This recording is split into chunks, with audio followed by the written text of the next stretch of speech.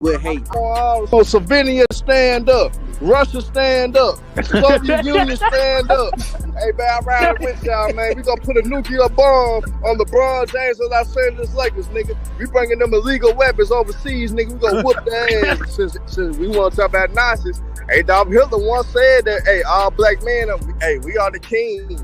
We are the Jews. We are the most powerful. So even Adolf Hitler knew that we were the most powerful. You know what I'm saying? So yeah.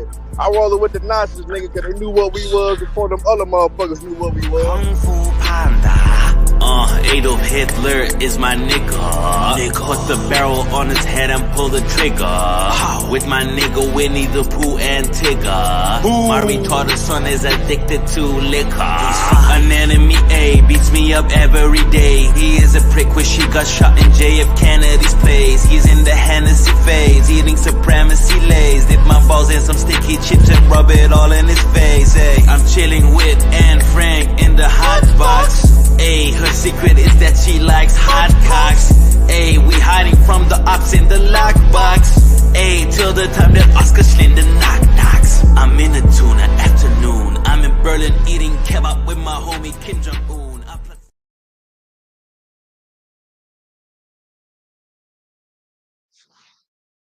Yo. What it do? What it do? Back again with another episode of True Sports Talk with Hollywood Herb and Renegade, man. How y'all doing, man? Renegade, what up with you, man? What's poppin', man? About to put Hollywood your fake goat Herb. on the skillet. You already know. Oh man, Hollywood Herb, man. What's with it good? Memphis in the building. We got New Orleans in the building, man. Delaware Bella in the building. Hey, man. Herb, you there, Herb? Salute everybody. Oh man, it's gonna be one of them ones, man. It's gonna be one of them ones. Oh man, man, y'all know what y'all here for, man. Y'all see the title of the video, man. Salute everybody in the comment. We got the Cubas, we got the Marcus, we got Nar, we got the Goat James Kingdom, Johnny in the building. Hey man, listen, man.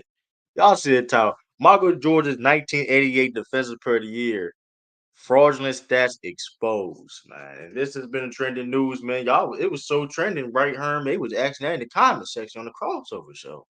They was talking about it. They was They going wanted crazy, to talk. my brother. They They was was they going was they crazy. wanted they wanted to talk about it. It it what's going on. So Rumble since in the we ring. They brought it up a rumble the rumble in the ring, ring. ramble the ring, and everything. Listen, man. So Herm, I'm gonna let you start this off. Man, how you feel about this? Fiasco, this topic right now about um Michael Jordan's fraudulent stats being adding more stats against him, not against him, but adding stats to his year 1988, because it's not the first time we heard players from that era, the John Stocktons and the others. So how do you feel about this topic at hand, man? Well, I feel like these guys are desperate. The LeBron James fan base and even LeBron himself, to the point where they start leaking out these type of things that it could have been talked about. Because honestly, that stuff was going that all types of stuff was going on in the 80s and early 90s due to just the gambling aspect alone. If people understand what happened in the gambling, Michael Jordan was the Pete Rose of basketball. And don't get it twisted. Michael Jordan, before you sue me, this is how I feel allegedly that you the Pete Rose of the NBA, allegedly Michael Jordan, before you try to get the dogs on me. That's my honest opinion. Y'all guys are 30 damn years too late. It could have been brought this up. We could have been had conversations on it, because it always been inflated stuff for sports just due to gambling alone. But before these guys trying to push it right now, that just shows you how desperate people are. That just shows you that the fanboys are idiots. I'm tired of Michael Jordan fanboys. I'm tired of LeBron James fanboys. I'm tired of it, because that's all the arguments going to end up coming out to be about. This topic going to end up turning into LeBron versus Michael Jordan thing again. So, and I'm going to put it like this. I'm going to shut both fan bases up. Let's just say, hey, we going to roll with this scenario, True the King, and say that, okay, everything that is said is 100% right, man. I'm rolling with it. These scorekeepers on point. Everything that's said about Michael Jordan 88 is false. Cool, roll with it. and Michael Jordan ain't even responded to it enough. Cool, let's roll with it. But guess what, LeBron James fans? You got to keep the same direct energy when it comes to PED allegations that a lot of people sweep up under the rug as well. Yes, the media is sweeping this issue under the rug about Michael Jordan in 1988, but the media is also sweeping under the rug the alleged use of PEDs with LeBron Ramon James. So got to keep the same energy, and you got to keep the same. You got to be the same across the board. So we gonna do this. We gonna cross some lines that we may not come back from. But honestly true in my opinion. 1988, yes. I actually believe they did inflate his stats because the NBA, like I said, they was building a brand, in my opinion. They was trying to make their league global and make it bigger than what it was because they're trying to capitalize off of what Magic and Bird started off. Then you found the gem of Michael Jordan. You knew he was going to be great, so the way to move the product and sell the product, we got to over-exaggerate some shit. Still don't take away how good the nigga was as a basketball player. Just like anything that I could say about LeBron James, that's to take away how great he was on the basketball court. Well, those are two of the most dynamic players in NBA history. So why these damn dumbass fan bases always want to talk about LeBron, dissing LeBron, Michael Jordan fans, you damn idiots. And you damn LeBron James idiots want to take and run off of everything just to diss Michael Jordan.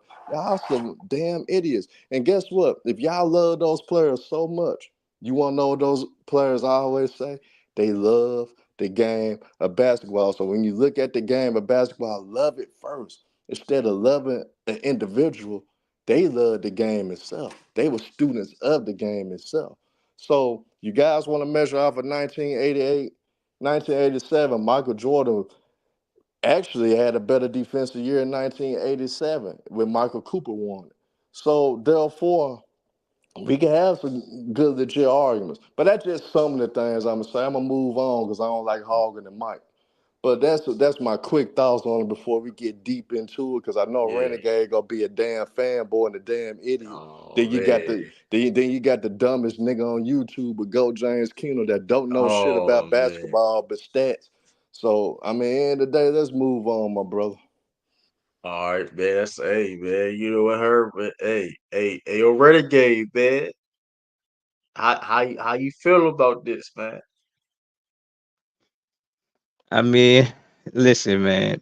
Been calling your boy your fake goat a fake goat for a long time now. You know what I'm saying? This just adds on to his fake ass, weak ass legacy. You know what I'm saying? Gotta cook the books for him to listen. Yeah, he come when Michael Cooper won that defensive player of the year before. What MJ did, ran to the Jordanite media and complained about them voting for his ass. And not only did they adjust their voting, they cooked his books, man. Come on, they got games according to Tom Haberstroh where MJ they only seen they watching the film, they only see 12 steals, but he ends up with 28 over a course of I think it was like 6 or 7 games. They got a game where they playing against the Hawks where they document 10 turnovers, and all of the turnovers was steals. Like, you don't have no travels, no steps out of bounds and things of that nature. You wonder why? Like, his stats was so inflated.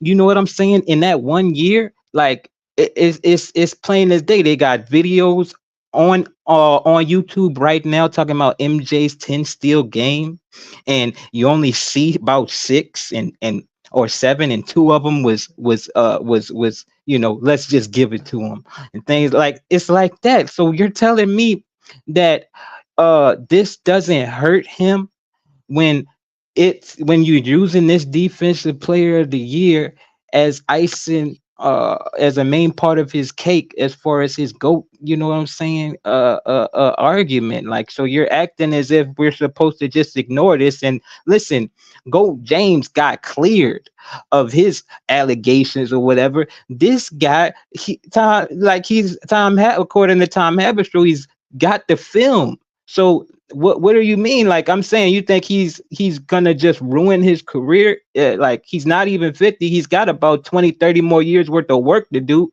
Why would he just ruin his career? You know what I'm saying? Over like fakery like this. You know what I'm saying? What's going on, man? What you acting like this ain't like disgusting and egregious? Like it's one thing if you're cheating for yourself, but it's a whole nother thing if you got everybody else cheating for you, man. Come on, bro. Come on, bro. We gotta be for real about this, man. I I mean, agree hey, man. everything what Blue Bolt said, but Blue Bolt, the only thing I disagree with you with was you saying PD allegation would damage his legacy. In the fanboys' eyes, I think yes, it would damage LeBron James' legacy in fanboys' eyes, but I think if baseball can get over the PED use, I damn sure know basketball can as well. But if David Stern was alive, I think all this stuff would have been met on, and I think all these allegations, anything, these rumors that people are saying, I think David Stern would have nipped it all in the bud. That's why he is missed because David Stern was on top of his game.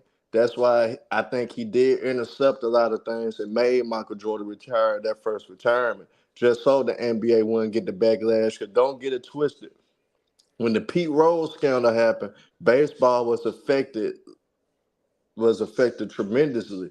But they bounced back from it because they was prepared because, end of the day, the commissioner caught a lot of things as well. But did it hurt them at first? Yes, but baseball got over it. Like baseball got over the PED scandals as well, with the steroid era. So I think end of the day, with the right commissioner, I think everything would be fine with Michael Jordan and LeBron James. But Renegade, here's the thing. Despite of the inflated stats, Michael Jordan was still top tier defender. Like I said, he easily could have won that award in 1987. I think 87 was his better defensive year than 88, honestly. But they still gave it to Michael Had to Cooper, be. at which Renegade Michael Cooper and Michael Jordan was a battle again between the two for Defensive Player of the Year in 1988. So 2 years in a row, you top two defenders, it could have went to either or, whether it was Michael Cooper or Michael Jordan. Nobody went out to argue because those was along with what I forgot the guard for the Bucks name. It just slipped out of my mind. Those were the three best perimeter defenders in the NBA, hands down. So at the end of the day, before you jump the gun and try to say that it was a fake award and being disingenuous, understand that he was in the running for Defensive Player of the year before, and honestly, he had a better defensive year 87 than 88. Yes, his stats was a little more inflated, but you actually watch film, you actually watch what he was doing, the intensity that he had on the court.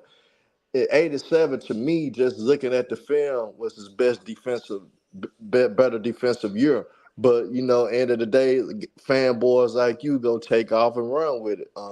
End of the day, like I said, if you go take scorekeeper's words for the fact that Jordan stats was inflated, that means you gotta take Chael Sonner's word, that a credible athlete, a high profile What? athlete that is surrounded by the PED. So you got to keep the So same you energy. That's why I'm saying certain lines go so get crossed with this conversation because you got to keep the same energy. You can't on one hand want to okay. believe a damn scorekeeper, but then on the other hand you They want to diss you kept want to diss a, you want to diss an MMA fighter that say you he got capping. proof as well. So what the hell you But he ain't talking about? showing it. The Hold on, but time scorekeepers out. actually Let me admit. say, Hold up, hold up, hold up. yeah, The scorekeepers actually admit to inflate in the books. yeah, but Chael let me Sonnen say that, saying he got proof, but he's right, not giving the proof. right. But let me, and to that point though, Herm, like, and this is all like, and we have to be transparent here, and Herm, like, and this is the guy we gotta be transparent because y'all, you, and other bunch of content creators was talking about the PED allegations and was no real proof out there. It legit was no real proof out there. Like I mean, it is what it was. It was like no legit proof. And with that being said, about the proof, we have the videos of the, you know what I mean, of the 10th steel game. This is the one game specifically. It's on the NBA channel. This video I'm about to play is Right. on the NBA channel. Michael Jordan 10 steals game. And you watch this game, it was like I don't even counting like 6, 7 steals. which is still great. That's still fantastic, by the way. Like that's fantastic, right? 6, 7 steals in the game. A lot of people can't do that. It ain't no people. Some people never even did that in their careers. You know what I mean? But this is the example of the inflated stats and people. You know what I mean? Giving the extra steals or blocks to. You know what I mean? So I'm gonna play this video here. Rebound tipped off to Mike Brown. The Bulls back looking to tie. Jordan into the front court. Michael Jordan shoots it baseline right. It's in. It's blocked off the glass by Roy Hinson and cleared by Buck Williams. Up court pass stolen by Jordan. Michael Jordan in on Buck Williams. Lays it in. Buck Williams head of the key, comes left, hands to Woolridge. Down the lane, Woolridge shot blocked by Jordan, cleared out by Sellers. Oakley the rebound. Ahead to Jordan. Michael Jordan pushes it on the drive. Pull-up shot right in the circle. Ring it up. Michael Jordan's got 6, and the Bulls lead by 6. Outlets the ball to Birdsong. Up court to Woolridge. Woolridge in for the left. Has the shot blocked by Jordan. Birdsong's follow. Bank no, and Michael. Rari Sparrow at the controls for the Bulls. Plays the ball to Jordan right of the circle. Jordan shoots the long one on Birdsong. That's in. Pax being guarded closely by Bagley. Jordan has it right of the key. Against Birdsong, drives to the hoop, shoots it good off the glass and draws the foul. Here's Jordan, a steal of the pass to Birdsong. Michael with open court and a two-hand reverse dunk. 10. I gave him 10. He's warming up for the dunking contest. Jordan off to the left against Birdsong. Turns a corner down the lane to the right. Another jam by Michael Jordan. He's got 17. Give him 11 in that.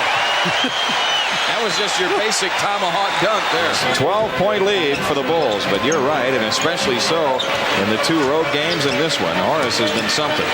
Jordan dumps it for Paxson in the corner. Right back to Jordan for another dunk. Michael Jordan with 19. Outside left is Birdsong. Here's Jordan, another steal of a lazy pass intended for Hinson. Michael Jordan back on the dribble. Sidesteps Birdsong, gives it to Grant down the lane for a jam and a foul on Roy Hinson. This is the best that I've seen Horace Grant play, Jim. He's been to all the games. He's been doing well, but he's attacking now. Michael gave him a pass, took one dribble up and slammed it down in Hinson's face. Bagley, a bounce pass to Hinson at the top of the circle. Inside pass tipped away by Oakley. Charles the steal. Comes into the front court. Off to Jordan. Michael down the lane. Back to Oakley for the layup. Nice pass, Michael Jordan. And Charles Oakley finished it off. He's got 9. Sparrow works around an Oakley screen. Jordan has it right of the lane. In the lane. Hang jumper. Good from 13 feet. 21 for Michael Jordan. Bagley holding it out front. 16 to shoot. 50 on the big one. And Michael Jordan another steal.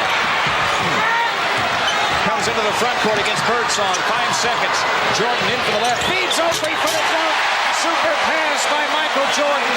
1 second left. The Bulls lead by 11. He picks up the foul, his third. Jordan, long jumper, left side is in. Michael Jordan's got 23, and the Bulls lead by 13. Got it. Here's Bagley outside for the Nets. Birdsong had it stolen by Jordan to Paxson. Ahead to Jordan, restolen by Bagley. Staff had 4 steals. Ooh, he almost has it. He does deflect the ball away. Sellers ahead to Paxson. Paxson a drive off to Jordan. Into the left. Michael lays it in. The Bulls lead is 19, their biggest of the game. Right side, they play it down low right to McCormick. Turns in traffic. Nearly had it taken away from him. It is stolen by Jordan. Michael Jordan the drive. In on Bagley. Feeds Sellers. Brad juggles it. Gets it. Tries to lay it up, and he's fouled underneath. Brad Sellers will be on the line. Another steal. Jordan had, what, 4 steals the first half, Jim? Yes. He made another one here. He must have at least 6. Rory Sparrow between the circles. Jordan, long jumper, right side. Book it.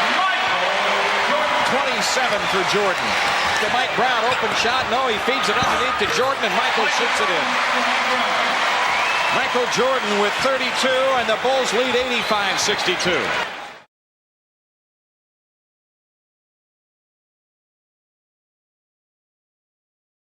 Now that was the that's on the NBA channel too, y'all. That was the 10 steal game title on the NBA video, and I didn't even see 10 steals in that. How much you want to bet that? How much you want to bet that Oakley still gave that one to him too, man? Come on, man. No, it was 6. It was only 6 steals in that video. It was 6. I mean, That's a because highlight tape though. True. But it's supposed to be a. It's It was show. It was read the a title. video on. I can share my screen. It's a video on YouTube that you can find this, y'all. Michael Jordan 10 steals game or whatever the hell. 10 steals game. It's on the NBA channel. Like, this is on the I NBA don't, channel right here.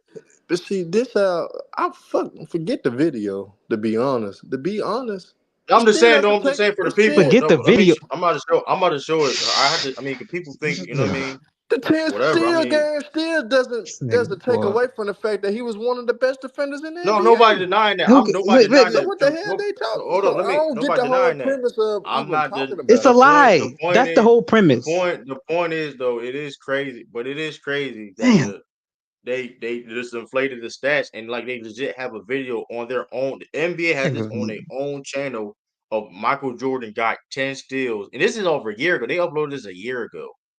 They uploaded this video a year ago, people. They uploaded it a year ago. I don't know if y'all can see it. Let me see if I can make it let me see. I What that can is? zoom. Control and scroll in. Yeah, let me see. Can that better? Because it's on the earpro. Let me see if I can do a bit more. Because on the mobile live, whatever. Let me see. Right. Here we go. You can go look this up on it. Like I said, let me boom. I mean, is that better?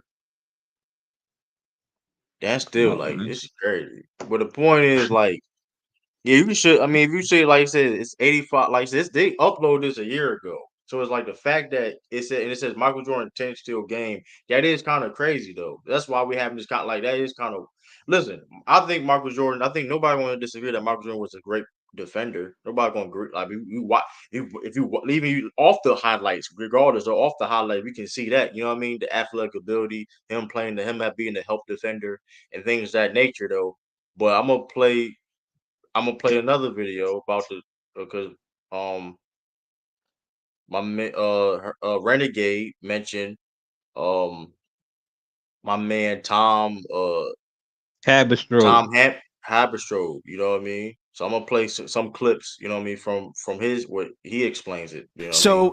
His home stats were 80%, 82% to be precise, 82% higher at home than on the road. Now, you might say to yourself, well, everybody plays better at home. Not to this extent. You look at every Defensive Player of the Year award winner since the last 40, 50 years.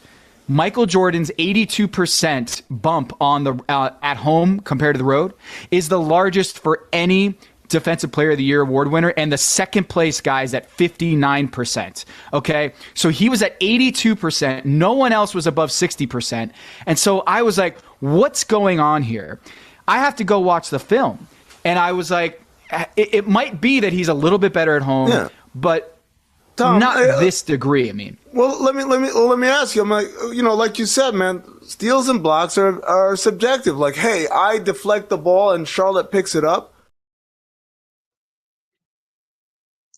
And like listen.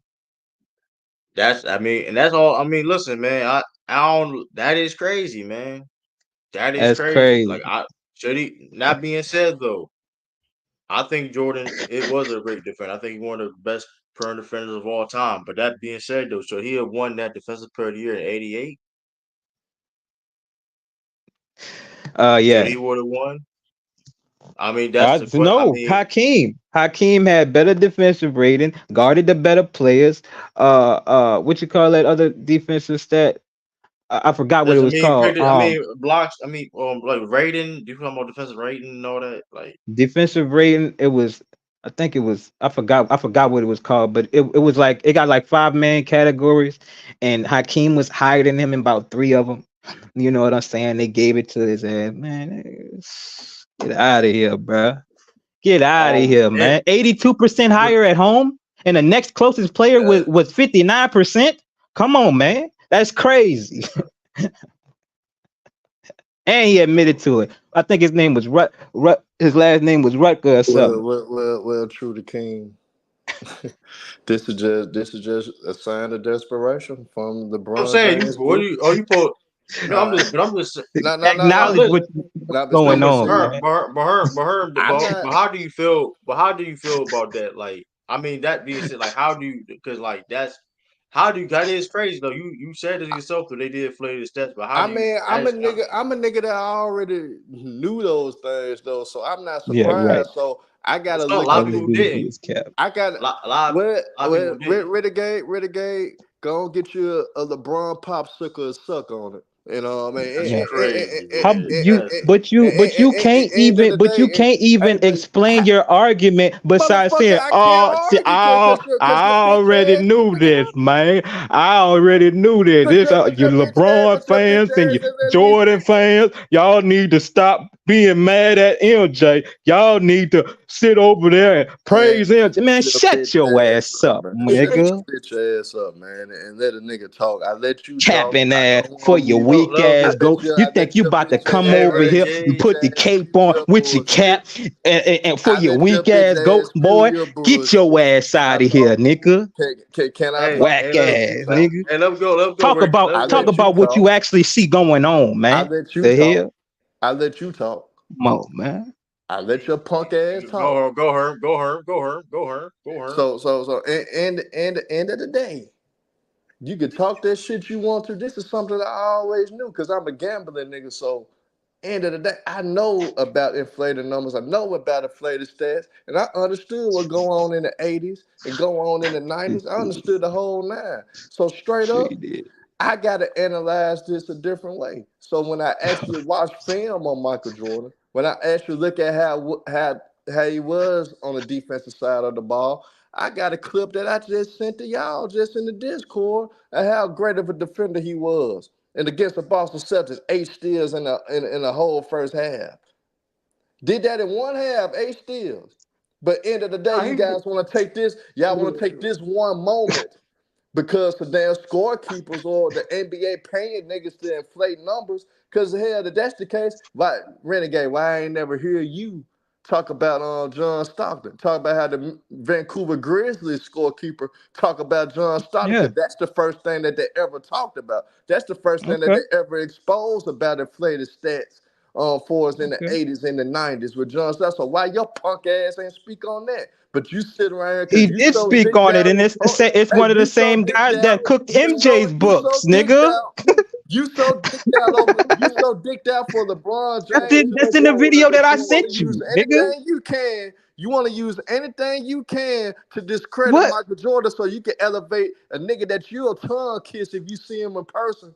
And you sitting around here, you sitting around acting like you know the Look game at of you. basketball. I Look love the at you. game of Look at you basketball. with all of this I love, rainbow talk because you're triggered. I Hold love the up. The game same of guy that basketball. cooked the them Grizzly books admitted to Tom Haberstroh I about love cooking the your game of fake goats basketball. I books. love the game of basketball. I'm a student of the game first before I even cap for a nigga. Like I told you, Michael Jordan's the That's Pete a Rose lie. in the NBA. Pete Rose at the NBA. If Michael Jordan don't sue me because I legend that you the Pete Rose at the NBA. And I run with that, I take that shit to my grave. But to sit up here act like this nigga come ball, to sit up here act like Who this nigga said wasn't great anyway. I Nah, know you Renegade, cap? cause you the type of nigga that sat up here and said fake defensive player of the year award. And like I said, I gotta Yeah. look at the year before, motherfucker. He should have won at He ain't 87 win. before 88. Coulda, Yeah, shoulda, because he lost woulda. to another. Guess what? Cause Nigga don't Michael want to Cooper, hear that. the same nigga he lost to in 87 was the same nigga that was number 2 in the voting in 88. And Michael Cooper. So end of the day, he could have Because he's a won better back to back. defender than What you him. were gonna say then? What you gonna say then? So end of the day, Coulda, shoulda, woulda. this What? video right here that y'all bringing up at the 10 steals does not take away how great a defender he was, does not take away how great he played defense at 88. And honestly, despite of It that, does show that they would lie, no, it though, right? don't. No, it don't. So what other games No. you got then? So what other games you got? What other games is needed? No, no, They no. lied I know in what this other games you game. got then. Oh, if that's the case, What if you you want talk more? You about this want one more? game, now if you talk about this one game, This is if hold now up. hold This is a on, game that they Renegade. Hold used to on, help Renegade. You talk MJ's about this legacy, one nigga, and they game. lied. If you talk about this one game, Renegade, you should have about 30 other games that you could speak on. What the What do other you 30 mean games 30? in the You NBA? listen. No, You know I'm that just in the telling you. video. Hold up, It hold should up. be. Hey, No, no, no, no, no, because you capping. Hold up. Let know me why fin- it's let me better answer this you. video? Let me answer No, you. I'm about to answer you hold because on. you Cause know check in that this. So hold because you wanna know know why in it's that discredited? video.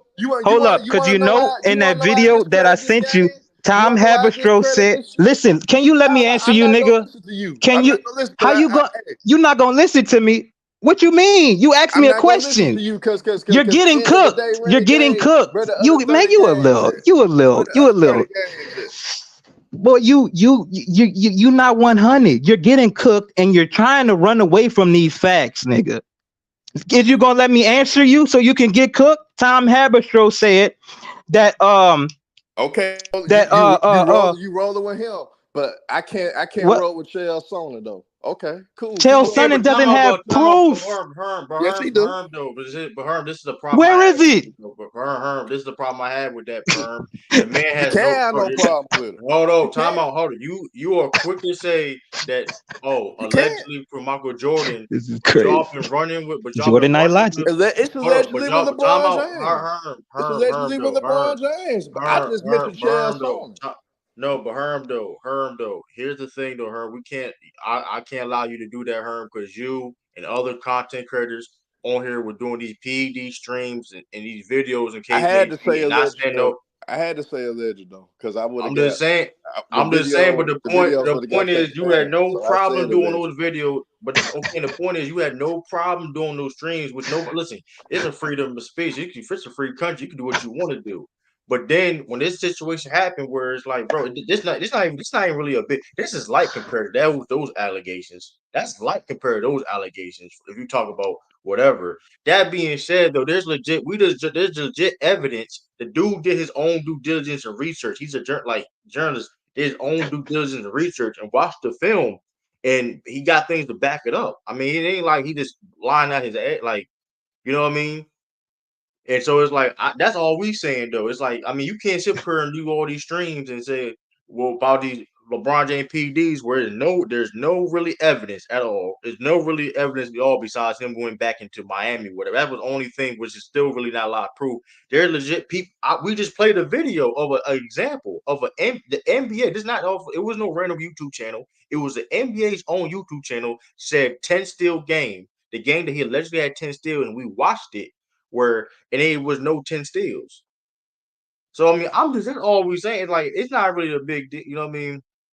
Um, and like I said, hit that like too button. Hit that like button, y'all too, man. We on Facebook, we on YouTube, we on the Twitter, man. Hit that like button, and it is what it is. And like, if we matter of fact, we got more.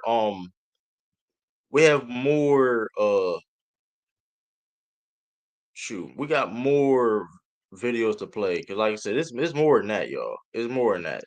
I got. I'm gonna play these whole But clips, man. the NBA's own official YouTube account kind of like pull back the curtain and say, hey guys, take a look at this.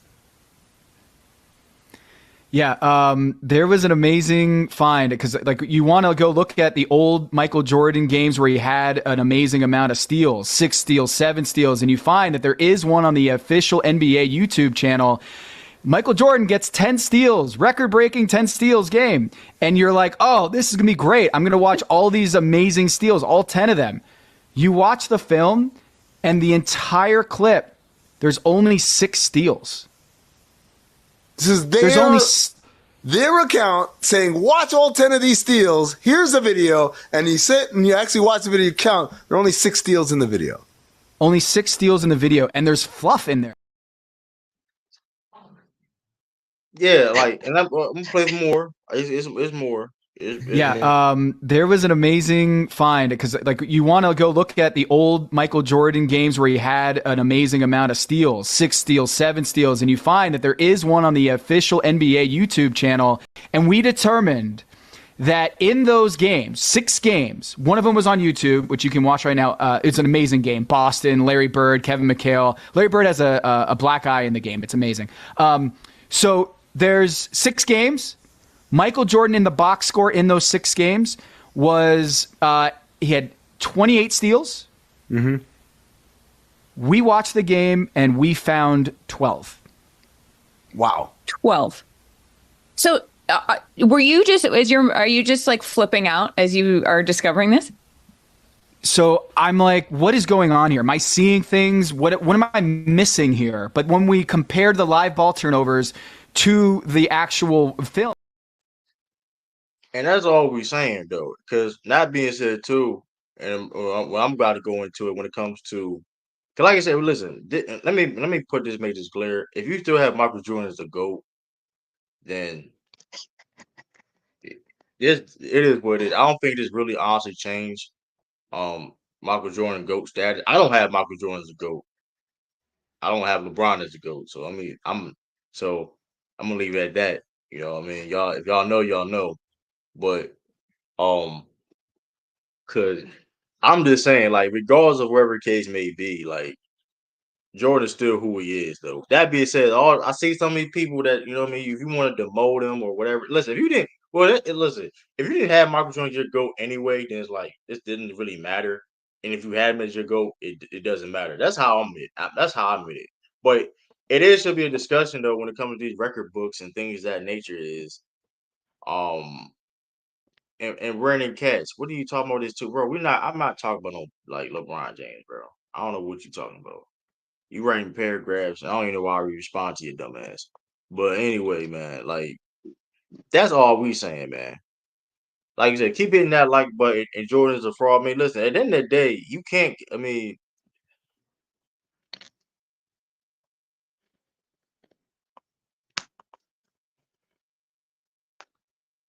that is a fact, brother.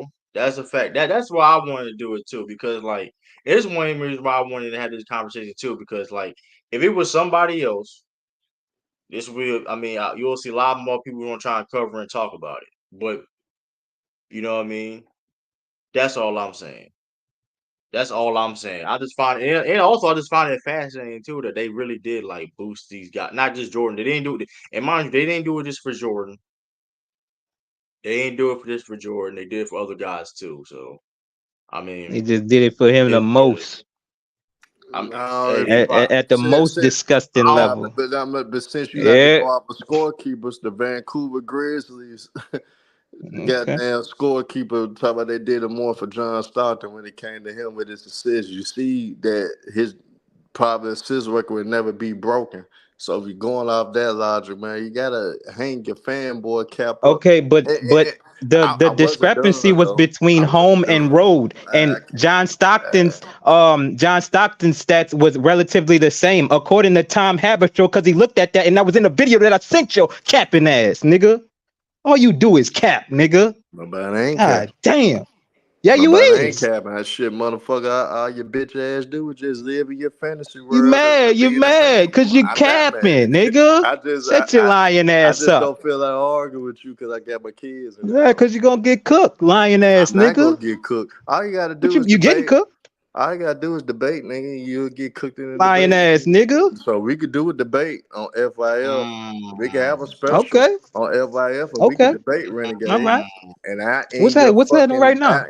Let's go I, right now. What's happening right now? What's and happening right nah, we now? don't got time. I'm We on don't the got money. time to do it right What's now. happening right We don't now? have no time We don't right got now. time. Hold on, we're gonna say This we're gonna sounds say like a that. back out Hey, to me. No, it ain't. now it's gonna happen. It's gonna happen. I think, Because but hey, Lamont talked about this. He gonna start the debates back. So y'all tune in. That would be my first debate: Hollywood Hearn versus Renegade, and let's actually see.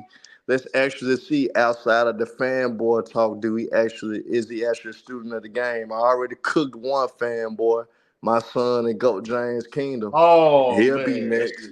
He'll be oh next. man, it's He'll just be next come on, because he don't man. know nothing. He Boy, don't man. know nothing about basketball Herb is except hilarious for. though, man. I ain't gonna hold Herb laugh. Listen, Herb gonna be listen. I think Herb be laugh. That's why Renegade. Herb Renegade know what he doing.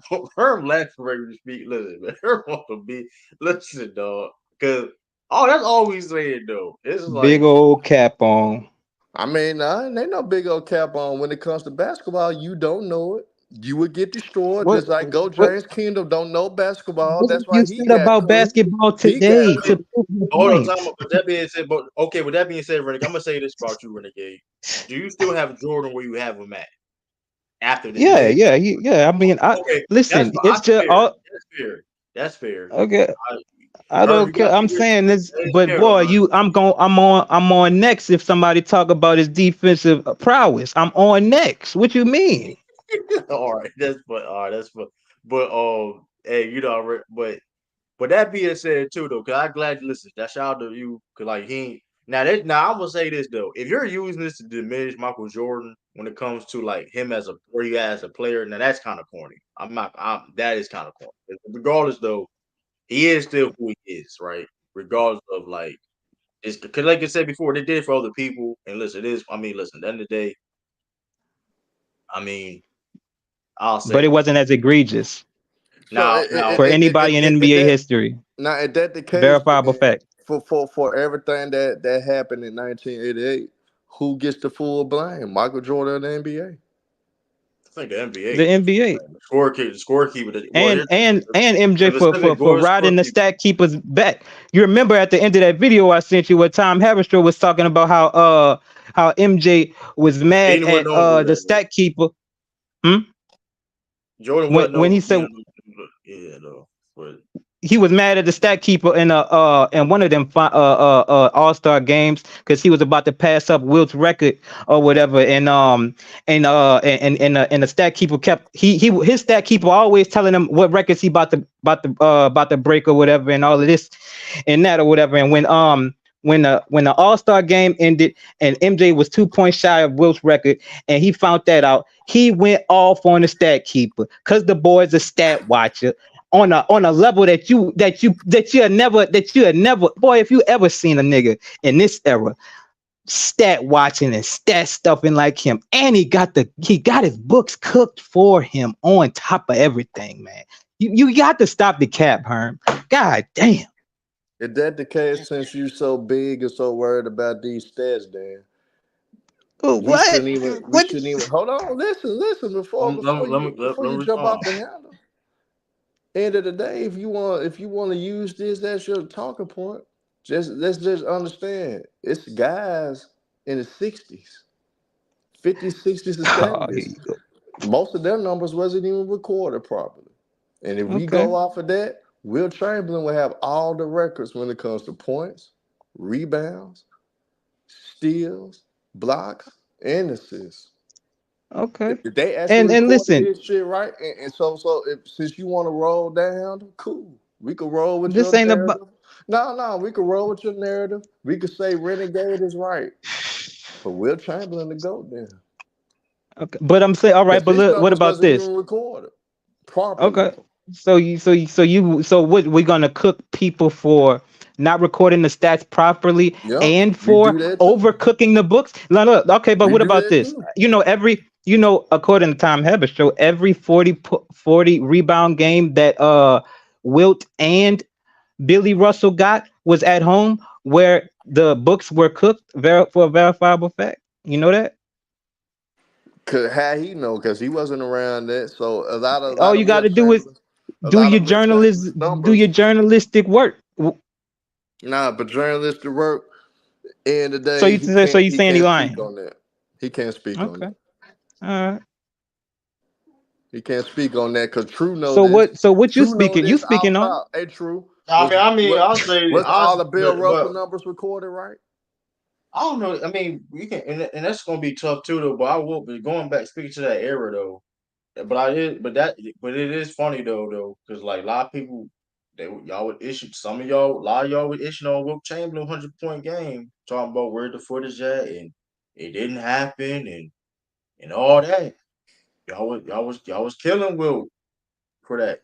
Y'all was killing Wilt. You know what I mean? Like that 100-point game, that was a fake. It was a fake 100-point game. And this Jordan stuff came out. Now y'all won't be quiet. Some of y'all, I ain't saying here, Vern. I'm just saying in general. You know what I'm saying? But I'm just saying, period. That's why I'm just listen. But I don't think Renegade never had. Listen, I don't never heard Renegade say anything about Wilt Chamberlain's stats, whatever. I don't never cook them. I don't never cook them, dude. They on Mount Rushmore for me, and I'm cooking everybody else after them. But you want to know why, True? He only focuses on one thing. Elevating LeBron and dissing Michael Jordan. That's all he focuses on. He does other people too, though. I ain't gonna lie. Renegade does other people. What you mean? He does other people too, though. That's your whole focus. Now he did. Now he ain't true. What you mean? Man, he do. I'm Hold on, shout out to because I got Renegade. my foot Renegade on got your his own fake channel. gold, Nick.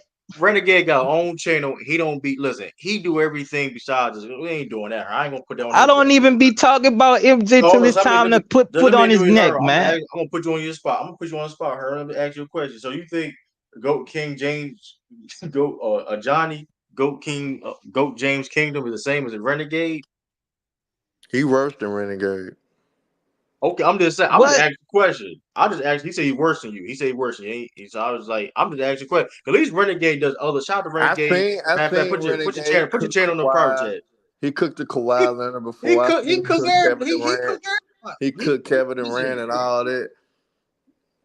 like I mean, come on, Yeah. we can't just put him in a box. Don't put him in You a just box. mad because I got foots on your fake goat neck and there ain't nothing you can do to put the cape on for him, But but you know that. explain Come it. on, man. That's what you're mad at. Say Explain it. Just how go it's ahead a and say fake it, man. goat though. Can you explain What? how it's a Because fake all goat? right, listen. Fake DPOY, that's a verifiable fact. Fake competition, Oh worst man, competition out of How it's a anybody in verifiable NBA fact history. though? What you mean? Because we going over it right now, man. That's let, not. let, That's Fake. let me still. finish. Listen. That Hold up. still Let me doesn't finish. Let take me finish. away his Let me defi- finish. Yes, it how Her. fake does. he Yes, You it is. almost does. done. Yes, it does. You almost No, it done. Yes, don't. it does because they gave him stats that he didn't earn. So yes, you have to take something away from that bullshit. Yes, you do.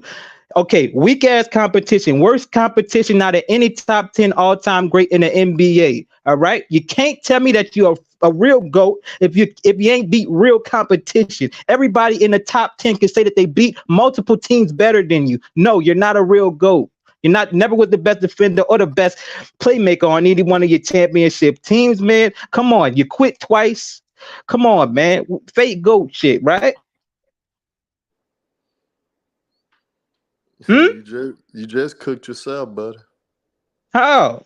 I'm just saying, since you like to do that, you talk about competition.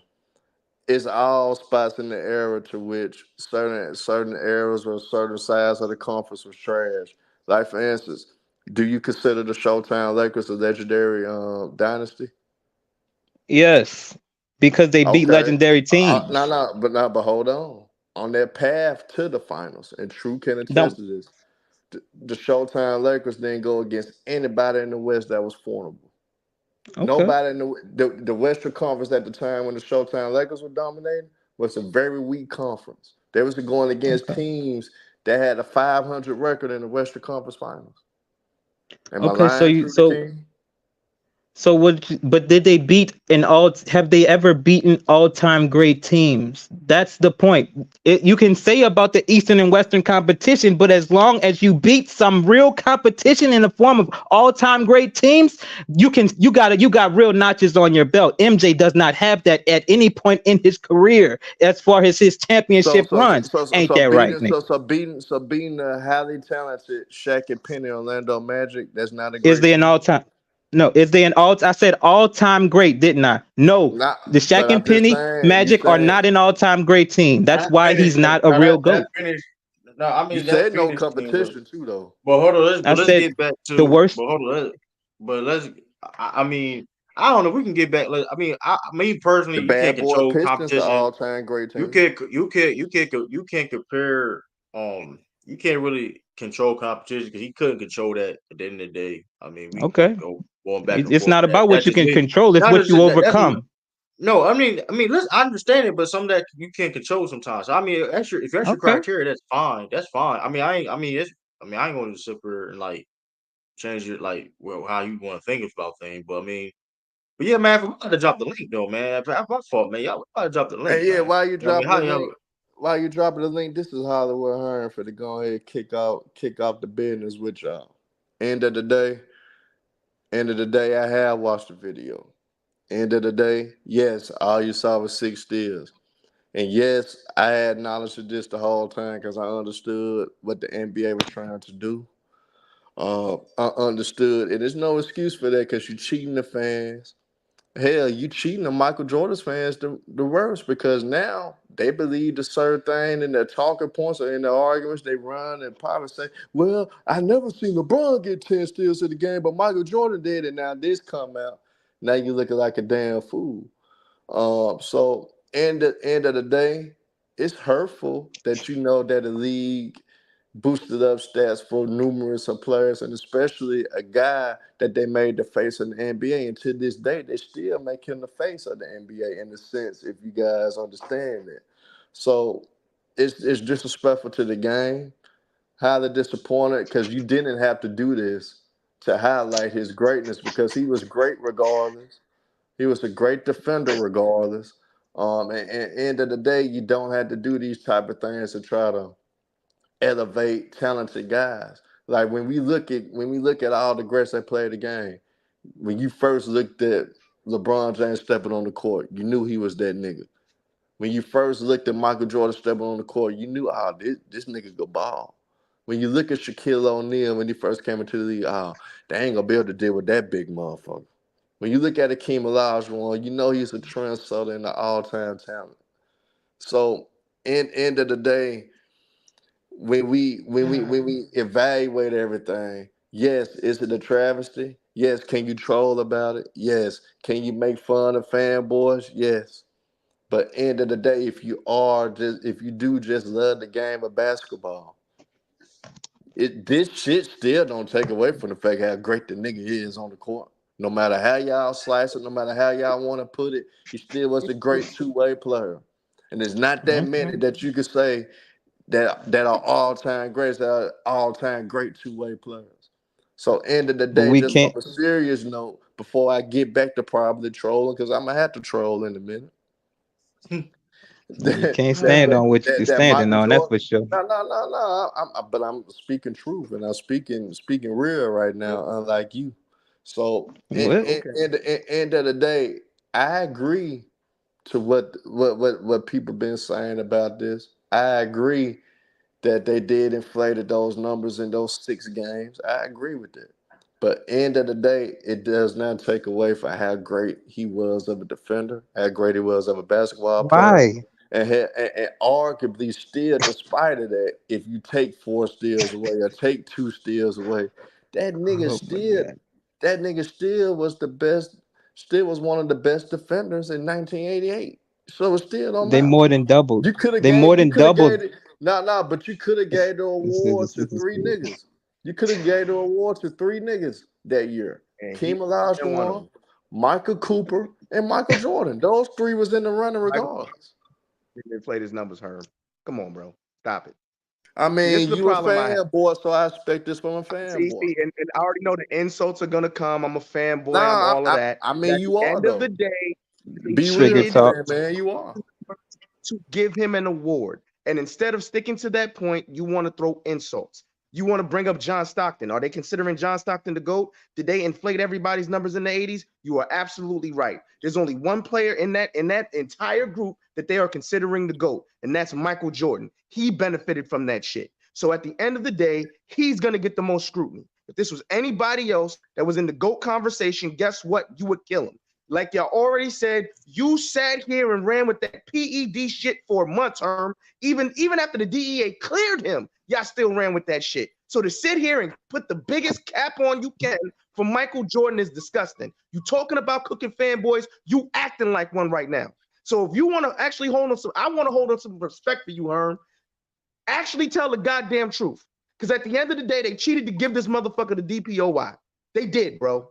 Just stop it. Tell the truth. Boy, like me, a guy that I know that is neutral, a guy that I know that's one of the OGs of the channel, by the way, twin man, Blue Bolt. We had these discussions plenty of times. End of the day, bro, it still don't take away for how great he was as a defender. Still don't take away that he was a great two-way player. So you can sit up there and be But you mad. do. But you Can do got to y'all? take away them I padded let you stats, though, talk. right? I let y'all niggas talk. Every time you say a comment towards me, and when it's time for me to talk, y'all still want to talk over a nigga. Because I can get real disrespectful, What? and I can shut this whole shit down just by me Not with me. off. So Not with me. I'm trying to. Oh, renegade. Now let Herm talk. Let Not with Herm. me. Talk you. I No, go let over Herm talk get. you Let, now. No, you let can't. I Herm No, go you get over it. can't, talk boy. you now. I go over talk No, you. you can't. Oh, no, you No, can't. hold on. Renegade. Let Herm. Let Herm get. Let Herm. He almost done. Let Herm get it. Take over. Shit, I forgot what I was about to say. You about to cap. Well, you about to say about the question. you talking about accountability or something like that. You were talking about 1988 to give Jordan DPOY, yes or no? He still was in the running for it regardless. It don't matter. It don't matter But how did you they slice it. inflate the numbers So them to help him If win? you watch film, if you actually break down film and you actually watch him playing defense, Michael Jordan was still a great defender regardless. okay, but the film showed that they cooked his books. Is he the best defender of all time? Hell no. But around that time, in the beginning of his prime, Michael Jordan showed tenacity on defense. He played very hard. He was good in passing lanes. He was a good on ball defender. He was good. He Oh was my good at god. blocking shots. He was good for coming from the blind side. He was a Okay, great all damn right. defender. Either way it goes. So when y'all sit up here So and why want did to Not they as run have a with great as these cheat what the goddamn stats show. videos and want to run with this white guy, which y'all diss another white Here we guy when go. they Now we talking want to about throw the white LeBron guy in there. James. Answer the question, Herb. Did they I'm cook the just y'all goddamn book for motherfucker. him to win the You got award? y'all got it, cause I don't want to disrespect y'all this man. Throw You, everything else in there instead Y'all of got what you answering all that mean you've simple been question. disrespectful Did all they cook the goddamn book for day? him to win? The hell? now y'all got it. I No don't want one's to sitting here disrespect saying y'all, so Jordan y'all wasn't a got great defender. now y'all That's what got makes it. this even more I don't, egregious. hey, I That's what finna makes this even more egregious. go ahead and pop me a bottle of more wet right quick. Y'all got it. More wet, I huh? just need to know. 10:30. So hold on, Renegade. Everything Herm said is absolutely true. Jordan was a great all-ball defender. He played the passing lanes. He's one of the best two-way players of the 80s. You can't take that away from him. That's exactly why that makes this even more egregious. They had to cook the books for him to get an award. And instead of Herm standing on business and calling that shit out, he want to talk about everything but that specific point. They cooked the books for this motherfucker to win. And instead of calling that out, we just got to point out the obvious. No one's sitting here saying Jordan wasn't a great defender, Herm. No one's saying that. Even people like me who's going to sit here and say what I'm going to say are going to tell the truth. Jordan was an absolute one of the best defenders to ever play this game. I will never sit here and say he wasn't. That's what makes it even more worse, bro. They cheated to give this motherfucker an award. And instead of you calling that out, you just want to point out he was a great defender. Call out the bullshit, bro. He was watching the stats, and they sat here and they cooked the books for him, bro. But here's my problem. Here's my problem with you guys. You guys take away little thing. You take away some parts of the shit I'm saying, but not actually listening to me when I'm actually talking. I did at the beginning of the video. I said it's a damn shame how the NBA had to do this to try to so-called elevate the nigga that the NBA took away from a nigga that was already great. So why you had to boost certain things, or why you had to inflate certain things to make a nigga look great, and he's already looking great anyway. So I said that in the beginning before everybody started kicking off, before Renegade went off, before True said anything. So if you would have listened to me in the beginning, you would have known that I criticized the NBA for that. And I did say anyway that if people understand the logic and understand the history of sports in general, especially around that time, 70s, 80s, and 90s, the one word is the main reason why all this shit happened: gambling. Gambling is the main reason all this shit happened. Gambling Bro, is the main reason. Gambling is the main reason. If y'all niggas blind and don't understand that one word affect everything in sports, that one word then incriminates everything we believe in. Y'all niggas so crazy. based on what? Based on what? What are you basing that off of?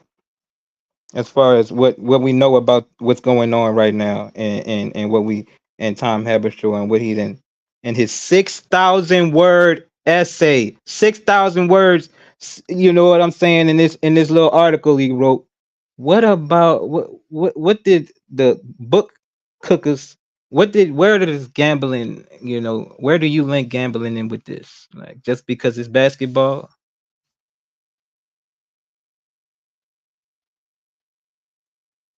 Hmm. I ain't heard nothing you say because I was my wife just came in, so I was Oh man. talking to her. I said, where do you with all of the things that we know about what's going on in this whole situation, what exactly do you have to assume that the main cause of them cooking MJ's books and everybody else was just strictly gambling? You know what I'm saying?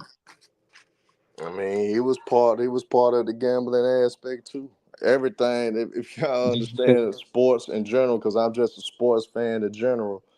And end of the day, bro, gambling affected a lot of outcomes. It affected the way referees ref the game. It affected how scorekeepers even took the games and everything. That's why, True the King, we got to do our best to try to get this guy on our show. If we can get him, the stuff that y'all looking for, the shit that y'all want niggas to really go in and cook on, the nigga that I want on the show, I want Tim Donaghy. If we can get able to get Tim Donaghy, everything that y'all really want to know, he'll tell us. He'll go and give us. Herm, I probably got to so Herm, sell some here. I probably got to get back in the dope game to pay him to get him on. But if I got to, I'll do it. Oh, come on, man. Come on, man. I'll do it. Herm, I'll do it to Come get on. that All guy. right, Herb come was on. funny. Yeah, I'll fight, can I man. hit you with this Y'all- right here? You're making it even worse for him because if he did this for gambling purposes, that's even worse, Herm. So you cheated the game for money you was already gonna make, and then they cheated you. Then you cheated the books to get an award. Not helping his case right now. But see, Twin Man, this is what you don't understand. Michael Jordan didn't start making real money until the second three-peat, remember? You got to remember, he was severely underpaid Stop as the well. cap. No, Stop the it's cap, not the Herm. cap. It's He was not cap. already making money off the No, court, Herm. no. Commercials, Fontaine, shoes. What are we talking about? but Fontaine. You got Fontaine. Fontaine in the building. He wasn't making real money like that. He wasn't making real money like that Relative to until the his second era, he till was his making retire. decent money. He's not making He money wasn't the relative highest to. paid. Listen, So relative Herm, to Bird. Herm, you Magic realize Johnson in the and Bird 90s, still was making more money. Herm, in the early 80s, the early 90s, late 80s, you realize that $1 million in the late 80s, early 90s, probably the equivalent of making like 10, $12 million. You realize that, right? Nah, but So Fontaine. when you But what I'm talk about saying, he wasn't relative, making real basketball money until his shoes started really kicking off. You know, them Jordans Herm, wasn't really even kicking if off that's true, till bro, about you're still sitting 88, here saying 89. you came It for still money. wasn't kicking off till about 88, 89. So no, But and bro, when you bring that up, those Spike Lee commercials in the late 80s kicked him off. And then when his team had him invest in the Spike Lee movies, because he was the money man behind the support of Spike Lee when Spike Lee was going broke. Michael Jordan helped Spike Lee out. That's how he was recouping his money too. If y'all gotta do y'all real research to understand this now. Jordan nah, wasn't making no I'm not saying Herm. real money until you're after you're he still not came back. helping his case because you're Nah, sitting here saying, it well, ain't he about wasn't helping getting no paid. case because He wasn't getting paid see like y'all that. get it That's why this because probably happened. Either way, but Herm, see it's still Twin Man, messed up, bro. but here's I my didn't even want them problem to with be it. my first words. My bad. My bad. But here's my problem with all this, Twin Man. I'm not making no case at all for none of these niggas. Y'all niggas the one want to Kind of argue sounds like about you the are gold making and an bringing excuse. up the gold shit and doing all that. I'm not even making a case for the nigga. I'm just telling y'all niggas how it is. I'm telling y'all niggas the real truth about this shit, and y'all niggas ignoring it. Herm, And you're sitting here. You're sitting here. Fontaine is one of the biggest gamblers in the world. Fontaine, you mean to tell me 70s, 80s, 90s? You don't think gambling had a lot to do with a lot of 100, outcomes in and that's sport? what I. What's up, panel? What's up, True the King? What's up? Go James. What's up, What Renegade? up? What's up, What up? everybody, man? Well, Twin Man. I wanted to say, that's Whoa. why that's what got my attention. Obviously, Herm, you started. I was listening, just what I'm saying, taking it in, just like the rest of the audience. But I do want to come to your defense, Herm. You know what I'm saying? You already know you my guy, but it's gambling has a tremendous effect on sports. And we can get into a different plethora of reasons why, and I'll say that for another show. But just on this topic, alone, I've been in the situations personally where tens of thousands of dollars on the line, and I've had steals taken away from me. I've had blocks taken away from me from players. I had Russell Westbrook, Luka Doncic, Joker, and Ben Simmons to all get triple doubles. It all happened. They gave Russell a triple double for the whole entire third quarter. He had the triple double, and then after the game, they took a steal away from him, and I ended up losing out on my bet because he was the only person that didn't get the triple double. So when Vegas has interest, whether or not a stat can go, yes, they have control over that. That's what the scorekeepers can do. They can manipulate those stats. They can do those types of things. Now, that's to what I'm saying, that's to be honest and have my honest opinion about what they could do with these stats and how they manipulate them. But Herm, I can't let you get away with the whataboutism. You know what I'm saying? Because at the end of the day, you know what I'm saying, we're talking about a situation that's happening with Jordan about not one steal, not two steals. We're talking about numerous steals and blocks that's been accounted for towards him to support a narrative that we know was pushed. We know that the immaculate season, which of the MVP, which of the DPOY, and all of those accolades in 1 year is heavily touted as a reason for his greatness. So we can't sit here and gain this information, which are all facts, by the way, information that is 100% facts. We're not sitting here talking about what some scorekeeper is saying happened. We can go look at the film ourselves. Somebody has taken the time, like Tom Haberstroh, to go look at the film, break it down, give you the numbers, put his journalistic credibility on the line to show you the numbers. And we can't then get that information as fans and sit here and you say, oh, I'm not being biased, I'm calling it down the middle, and then not acknowledge and give it the type of scrutiny that it deserves, because that's what we hear you doing in the chat. All I heard was a bunch of what about LeBron, what about this, or defending Nah, this, they brought defending up that. LeBron more than me. I brought up the NBA. I'm giving the NBA scrutiny because at the end of the day, they the ones. What about to Steve push Michael Nash? Jordan. I'm not with Steve Nash. What about John Stockton? What about the NBA? What about gambling? I'm saying I'm being new about it. It don't have to be what about Bron. I'm talking about the whataboutism itself. Instead of attacking what the issue is, which I'm telling you for sure, I've seen it on YouTube platforms. I've always been listening to you guys. I've been supporting different channels. I know the playbook of everybody. If this was a situation where LeBron was proven guilty of anything, it would not be the hesitancy that we see on all of these channels to report and have 100% ridicule and biasness on the information, especially if it was facts behind it. And you know that, Herm. So that's all the people that you want to call it LeBron James fans, call us dick suckers or whatever the fuck you want to call it. I'm sorry for cussing. My bad, Herm. I'm a Truth King. No, Call us D riders and all of that stuff. But let's keep it down. Let's be transparent and let's be honest. Where are these videos? And that's what we're saying. Where are these videos? Where is this vitriol? Where is this dissecting of the facts that we already know are facts? We don't see it. And that's you know what I'm saying? That's the double standard that we talk about when we talk about Jordan. Jordan is godly. Jordan can do no wrong. Meanwhile, everybody else is held to a standard of, you know what I'm saying? Let's put their feet to the fire. Hey, but I'm gonna ask you this. Really coming up here to say to I Herm, want bro. to see. I want to see if you actually watched it all the way. Well, for us, did your research on it. So, how many steals? Wow, how many extra steals they gave Michael Jordan? Well, in that 6-game span, he just said that they Almost gave him double. 16 extra steals. Right. Okay, so they said they accounted 12 and he had 28. Like so how much is 80%, that, bro? At home, Herb, what that supposed to mean? Bro, this So if you take so if everybody riding with that 6-game wave and saying that, and those the finest that they found, if you take those 16, it was more than that. away, It was more. Hold on, wait. I want to hear his I'm just saying, if those the finest that they said, because y'all going off what this, I forgot, I don't know how to say his ass name, that's why I ain't saying it. Haberstroh. Yeah, Haberstroh, yeah. If y'all going off what he said and that's what he found, right? If that's the case, then if you take those 16 steals away, the extra 16 steals, does that make a difference? I'm gonna give you an example that I know you can't refute, Herm, because I obviously I'm just asking. I understand that. I hear you. I'm gonna answer your question, but before I answer your question, I'm gonna give you an example. I'm gonna give you a scenario. This is a fake scenario, but I want you to understand what you just explained. Imagine if LeBron James, for out of 16 seasons, imagine out of 16 seasons, we've only got proof of him popping for 4 seasons, because they only have the test for 4 seasons. Now, they only have the test for 4 seasons, so you break down the test and you say, oh, he popped in these 4 seasons, but we only got the test for those 4 seasons. But we looked at his stats and we said, oh, these were the years that he performed well. These were the years he didn't get hurt, or all these later years he got hurt.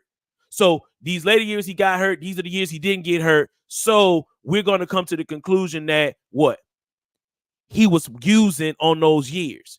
That's the equivalency of what we're saying with this Tom Haberstroh. Do he have the tape of all games? The NBA isn't giving him those tapes. We don't have the records. But what he did have the ability to do was look at the stats themselves and compare them to all of the other Defensive Player of the Year awards and how their percentages during those years that they won, how they drew comparisons to the rest of the on the road versus the at home. He was able to compare those stats, and they look wonky. The levels look high. It wasn't comparable in the window that looked normal for all the other defenses of the players of years, bro. Huh? You heard that? You heard that, bro? He had the highest disparity between home and road games. That's my any defensive Herm heard player that. Herm seen the video. Herm seen by more than 20%. Herm heard the video. So when we have that information, and then of the 6 games that they allowed him to see, he was able to see that they gave him 28 and he only had 12. So you have to use your imagination and to understand that maybe all of those that percentage that we see is going to be on that same level. That's about a 28-30% clip in, you know what I'm saying, in fake stats. So if that's the case, that's all we have to break down right now. So just knowing that information, we're going to talk about that information. And that is the facts, Herm. So if we know all of that, let's talk about it the way it deserves to be talked about, and let's not bring in, what about the NBA and their gambling situation, or what about John Stockton, they did it to him. That's the equivalency of you getting caught eating the cereal that your mom told you not to eat. Your brother didn't get caught, and now and why she asking you why you did wrong, Herm, and you talking about something. Well, my brother ate cereal too. We ain't talking about that. Bro. We talking about why did you eat the cereal and I told you not to. We're talking about right and wrong, and that's what this boils down to. It boils down to we're gonna dissect what's going on in this situation, which is, man, this looks bad. The stats, though, Fontaine. Who controls the stats? What do you mean? Who controls the stats? Who controls the stats? But Herm though, the stat collector and the NBA controls whether or not they gonna verify these stats. So I'm glad you said that, Herm. I'm glad you said that. No. So by you answering that question, those the people that deserve all the scrutiny. Okay, so I love that you said that, Herm. So my point is, and that's what I said in the beginning of the video. By the way. You're right. I might have not heard all of it, but what I'm saying is, so I'm glad you said that. So let's take your own logic and use it. So by your own logic, I've heard you on many panels ridicule, give LeBron. Well, we ain't on whataboutism. By your own logic, you're saying that the NBA is literally in charge of why we revere Michael Jordan so much. So that by default takes away from his on the court abilities and his greatness. Because if I got an employee, because I know you a boss over there, you know what I'm saying? I know you a high level employee.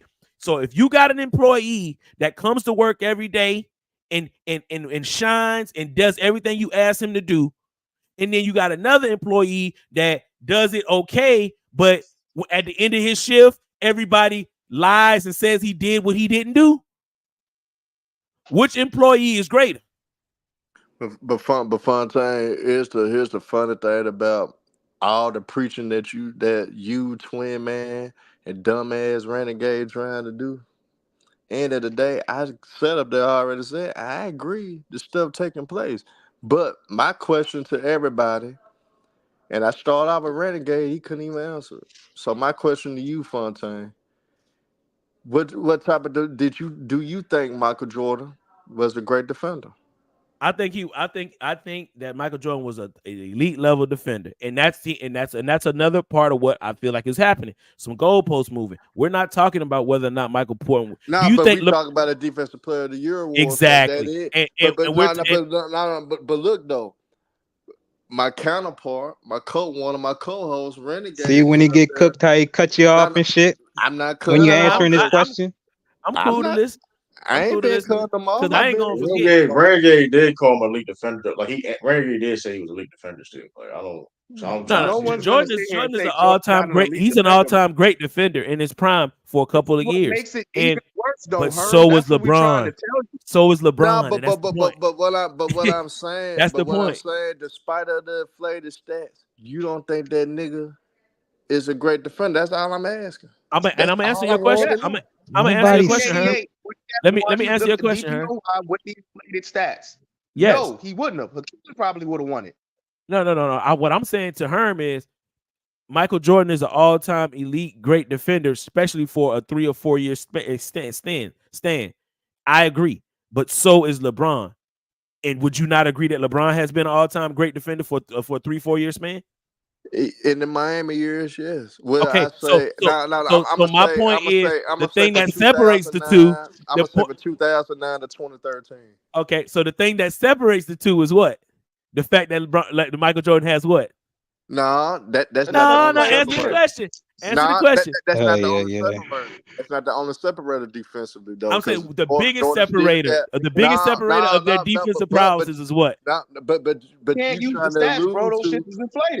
but you trying to allude to that's the only separator. No. defensively. I ain't No. saying that's the only. But I'm Defensive saying what's all-time defensive See? first teams. What's the Jordan had biggest? more and he played less years. But you How missing do the we know? point. How do we Jordan know? How had do you more know? On and purpose, he he played missing the less point. years. So what y'all It's trying to stats, bro. allude to the defensive player award separates them. That's not the only separator. Herm, okay, so determine you Yes, just it is, used bro. what did you So just I use answered to the separate? question. What did you just use to say it separates them though? All defensive teams. Which comes down to what? Lord have mercy. They don't Stats. always come down to stat when it comes to Yes, it defensive teams. do. No, it don't. No, it don't. Because Jordan Knight logic. Because Tony Allen made all-time Well, you are defensive cooked. teams. You is cooked, He nigga. wasn't no top 3 in Shit steals sad every as year he fuck. made defensive teams. Bruce Bowen wasn't no Yes, he top 3 in was. steals Tony every Allen? Not every year that he was on the defensive Wow, team. He was but top 3 in steals. what that supposed to mean? He But was what that not. supposed to mean? Shane that- yeah, Battier made all defensive teams. He wasn't But what that top 3 supposed in to? steals I'm every year. but I'm trying So to where y'all trying to understand. get at? So It's what just a but people- goalpost move because he's that's getting not a cooked. goalpost move. Y'all asked the question. I simply answered it. But- And let's go to a new guest. H from the UK just hopped on the panel. Right. I'm not saying that. Now I'm he not running. saying that. I'm not saying that every. I'm not saying that on See, defensive y'all selection hear team. Lamont. Shout out to Lamont. You don't go off stats when it comes to defensive teams. Right. I'm not saying that it only relies on stats, but when you have outstanding defensive stats, you're gonna sit here and say that that doesn't affect your defensive team selection. Y'all crazy. All I'm doing is Exactly. telling y'all. All I'm Hey, doing is what are we telling. talking about? No, What are we all I'm talking doing is about? telling Where your y'all white the flag truth. at, Aaron? Fontaine crazy ass just sat there and asked me, Herm, what's the biggest? He didn't say biggest at first. He said, what's the separator that they always use about LeBron James when it comes to defense? I said, nigga, I told him it's more than just that defense because he was trying to allude to the defensive player of the year. But defensively, Jordan had more defensive first teams, had more defensive teams, period. In Okay, less what time do than you know the LeBron count? James. Hold my weight. And Hold my LeBron weight. about to be in his Do you know the count? 22nd season. Do you know the count on that, Herm? He got 4 more. Okay, so he got 4 more. All right, so that's so. What I'm saying is, I'm like you said, I'm not saying that the only factor, the determining factor for why Jordan is greater than LeBron is the 1 DOP. Now, I'm not saying that. What I am saying You is, did allude no. to it. What I'm saying is that there has been many of discussions between a lot of talking heads when it comes to basketball that have used that season that Jordan had. All of And those, Jared, I'm not getting cooked, by the way. all those I acknowledgments. actually agree with it. Just the premise that you guys, people trying to use it to take away from Michael, that's the problem. Now, At the end of the day, bro, nobody's sitting here saying Jordan wasn't a great defender. But to pretend like hold on, twin man, before then you could go after I get done. Because like I said, I could be an interrupter and a disruptor. I just trying to be in my best behavior. So what I'm You saying, ain't never gonna be done long as you getting cooked. nah, I mean I'm not getting cooked. That's the point, y'all. Yeah, you is. If it come down to it, like Let's finish her. Twin Man and Renegade, I debate y'all same day. And we just talking pure basketball, y'all don't stand a We can chance talk against pure me. What pure basketball, Herm. basketball have you Y'all don't talked? stand a What chance pure against me. basketball have you talked, Y'all don't buddy? stand a chance against me. Damn. What the So, hell is wrong with you? end of the day, when it comes down to it, my only problem is, yes, those allegations are egregious. It's a Those facts. crime. It's a damn shame what the That's what I NBA wanted to did. hear. And This is what I wanted to hear. I said, but Clip it. this Clip my it, True. 20th time saying it though. So True ain't got to clip it because I just said it all I'm throughout this just fucking video. with you, Herm. I'm I fucking with just you. Go said it ahead. all throughout this video. So in the day, it's a crime, it's a travesty, it's a damn shame that they felt like they needed to do this. But to sit up there and act like this nigga wasn't not an elite defender, to act like this nigga couldn't play Nice, defense man. on the high level, no, but they Nah, are Now, I'm not alluding to nobody it. on. I don't feel like nobody That's on this the panel No, has acting like that, Herm. they You see, are No, alluding to it. that's that false narrative No, it's Herm is not trying to false push. that's what he narrative Everybody's do. because trying to say That's what he Michael do. Jordan wasn't a great see, defender. this is my what, point. I Y'all got literally let's irritated. came keep up it. here and said Let's keep it Y'all on got this cases panel. that irritated. they Let's had keep the it on Y'all this damn ability panel, to though, do. furious. Herm. Y'all Herm, don't listen. I hate when Nobody's people do done that on that. shows. Herm is lying Herm, right now, bro. hold on one second. Hold on. I Nobody's Hold on. done want to that. hear from H for the Hold on, hold on, UK, man. I Herm. want to You hear know what from a I hate? different voice, man. You know one of the biggest things I think Get him kill off these his shows pot. is when people start doing that. And I mean, let's be honest. Nobody on this panel that we're talking to having this conversation with Herm is implied or said that. So to try to group that into your topic That's what he is do. disingenuous. And it waters down the conversation because nobody on here, True the King, me, Renegade, nobody has said that Now, Michael Jordan is an Renegade elite did allude defender. to it at no, first. her. No, he did not say that. No, I Renegade did didn't say not, that. nigga.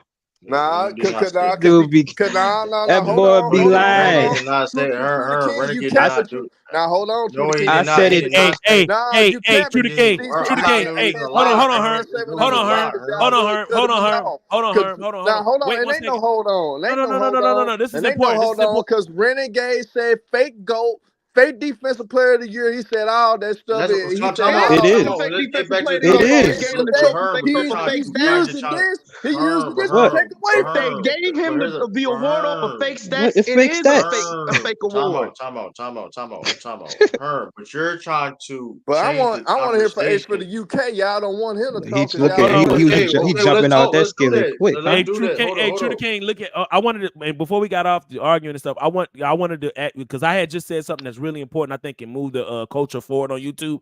Look at New World Dreams. What I did. Put that up. Remember when I said did nobody say that? See, this is Herm. This is what I want y'all people you like you and people like you to stop doing in this on these King. channels on these panels because what it does is I'm telling you it dilutes the topic. You see this person right here, New World Dreams. He said, I said it. See, he said stuff like that on purpose in the chat to derail and to dilute your topic, Herm. Because you're not staying on topic because you listening to somebody that's literally trolling in the chat. He's literally trolling. He Y'all literally are just said, hard I headed did. and y'all really don't listen to nothing I say. But I want to move on to H for the UK because we being rude. When somebody come on the panel, we gotta let them get their take off too. What you mean? We trying to, All right, slow cook your ass. What up, H? What up, H, man? How you Yeah, man. Salute, crossover the man. building? Salute, man. Every Saturday, 5 p.m. Eastern Standard Time, man. Crossover, man. What up? Yeah, man. Salute everyone in the chat, man. All I'm gonna say is this: Jordan is a fraud. That's Oh just damn! real talk, bro. He's a fraud. He's a fraud. The NBA lifted him up because at the end of the day, the Nike deal was trending and it was becoming popular with the kids. So the NBA Damn, bro. needed to turn global, so they promoted Michael Jordan. That's a fact. Now we've got that out the way. Are you willing to hold all your other idols to the same standard? Yeah, Absolutely for not. sure. Oh, absolutely not. I heard. Okay, I'm gonna right. tell you Okay. why. I'm gonna tell you why, bro. Because you've been listening. I know you've been listening to this H from the UK. At the end of the day, the goalpost must consistently move for Jordan. Everybody up here done said it. He just called him a The fraud. the inkling of an allegation against LeBron James, even though proven innocent, they still ran with it. You still have people to this day saying LeBron James took steroids. even though they've gone over the testing, how they test in the offseason, the Olympic testing, and let's not forget the DEA cleared him. You still have people, to include Herm, who was sitting here saying allegedly, he took steroids. This is proven that they cooked the books for Michael Jordan, and he wants us to just sit here and focus on the fact that Michael Jordan was a great defender. No one's sitting here saying Jordan wasn't a great defender. We're talking the fact that at the end of the day, he benefited and got a career-defining award through them cooking the books. He cheated. It's proven. And instead of you saying that, you want us to focus on something else. H for the UK.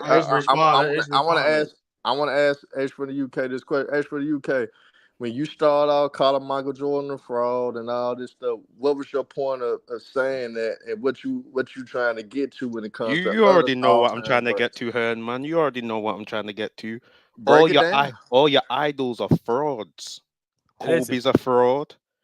LeBron's a fraud. All your idols are frauds. You wouldn't happen to be white, would you, H for the UK? No, I'm black actually. Okay. Yeah, it just hit different coming from a white man. Calling No. I'm unlike you. I'm a real black one. Unlike you, man. I'm messing with I'm you. a real like black me. one, bro. Yeah. You don't know. You don't know. You don't know my. You don't know my nationality, bro. You know why I said unlike you. Because a real black man would have never asked a black man if he's black. You just tell by his spirit. You feel me? No. But H for the UK. Why these other guys are frauds then? Outside let's run this down, bro. I'm let's run this down. Sacramento Kings series, tied game. How did the Lakers come over? That was the most cheating series I think I've ever seen. Okay, right there. That's the NBA fixing it, right? Yep, I fuck with you. Okay. Them God bless the dead, but at the end of the day, I'm not gonna mention his name, but you know who I'm on about. He got done for well, he didn't get done, but an egregious charge was put against him. He still stayed in the league. Yet people who have had less charges in this NBA, they managed. Yep. Well, he's one, but I wasn't on about him. I was talking about Bean, man. Yeah, man. Oh, you were talking about them allegations. He stayed in the league, but people who have had less charges have been kicked out the league. Why is that? Money talk bullcrap. I gotta disagree with you with this one, H from the UK, bro. He was innocent, though. Everybody was entitled to due process, and he was found innocent. I didn't believe that shit. Keep going, though. I'm not even a big Kobe dude, but I didn't believe that shit when he was accused. Twin man. You know that the case went to civil court and Kobe paid out.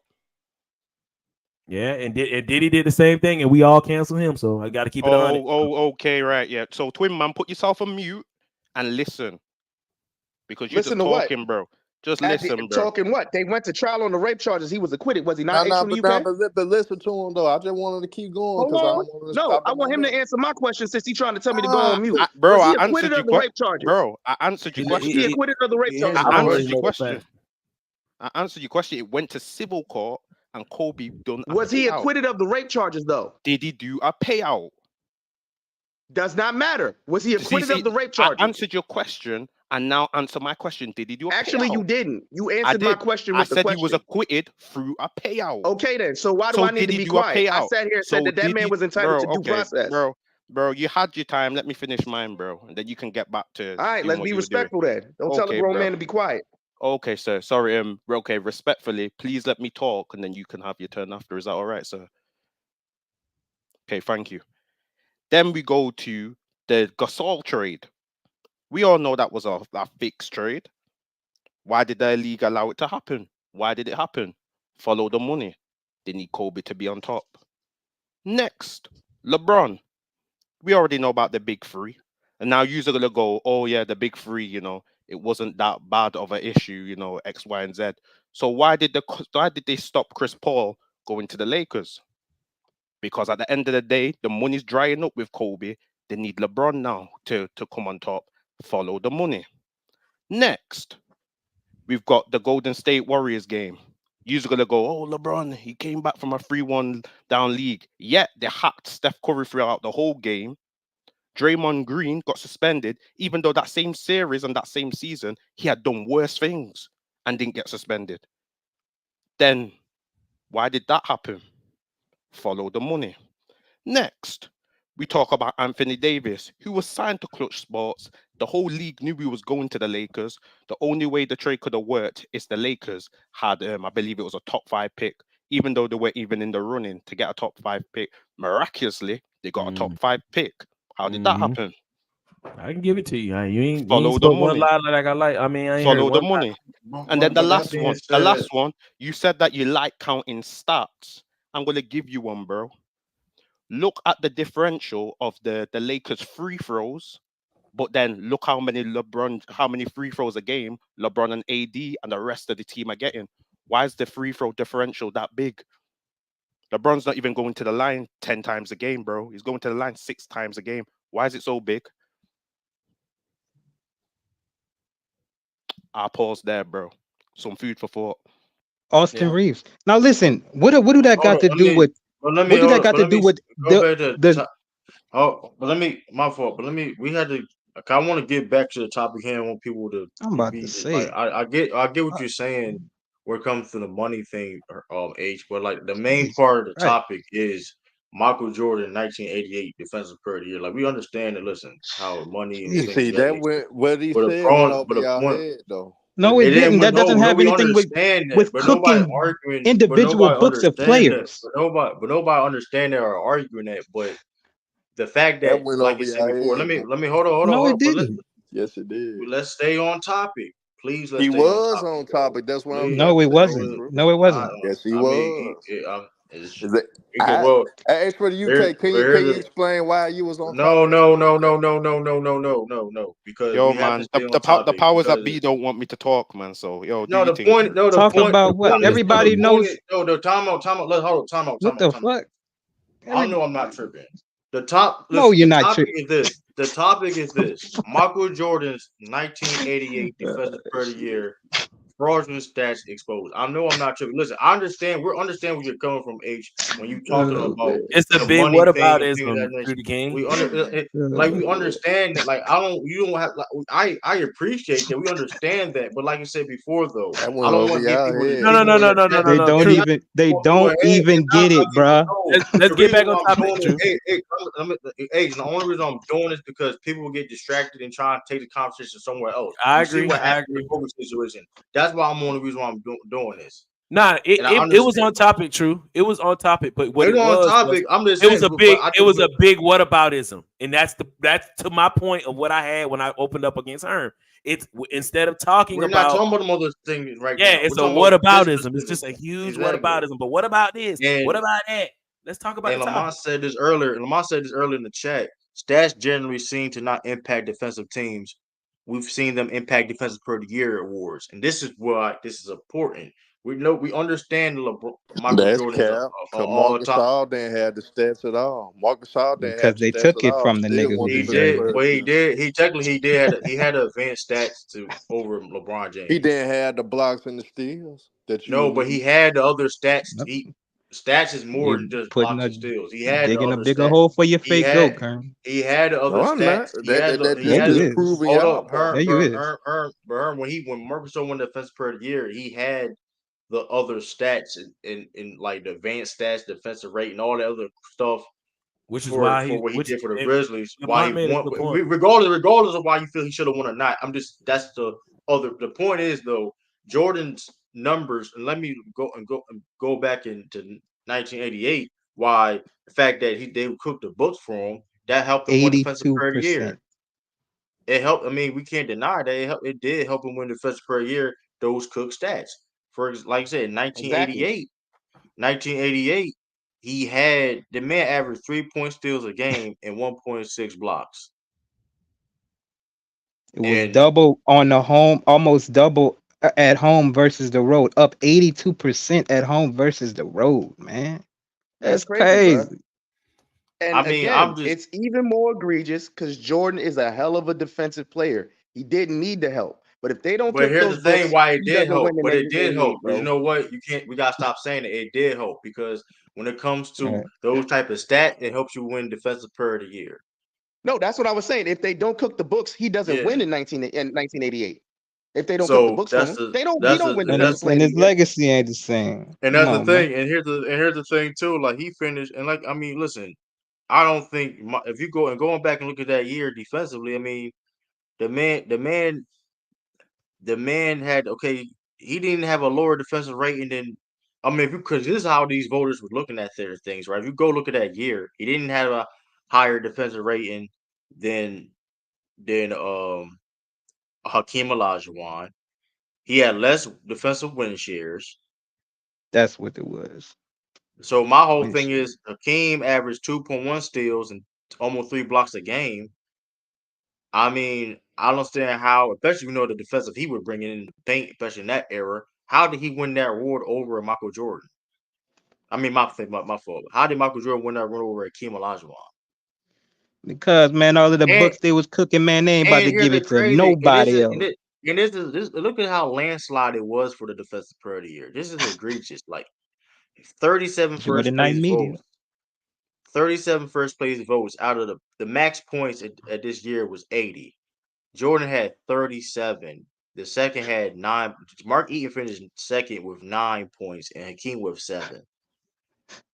Like, that's insane, bro. Mark Eaton, another Rudy Gobert. Come on, man.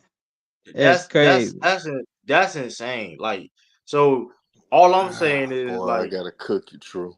I gotta cook you, how is it? True. But What you how? cooking? No, no, no. I'm just But saying. I got a Well, question how for you. can you explain? Can you explain that how I defensively that ain't he trying. had a I better year finna than hit Team you with a simple. I'm finna Olajuwon? hit you with a simple question, cause No. y'all with this stats and stuff just always I'm just affect the saying because outcome. I mean, they gave damn, I it to him can't. based off his no, Boy, no, y'all niggas no, ignorant, because man. I wasn't done. I technically wasn't done. I'm gonna let you go. But how is that you? How can you explain that when besides the stats argument, how how he should have won that award besides the quote unquote the steals and stats? I mean, we have I put the link in the chat. Hold up. Steals and blocks is the whole reason why niggas say he won the MVP. Hey, salute everybody. Defensive. Can I can I go real quick? This is gonna be quick. To be honest with you, and I agree more so with Fontaine and more so advice with Herm, right? Because Herm, your original premise was correct. You know what I mean? Like, even though there's proof of them juicing stats for Jordan in 1988, it don't change the perception of Jordan. Let's be honest, it never did. It's like even before we knew the stats was cooked, or at least for the steals part, we didn't believe he deserved to win MVP above Akeem Olajuwon anyway. It's only like this information is only effective towards people who has a criteria that's predicated off singular things that favor Michael Jordan. That's where it hurts, to be honest with you, because Exactly, objectively, exactly. no, exactly what you said earlier. Herm is like, because objectively, like we all knew, like awards don't dictate who's the better player. Like awards is mostly narrative anyway. We know at that time the league was trying to build up Jordan heavily. So this information only affects people who utilize that or pedalize that season above Jordan, above other people. I heard that season being mentioned was some of the greatest individual seasons of all time, as well as this is the reason why guys like Kobe or Dwayne Wade can't be as good as defenders. They never had this type of particular season. It's really, to be honest with you, this information is like the casual killer, in my opinion. Like to me, it's a killer to those like who don't really know how to break down the nuances of the game. And I've been saying it for years and months. Majority of the people that get Jordan that helps Jordan become the GOAT, that defines him as the GOAT, they can't really explain this game, nor they know what the hell they talking about. So to me, it don't change the perception of Jordan, because let's be honest, this season was not the reason why Jordan was the GOAT. We all know why. It was the advertisement. It was the build up. That's what that was. That's the reason people were more so told that Jordan was the GOAT, more so discovering Jordan was the GOAT. That's what this is. And it's unfortunate. It's unfortunate that it's being turned to a GOAT conversation. It's been like tied to a GOAT conversation. When in reality, it just needs to be understand like for that time, things happen. And what H was alluded to was the league has a history of doing certain things, manipulating the game to a certain degree to help manipulate a certain storyline to bring in more money. Now, some examples was inaccurate, some examples wrong, but the premise was correct. Now, and I'm gonna say this, and I'm done after this.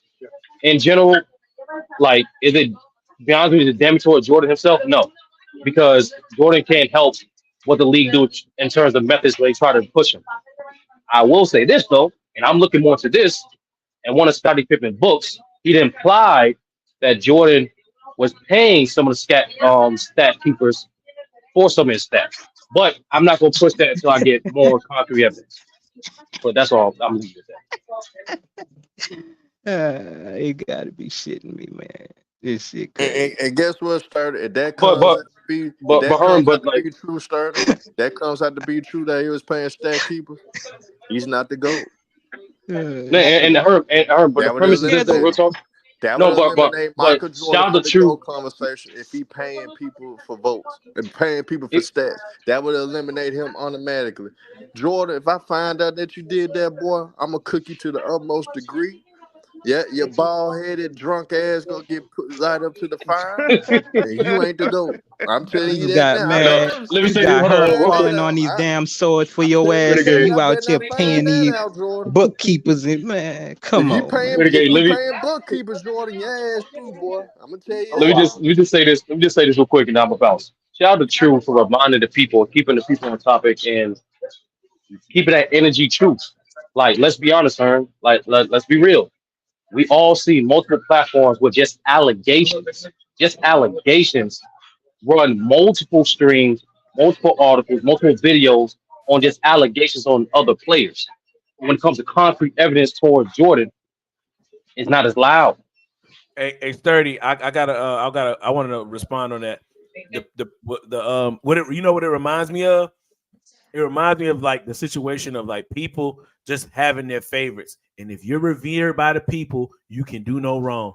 And if you're not revered by the people, or if the masses got a reason to think to not like you, or an agenda to push, or why they don't want you, they're going to push for what they, you know what I'm saying, for what they believe in. And it reminds me of that, like that Kendrick Drake situation. Like I said, when anything comes out about, Drake, it's true.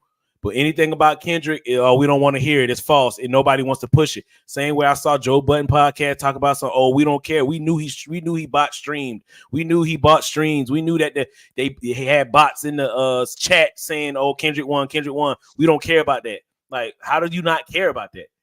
But it's about bias. People, it's the same way. These same people that get on here on these channels every day and attack LeBron, they have an agenda to push. They have a reason to do it, and that's why they do it, and that's why they run with things that aren't factual and then run with it. But something like this, they don't have a reason to hate Jordan. They know that the masses would go against them on that topic. The masses wouldn't like it on that topic, so they don't push that narrative, and that's what it boils down to with that topic you just said.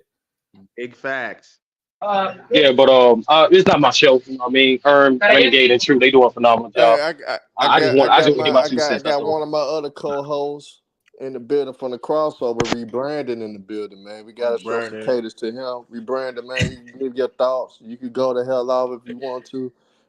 Do what your crazy ass typically do, man. yeah. First off, I haven't been around, man. Salute to the Celtics. I popped big shit. Them boys showed up. They whoop feet. Shout out to True the King, my dog. All-time great team. No. Shout out to Jaylen Brown too, bro. Hollywood, I'm gonna come to the forefront, bro. I want to talk to you, bro. I don't really want to talk to nobody else right now. But if you ain't listening to nothing I said in the beginning, I kind of don't want to hear it. I kind of don't want to hear it because Tie him up to that post. Tie him up to that post. Brandon been listening, bro. Brandon been listening. Nigga, you I don't following want to hear through. that. Yeah. You following Yeah. through. I just Tie him want up to to say this that real post, quick. man. I got him, Renegade. I don't care about what you say over here. I want to hear you say that shit on your big dog channel. We want to hear you go over to Ticket TV live streams and pop that shit. We don't want to hear you come over here and be performative. We want you to go to the home court and do this shit. We want to see you. We want to see Dreamers Pro. We want to see Ticket TV. Nah. Mute up, Kendrick Perkins. Right? we want to hear you niggas go over there and pop that shit. I want to see if there's a title about Jordan and that 1988 award over there.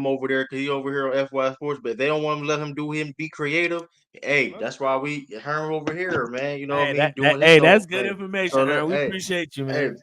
hey, but So going, it sound like, Jay Reed ain't the only Jay Reed on YouTube. That's what I'm hearing. Herm. Man. But but Brother O, I know Brother O been waiting. Brother O in the building. Shout out to Brother O. From the It's draft popping, board. man. Go check his channel out. You know what I mean?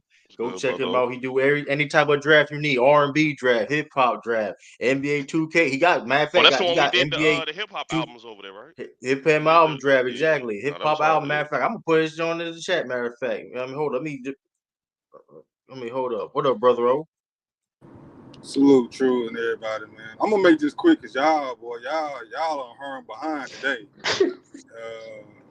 And I don't want to pile on the Herm, so I'm not going to address some of which y'all already addressed with Herm, because I mean Herm a good brother, man. But I think I would say this, Herm. I think the problem people having with you right now is just not the same energy, right? And like today is not the day for diplomacy, Herm. You know what I'm saying? Now I actually been cooking, but y'all, it should go over y'all head. It's a different type of cooking, Herm. I'm hurry up, be quick. I'm gonna be quick so y'all can get to it. Yeah, you have pointed out some of the ill nature of what the NBA was doing with Jordan then and the whole league as a whole. The problem is this show today started off with a soundbite from you. Soviet Union, stand up. Russia, stand up. Like that was a soundbite from a Jordan, from a LeBron conversation. It was from a Lakers game. I picked the Nuggets to beat the Lakers. But we all know the root of that was a Bron situation. Like we like you said earlier, it reserved back to Bron. Typical. Like, and again, I no problem with you doing that. Hey, I laughed when you said it. I thought it was super funny, even with even though you used the quote from Hitler that's not really a quote. It's not really instantiated, but it's a rumor quote. But nevertheless, we can take it. Man, look, I'm not going to address her no more because y'all been on it. But I'm gonna again, this is about Jordan versus Bron, right? The fan base. No, it ain't about that. That's why I've been trying to tell these niggas. I'm telling you is that because we cloaking it and all this other foolishness. This is what it's about. Like we can try to articulate this and try to make it a topic underneath. Like this is at the root of it. It comes down. It's not though. It is. I mean, at the end of the day, MJ will get his ass cooked because of this. When that GOAT talk, he's going to get destroyed because of this. That is a fact. Because some of the whole hour I've been listening to it. The whole underbelly of this has been about how do we look at Jordan and how do we look at his legacy as the GOAT now. Now we can elevate Bron, or this don't change Jordan legacy or his GOAT situation at all. Like at the end of the day, even if we don't want to say this is about the GOAT debate today, this will be used as fodder later on to address the GOAT debate. Like this is just dressing on it. Like again, let me. I'm gonna land the plane with this though. I consider myself a fan of both bases, players, but man, too many times we didn't put allegations on Bron. Forget just the PEDs. He didn't make trades that he didn't make. He didn't fire coaches that he didn't fire. He didn't got players that he didn't supposed to get. Right? All this stuff y'all have put on Bron without no evidence of truth. Even though sometimes players will come out later in time, or somebody will say, "No, that didn't really happen that way." Or we'll find evidence of players from past time that did the same exact thing, and yet it still don't get talked with the same fervor. Today is not about diplomacy. Today is not about, let's look at the whole landscape and what everybody, because y'all didn't reward Bron with that. So why do now we got to go back and reward Jordan with that? Unfortunately, Bron was born in a time where social media is kicking his behind. And Jordan got to escape through that. But you know what happens with social media? And y'all tell people to go. Lamont say this all the time. Now, go back and look. Well, Lamont said it. Well, y'all keep telling these kids to go back and look. When they go back and look, it don't hit the same with the way y'all tell the stories. So now, a John Haberstroh, an accredited person now, again, and for y'all don't know, he's done pieces like this before on other players in other situations. But because this is a Jordan one, now he ain't credible. Now we listen to the white boy when he did all these other think pieces, 6,000, 5,000 opus papers and books down there. It was cool, but somehow we touched Jordan. Now we got to have some diplomacy. Now we got to think. Now we got to use logic when we didn't have to use logic with Bron before. So now today is not about diplomacy. Today is not about let's speak about this correctly. Because when we wanted to speak about correctly, when it was about Jordan and Bron, you didn't want to do it. So today I don't want to do it. I want ignorance. I want ignorant fans today. Come on, I man. want ignorant. That's what I'm talking I about. want ignorant Jordan nights today. I don't want to hear about what the I don't want to hear about the Come on, NBA man. did for the Patrick Ewing going to the Knicks. I don't want to hear what the NBA did for LeBron James getting Anthony Davis, because the NBA has always done that because it goes towards the market. But doing that is very different than cooking the books and saying that he was this which we all saying he's an all-time great defender. This shit funny as fuck. But again, if LeBron James is off assist somewhere, we knew it. Fake GOAT.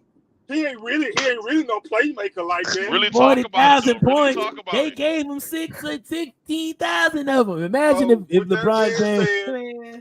With that being said, I don't care if you have Bron as your GOAT, Jordan as a GOAT. It didn't. And study said this shouldn't even change your view if you felt that way. But let's not act like people didn't talk that 88 year as this all because of what it did.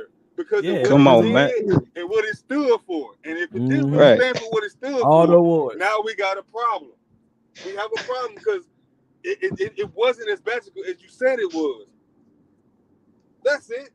I appreciate your take, brother. For sure. I'm gonna end it with that. Y'all can go on what y'all want to go on, man. Brother, Yeah. no We on nigga shit no today. disrespect, brother. Oh, you my brother. Man. I love you like no other. You ain't make no sense. But guess what? Man, that shit is irrelevant to the goddamn topic, man. In the goddamn Irrelevant. day, y'all niggas making this shit about Jordan versus LeBron. I'm sick of y'all niggas, and I'm telling y'all now, man. I already got off the phone. I'm going to go crazy and nuclear on all y'all bums. Jordan fanboy With the bombs cape. y'all through. LeBron fanboy bombs y'all through. I'm Where you sick doing of that y'all. at? Where you Y'all doing done that, pissed me off and where you rebranded doing and Chicken TV. You boy, I was about to go there. Yo, You Suge Knight finally let you. Suge Knight You finally let bum. you rap I'm what you want snapping to rap on about. everybody. Y'all don't got me started. He going only if he got the cape on for MJ. Hey, hold up, Yo, though. Suge Hold up, Knight though. allowed you Hey, to we rap got what you Lamont. want to rap Oh, about, we man. I hear hold on, y'all. Hold on. We got Lamont. I think Lamont here. Look, y'all. Check this How out. you feel about Check this this out. DPOY, man? 1988, man. I'm gonna tell you this right here. Before this is what I like to. This is why I like that this article came out now, because I think I might have been the only person in the world 3 years ago that said something about Jordan defense don't look right. I'm not saying he was a trash defender, but when I sit back and I hear all these people, defensive player of the year, the black cat was all over you, and then I go back and watch, and I'm saying, okay, it was all right. I mean, I'm not seeing no Mo Cheeks. I'm not seeing no Scottie Pippen. I'm not seeing no Gary Payton. I mean, it's all right. And so I always knew something didn't look right. And so when this came out, it really didn't surprise me. But then you always have to ask yourself, if you don't think cooking numbers matter, then you need to ask yourself, then why'd they do it? Why'd they do it? Why were they going out of their way? I'm sure these guys knew in the back of their mind, if they would have got caught, probably get fired, probably lose your job. All types of crazy stuff that could have came, because you're doing something wrong. They had an ends to a mean. And so when you look at the Defensive Player of the Year award voting, this is why you knew they had intention when they were cooking the stats. If you look at who was number 1 and number 2 in Defensive Player of the Year voting, Jordan was 1. He led the league in steals. Mark Eaton was 2. He led the league in blocks. They knew at that time that leading in either one of those categories significantly propels you to the top, especially if your name is Michael Jordan at that time. And neither one of those two guys were the best defenders in the league, right? How do we know this? You can go to defensive rating. Neither one of those guys led the league in defensive rating, right? Neither one of them were in the top 3 in defensive rating. Hakeem was the best. They were not top in defensive box plus minus. Hakeem was number 1 in defensive win shares. When you look at all of the major defensive analytics, it was all Hakeem Olajuwon.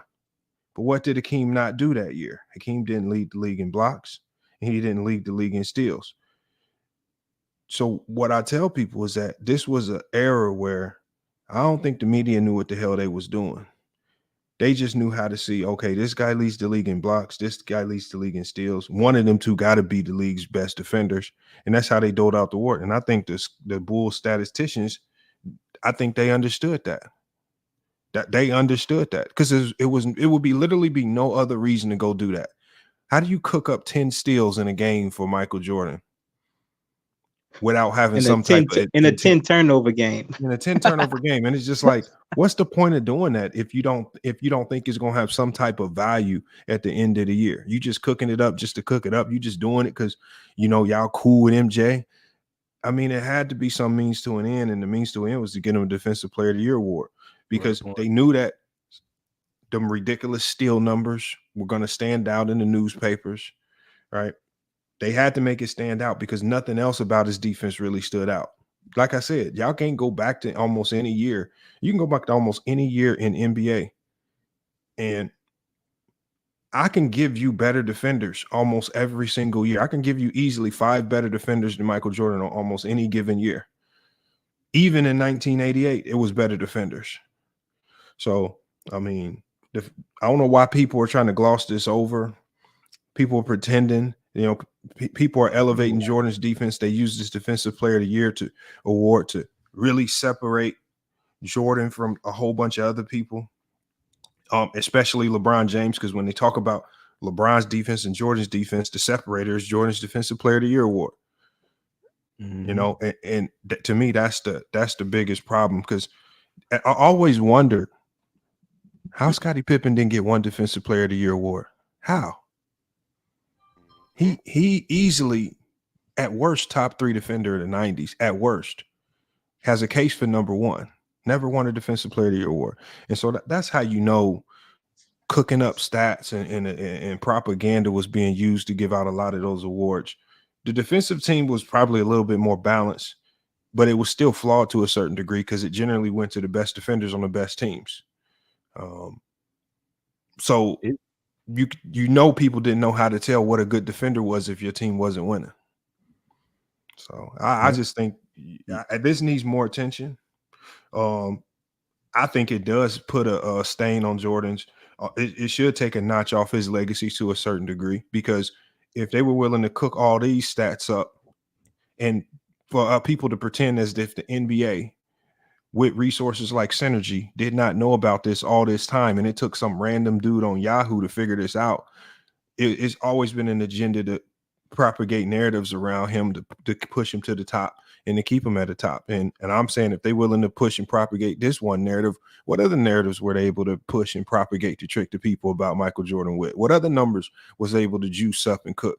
Now to go back, how many did when the year he averaged 37 points per game? How many extra points you might have slid his way? Did you slide anything else his way? How many non-fouls yet? How many non-shooting fouls did you give him? Because we already know they cooked up a whole bunch of fouls to send them to the free throw line.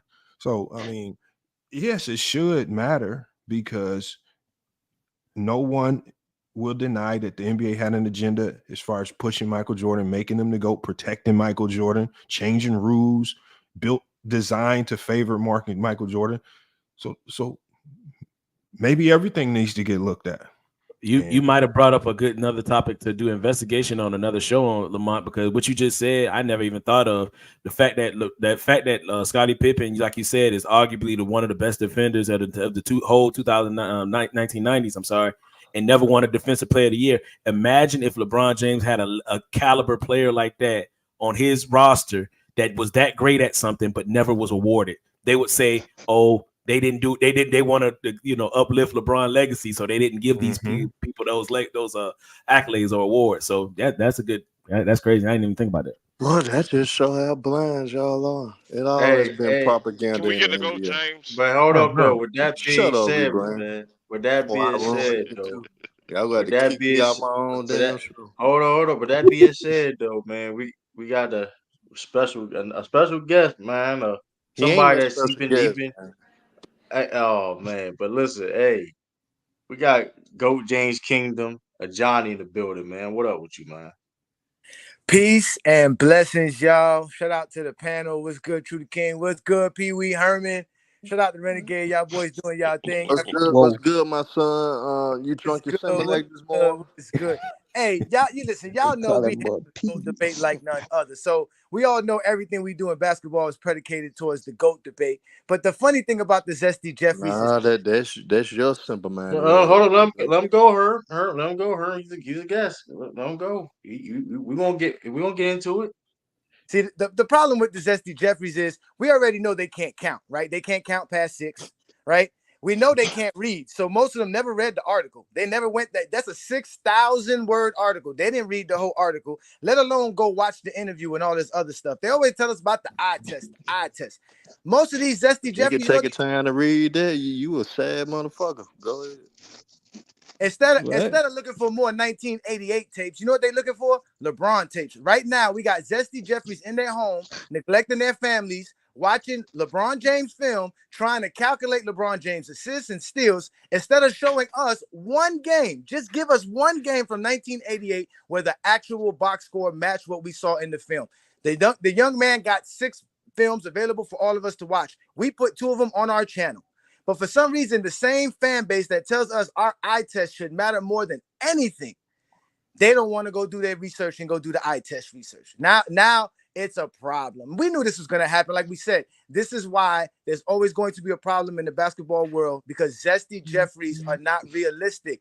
We got them out here shuffling. They can't take it anymore. Now the whole league's under question because Jordan was out here cooking the books and begging the media to give him an award. Begging them. He went on national television saying how he should win the MVP over Magic, how he should be defensive player over Michael Cooper, and went out there and told the stat keeper, let's make sure this happens. Every time Jordan entered the game, every time he got off the bench and was going back into the game, he was sitting on that little sideline. He was looking at the stat sheet to see where his stat numbers was. Jordan cared more about stats than any player in NBA history, but Zesty Jeffries don't want to talk about that. But it's fine. Goat James Kingdom will blow this up. Just keep an eye on us because we're going to keep dropping knowledge because that's all we do here in Goat James Kingdom, and we'll continue to get the Zesty Jeffries upset. Sorry for y'all. It's just what we do here best in Goat James Kingdom. Yo, So, bro, you didn't drop anything knowledgeable yet, bro. I want you. I don't have to.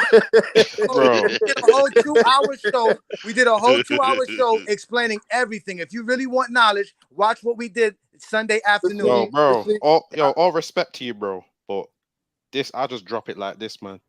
You're a man who has a whole channel on another man and still only has 2K views, bro. This is terrible. You ain't dropping no knowledge. You have more views, man, as you were dropping knowledge. Come on, bro. Okay, Stop yeah, some it. people pay for their followers like Cricket TV. I don't do that. We do real research. We do real content creation. Wait, what's going Bro, on? I'll be honest, bro. You can be honest. From what I just heard, because I've been on your channel. You actually get less views when you drop knowledge. You actually get more views when you spew nonsense. That's true. That's true too. Is that true? Is that true? Oh yes, that's true. You don't know nothing about that because you know Cricket TV and Meltdown TV and Angry. No. But I'm the wrong person. I'm not. How about this? Ask me a question that you don't know and watch me give you the information you need. Go ahead. Okay, bro. Okay. Tell me quantum physics, my friend. I'm talking about basketball, man, my look friend. at this. We're talking basketball. Man, come on, man. Damn, you the one asked for the smoke, man. You got to jump in there. Sports debate. Okay, You have bro. now been exposed by the Damn. I've been exposed. Like the rest of them dudes take it, bro. Don't come here questioning me. Hey, Johnny. Now you getting cooked, man, because you want to dodge the smoke. Man, this shit crazy. I can handle my own. Young Master P, I can handle my own, renegade. Young Master What you P, I can handle mean? my own, bro. What you trying to come get it with me? Yo, What bro, you not handling it right now? Is you handling it right now though? Bro, you ducking and dodging, bro. I'm not you ducking and dodging and dipping and shit. Bro, So what you talking about? Hold on, don't talk. I'm talking, bro. Question. What you mean?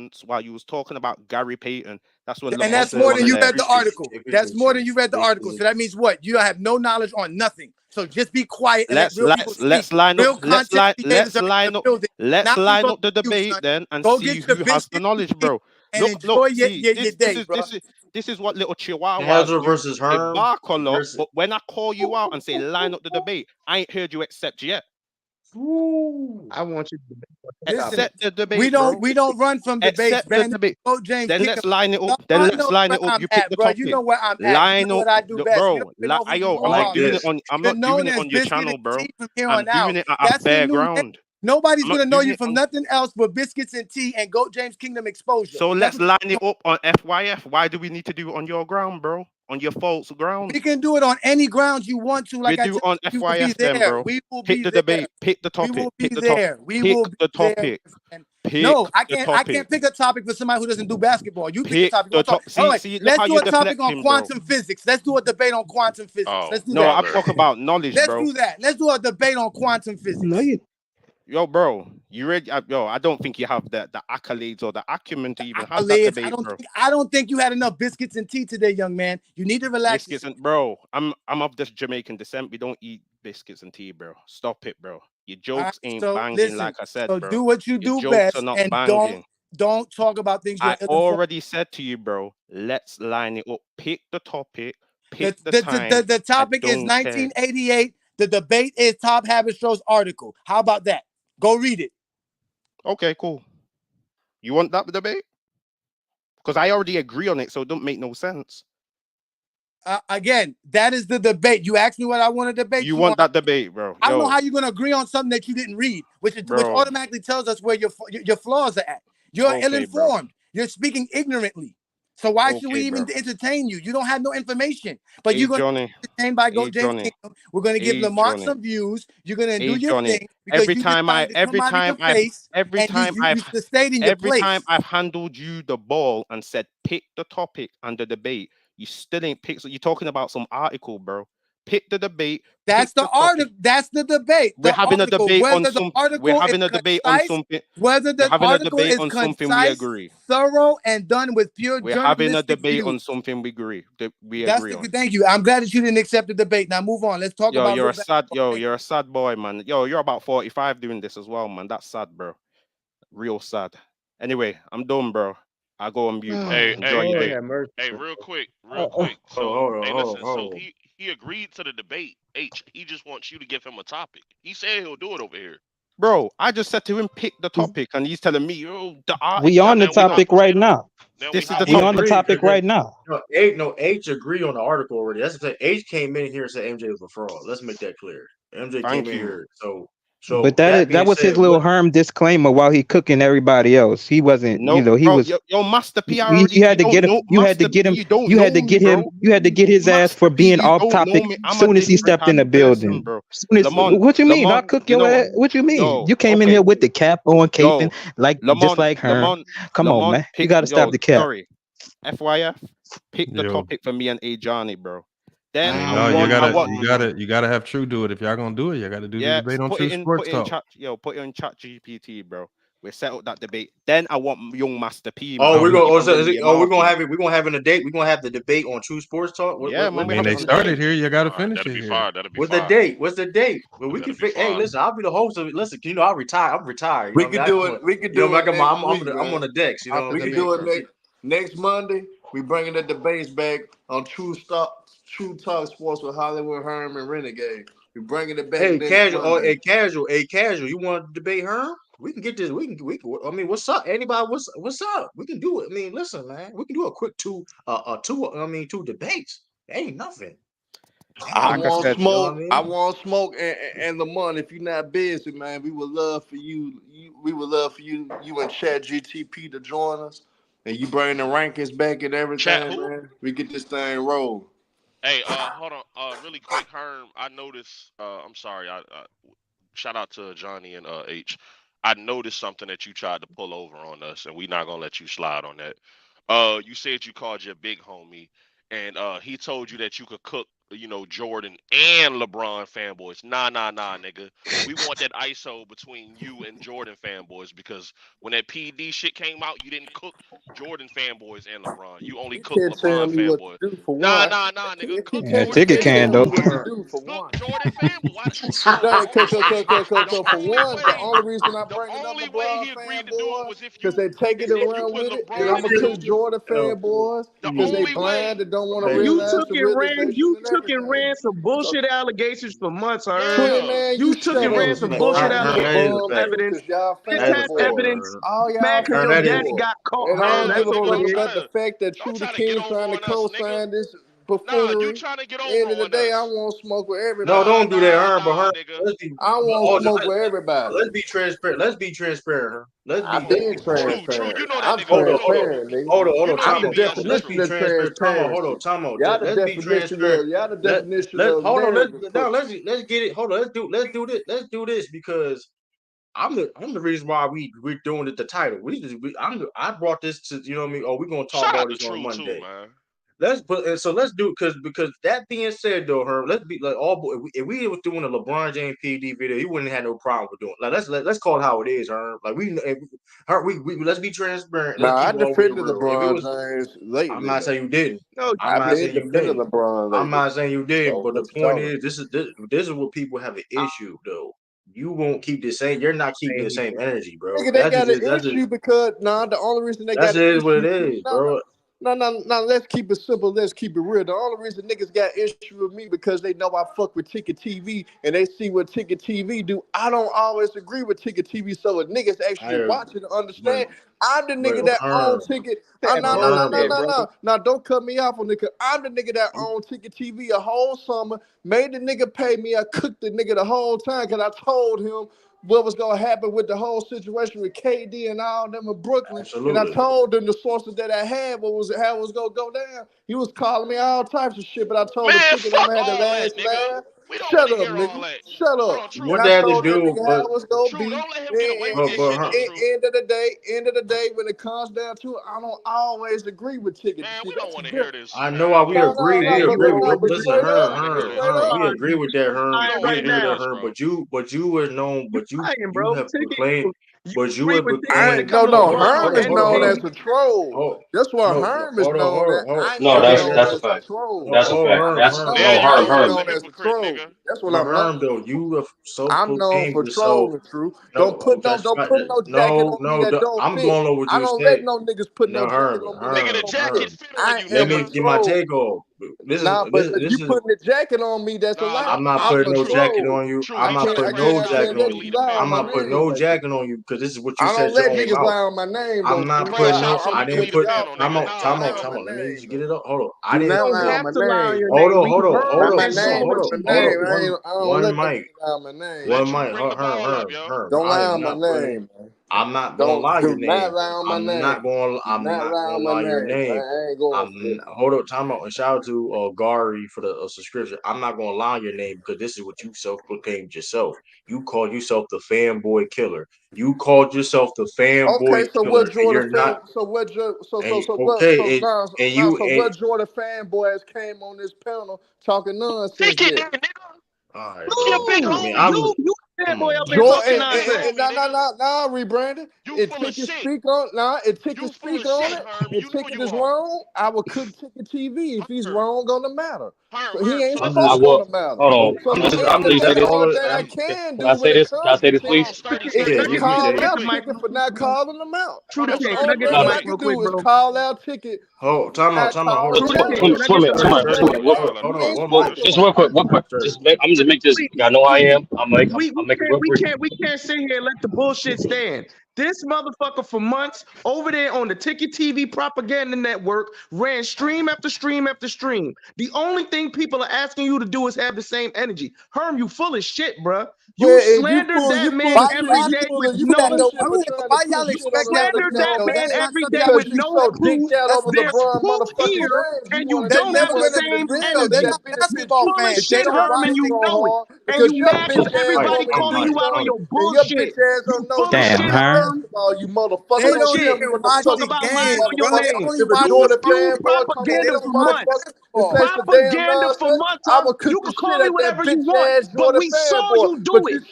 We saw you do it, Herm. That's the thing. You can say whatever you want about me.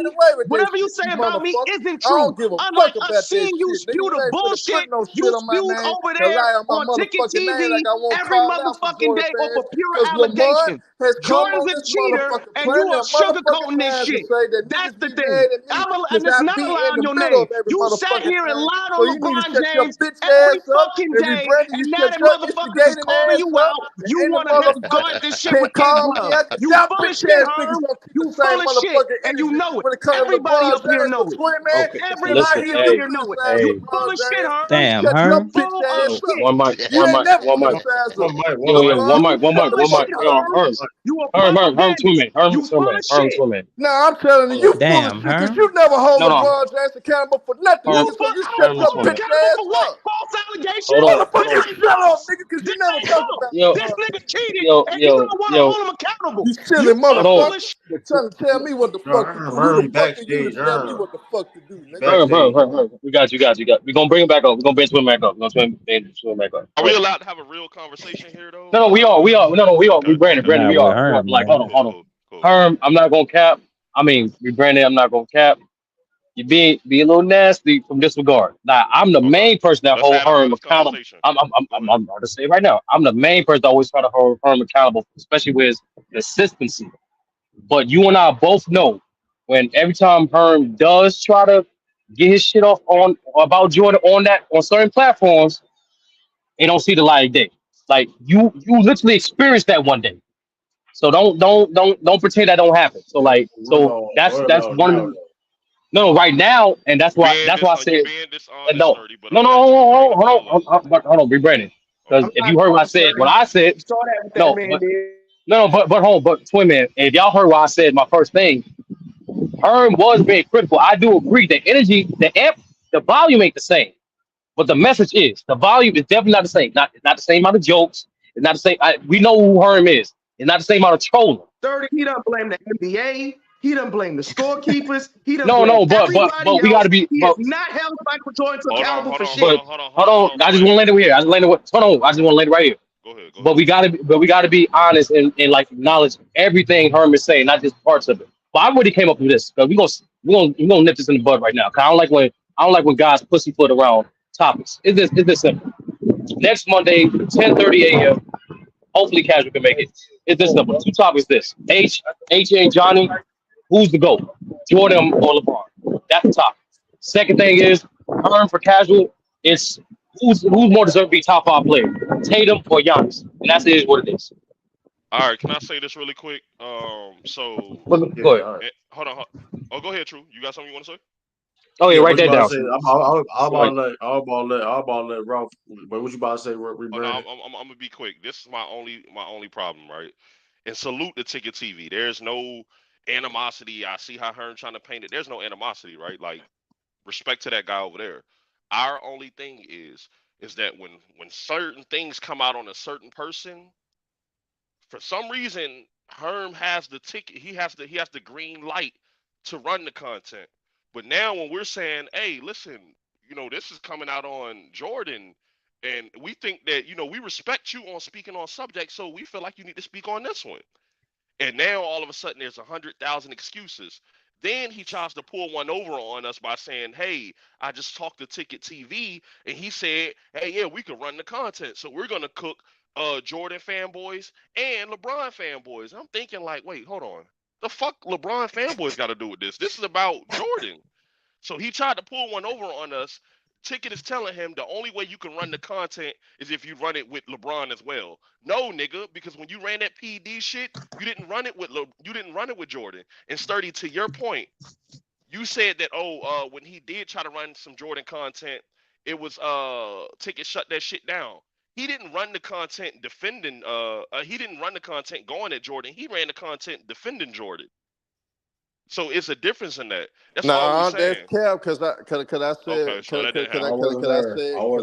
I'm a criticizer of Michael Jordan, and it was shut down immediately. Or the other niggas that was on the platform was going at me, and it's been numerous times, even on the Munch channel. I said some things that people didn't agree with what I said about Michael Jordan, and I had all Jordan fans coming at me on the Munch stream. The Munch, I always say I always be in the middle. That's why all fan bases do hate me when it comes to these favorite players. At the end of the day, I put the screenshots in the Discord So if your punk ass don't want to believe me, I'm told you what I did on my Listen, end. Herm. I can't make a nigga say go ahead do what you do without the nigga letting me do it. So end of the day, you trying to hold me to a standard that I slick don't have control of. So end of the day, for your punk ass to try to push it and instigate it and to get these bitch ass niggas in the chat to try to call me out.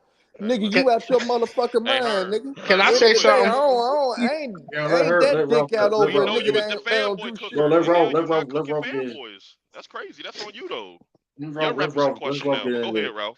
Hey, how you feel about this topic at hand about Michael Jordan's 1988 Defensive Player of the Year? Was it fraudulent?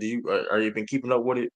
Yeah, I have. With the stats that have been provided, that the guy went back and redid and had to wait to get the tape. Yeah, it is fraudulent. I ain't even gonna cap the way that it's perceived. The way the guy had to wait for the content, and he went back and did the research, and his friend or whatever the guy to him did the research separately, and it came back similar, is got to be fraudulent. And to this conversation right now, other than myself, when it comes to like Jordan, Herm might be the second most objective person because he gives the smoke. I ain't gonna let y'all have that title. I ain't gonna let y'all have that title with me. What? That's cap. Y'all never had that. That's correct. Hey, y'all ain't. Y'all ain't letting that hoe with G. Don't do that. Hey, Ralph, what you was with Ralph? What the hell? Real quick, don't do that, Ralph. So you don't get mad at me because I don't have Jordan in my top 10 or top 5. It's still ridiculous though. Bobby smoking Jordan though. Don't do that. No, I'm just saying. Why you brought Herm in this? No, because we up here beating on Herm with a Henny bottle right now. No, Herm gives the superstars the most criticism out of anybody. Probably okay. Are you kidding me? Walking into a hole right now, man. I'll give him that. No, I'll let him finish. I'll give him that. Herm dog walks Kobe Bryant. Herm dog walks Michael Jordan. And just because LeBron James is in the league right now and he dog walk him to y'all the most, y'all get offended by it. But he dog walks KD, Steph Curry, Larry Bird, Hakeem Olajuwon, Giannis, Shaquille O'Neal, Giannis. Why don't he go at the boogeyman? Hating Herm. Go at the boogeyman. That's what I'm. That's the point. Like, What do you mean? When did he dog walk MJ, man? Yeah, give us a title. Give us a. I don't gotta give you a title. I can give you. So you talking? I heard him do it before running game. I ain't gonna lie. I don't know if we can name what over here platform, but on the platform we all used to be on. It starts with my letter of my first name. You know what I mean? He used to dog walk Jordan like a mug over there. Rated yes. He used to dog walk Jordan over there all the time. Yeah, I was a little lost too. I was like, damn, your name don't start with a T. No. I just want to, Ralph. I just want to know, Ralph and True. I just want to know, Sturdy be sitting over here calling Lamont the Don King of this shit. When the hell are we gonna start calling Brandon the Paul Heyman of this shit? This nigga is the ultimate instigator. This nigga's. That's all he I want do. y'all to know. That's all I want y'all to know. I want y'all to know. This nigga Herm was like he was out the loop, and all of a sudden, Brandon cut the interaction that was happening with H and Johnny to get at Herm, and all of a sudden it was Herm versus everybody else. And Brandon, and I'm gonna tell you how Brandon knows he did this shit. This nigga Brandon, while y'all yelling, is in the background talking about some you evil ass nigga. Hey, true. Can I get on the big screen? You know what? You caught me, nigga. You caught me, nigga. Yeah, I did. Oh man. I did it, and I'll do it again, nigga. Yeah, y'all, this YouTube shit too soft. Everybody too friendly. Nah, Herm. I want you to take off Ticket Head, nigga. Yeah, I want you to go to his channel and do it. Yeah, you know what? H and Johnny, I do want y'all to debate. Yeah, I do like that y'all was throwing out homonyms, attacks and shit. I like that.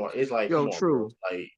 True. For him to sit Damn, here and Twin say Man might be right. he Damn. needed My fault, I gotta for turn him my to sit here and say he needed more factual evidence to come out on this topic when they jumped the entire gun on that bullshit story. Even after the DEA cleared LeBron James, they were still running streams talking about this man took PEDs. Even That's after all they I'm did saying. it. I That's didn't why I want to do said that. I didn't want to do that, but I'm I not didn't want to do going. that. But it's just like I'm crazy, not going. I'm standing 10 toes down on this business. He's a fucking propagandist. I don't give a fuck how long y'all know him. I ain't going I'm that far. telling Hold you, on, I don't every go that far. interaction I I had, ain't. That's he crazy. cooked. I ain't going He that. cooked. I ain't going that He far, deep man. fried, and he did not wait for I'm motherfucking not going evidence that or far. We ain't information. going. He just went in. Come on, Herm I got would to go defend that far. himself. Herm Herm love, going to defend himself. Herm I want Herm Herm to love. He defend can himself. defend I himself, want but he Herm to can't call defend me a himself. liar.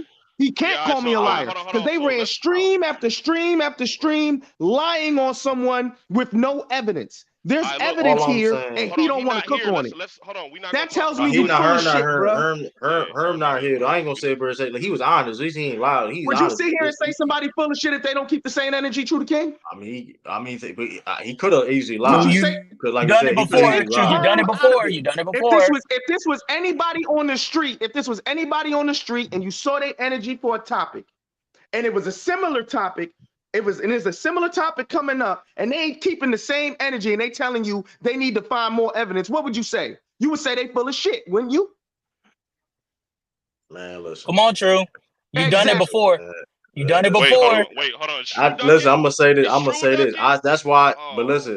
I'm gonna say this. I mean, We the it last looks of a dying crazy. breed, man. Listen. I said Herm looks crazy. I've been said Herm look crazy though. Renegade was there. I've been said. I ain't gonna listen. Come on, you capping right now. Because like I said before, I said this is exactly what. Listen, and Renegade knows. Renegade have seen Herm cook Jordan before.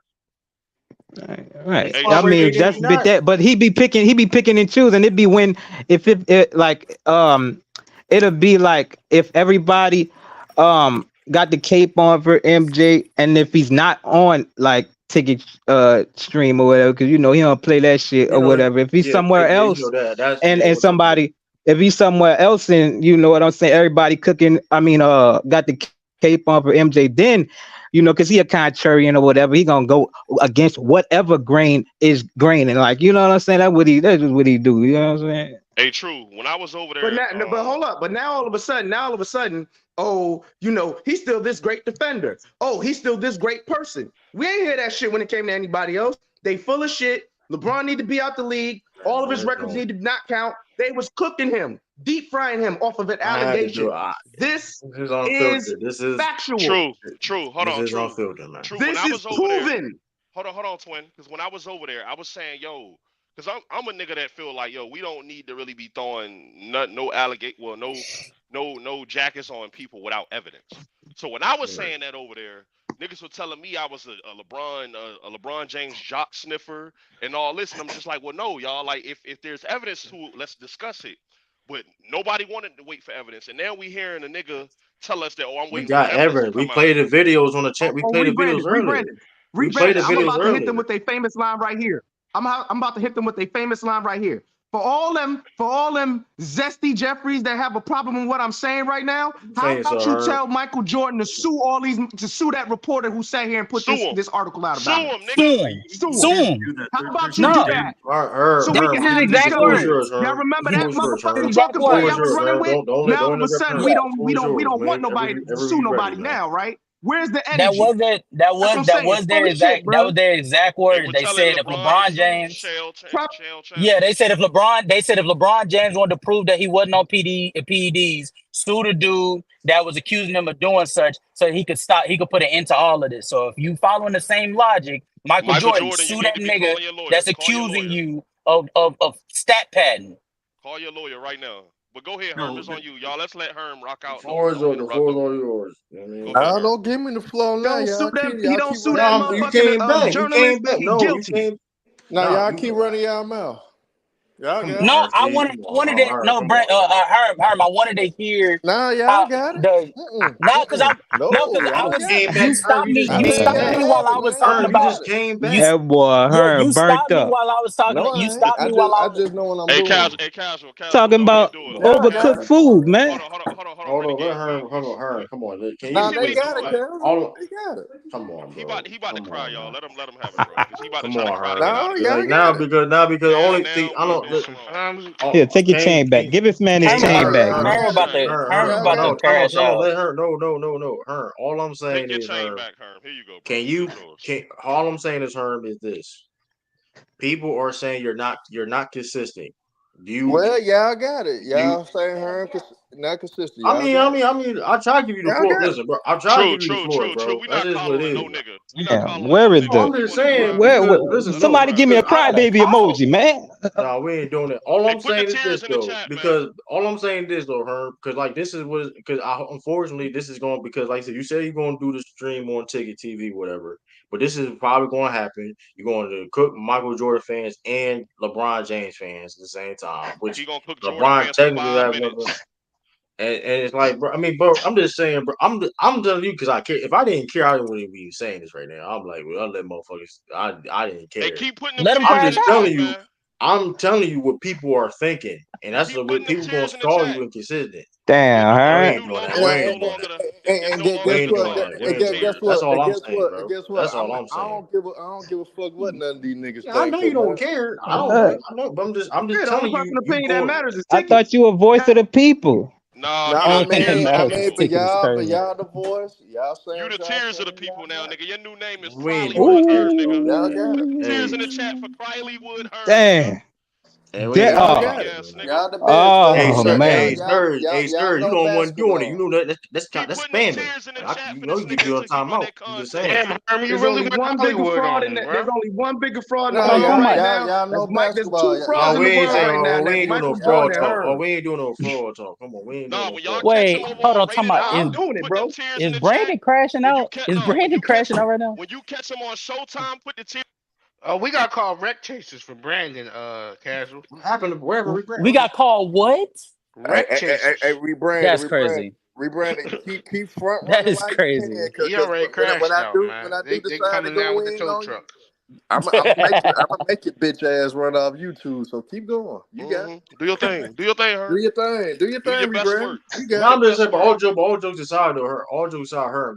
I'm just saying these are allegations that listen. Well, let I them know you have. don't Let care. them I know you don't care. This I'm nigga just saying. Brandon I is a want them. child. Guess what? I know you don't care, but I'm Nah, just I saying. want I'm them just to telling have you. it. True. Fuck that. I want them to I have know. it. Listen, I Let know. them have it. Listen, come on, man. You sound like you throwing in a white towel, man. You sounding kind of weak right now, buddy. Come on, man. Put your hands up and fight back, bro. When it's all said and done, Put your damn hands up and fight back. I said. I don't want to hear all of this old. Renegade. I said it's crazy. He said he got kids in had the the house. last laugh. He said you still got kids in the house, right, Herm? I'm gonna have the last laugh. So Like us, y'all keep doing what y'all doing. No. Kids in the house. Tell them go in the other room, man. Don't see this old violent scene we got going on over here, man. I got y'all. Just know that. With that being said, though, right? Hold on. I got y'all. Are you in casual still debate? Are you still casual still debating? Could we or next week?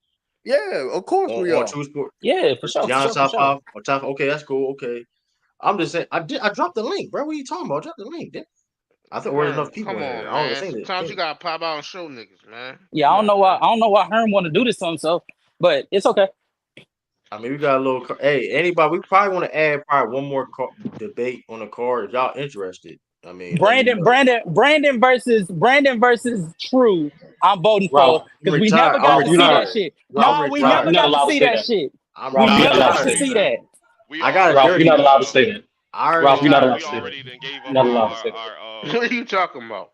I heard what you said. You ain't allowed to say that, though. Wait, so that is crazy. That came from you, Ralph, too. Show up and pop out. I want to make the great. I thought I never heard it.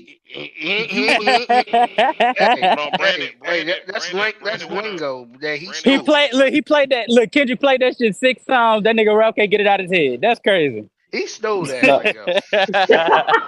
Oh, here we go. But no. Real talk though. Like Reed Heyman. That's an excellent name, dog. That ain't going away. That ain't going away. I'm sorry. Hold on, no, but listen.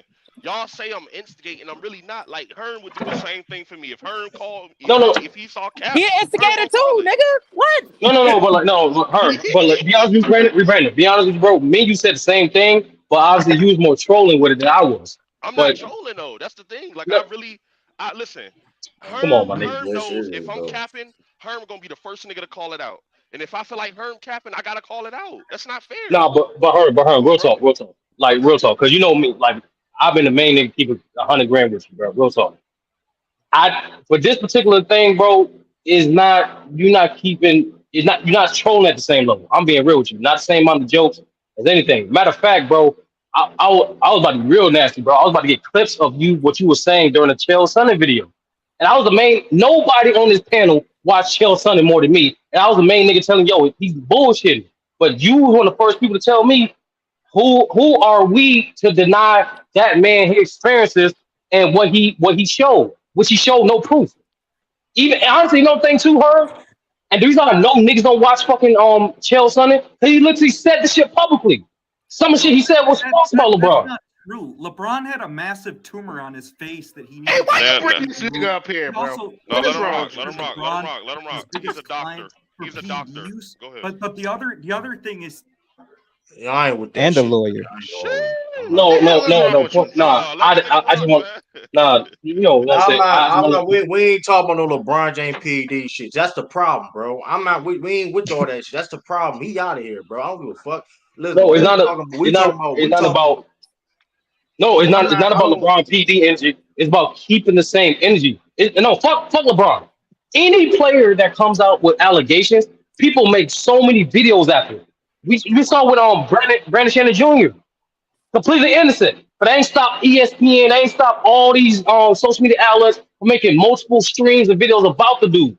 But then when he got found innocent, everybody quiet. Barely any people covered. Literally, I only know like 5 channels that's covered. 5. And shout out the ticket. Hey man, if you don't get your vampire in Brooklyn headline looking at No.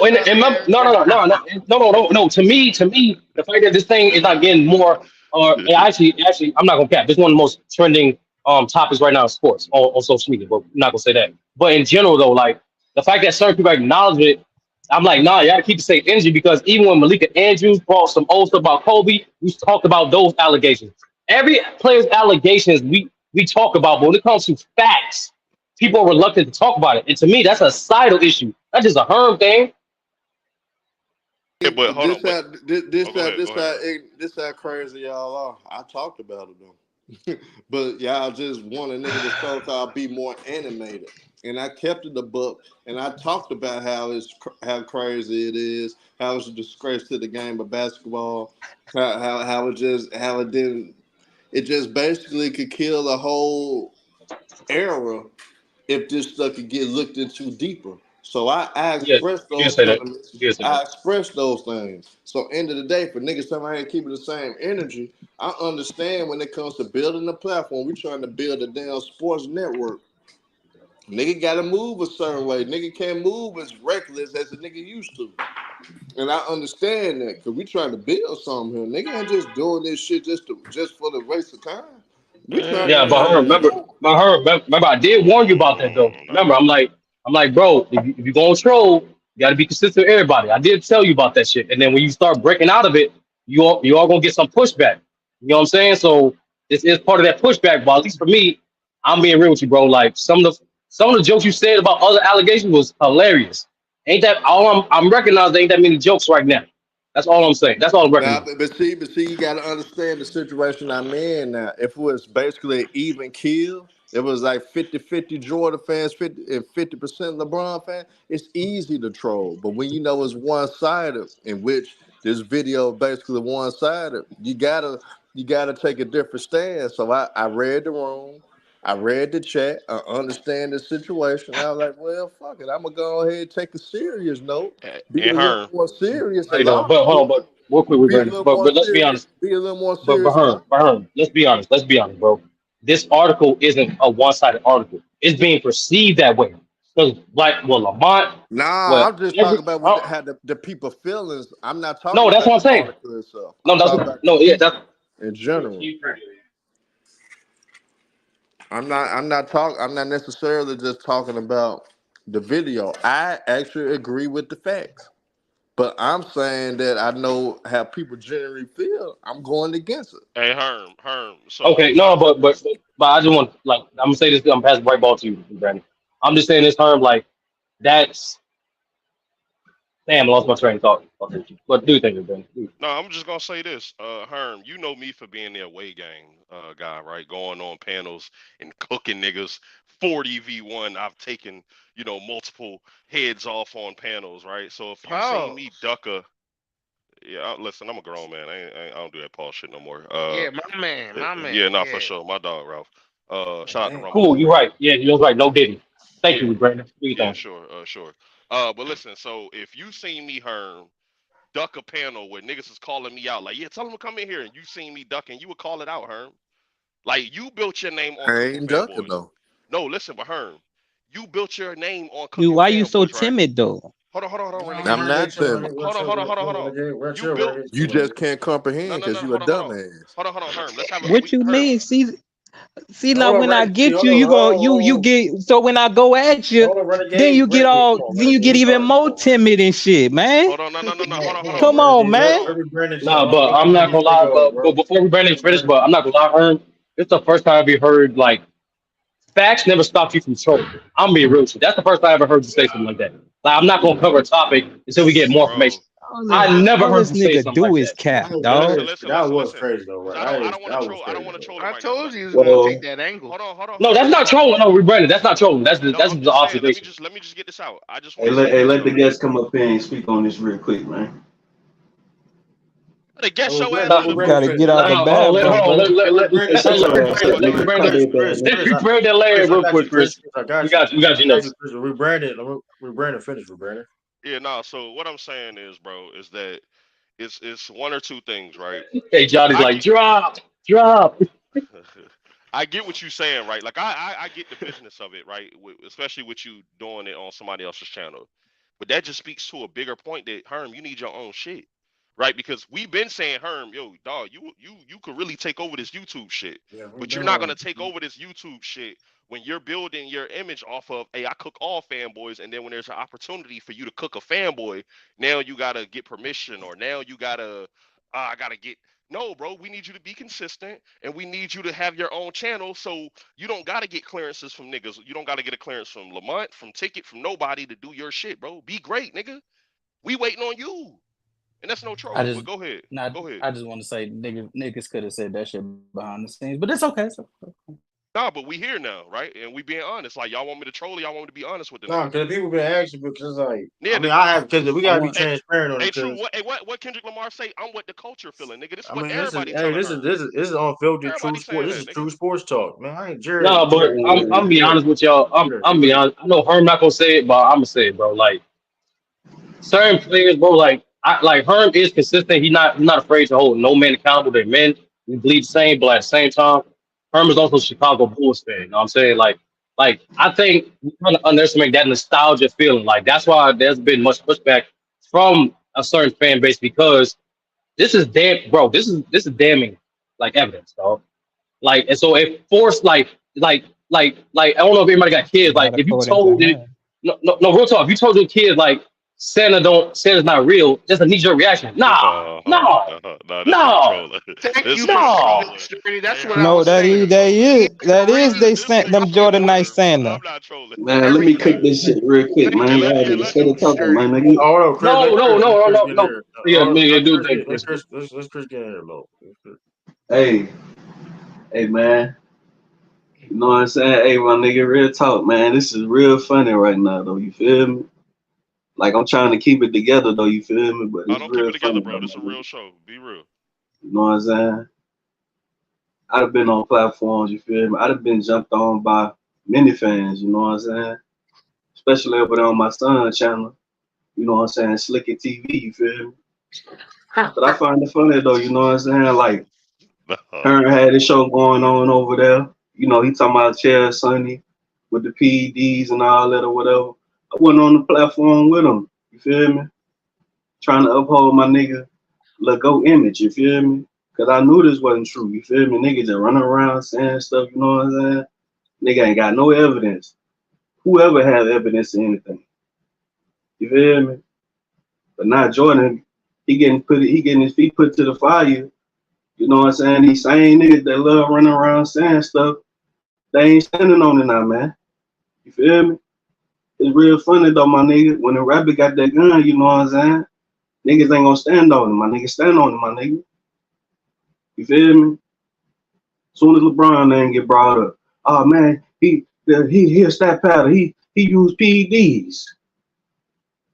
Oh man, but soon as Jordan name get brought up, man, I need more evidence, man. I can't talk on, I can't speak on, cause these niggas is scared of that nigga.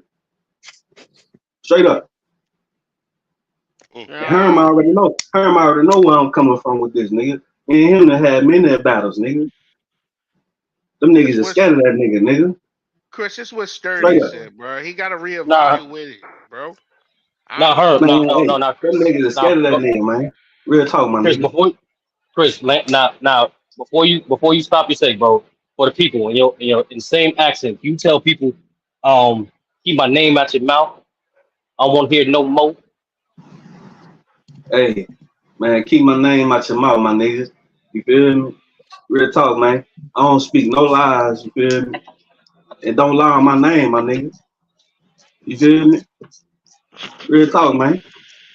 And niggas finna get it today, nigga. And niggas gonna learn, my nigga. Stop playing with the goat out here, nigga.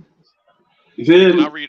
Can I read a comment? But those don't know. Chris assigned to No Limit. Well, do your thing. Oh no, for sure, No Limit. But listen, so this is a comment that I actually like. Yo, should we consider this?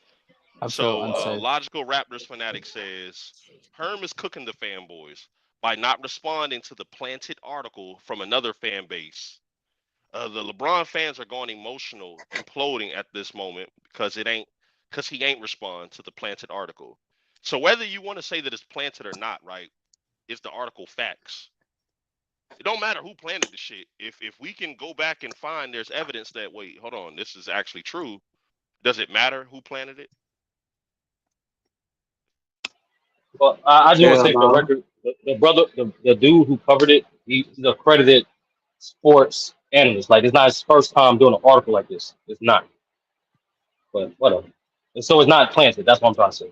Oh, okay, cool. It's not planted. So All if right, his stats is under review and all that, did that boost Kobe Bryant to the first shooting guard? It don't boost. It don't boost nobody. We ain't doing that. We ain't doing that. Baby steps. He was already better than the boy. This is niggas like this. Niggas like her. You feel me? They the same niggas that ran around. Oh man, we ain't gonna count the 60s. Why they trying to throw the 60s out the window, bro? Cause they know all them stats them niggas got back then. If they would have kept track of all that for real, my man Hitman always telling the truth, except for about me.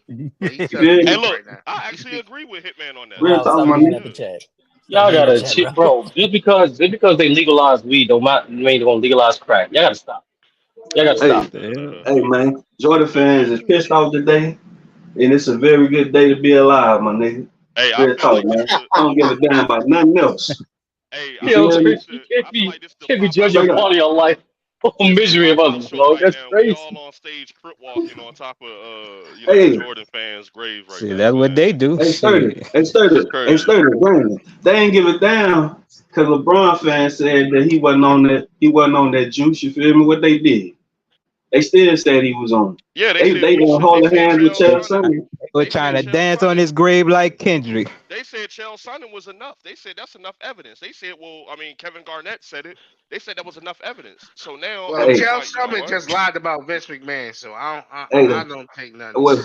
Hey, Brandon, see the difference between Chael Sonnen, whatever the nigga name, is that Chael Sonnen is an actor, right? This other guy, whatever this nigga name is, he ain't an actor.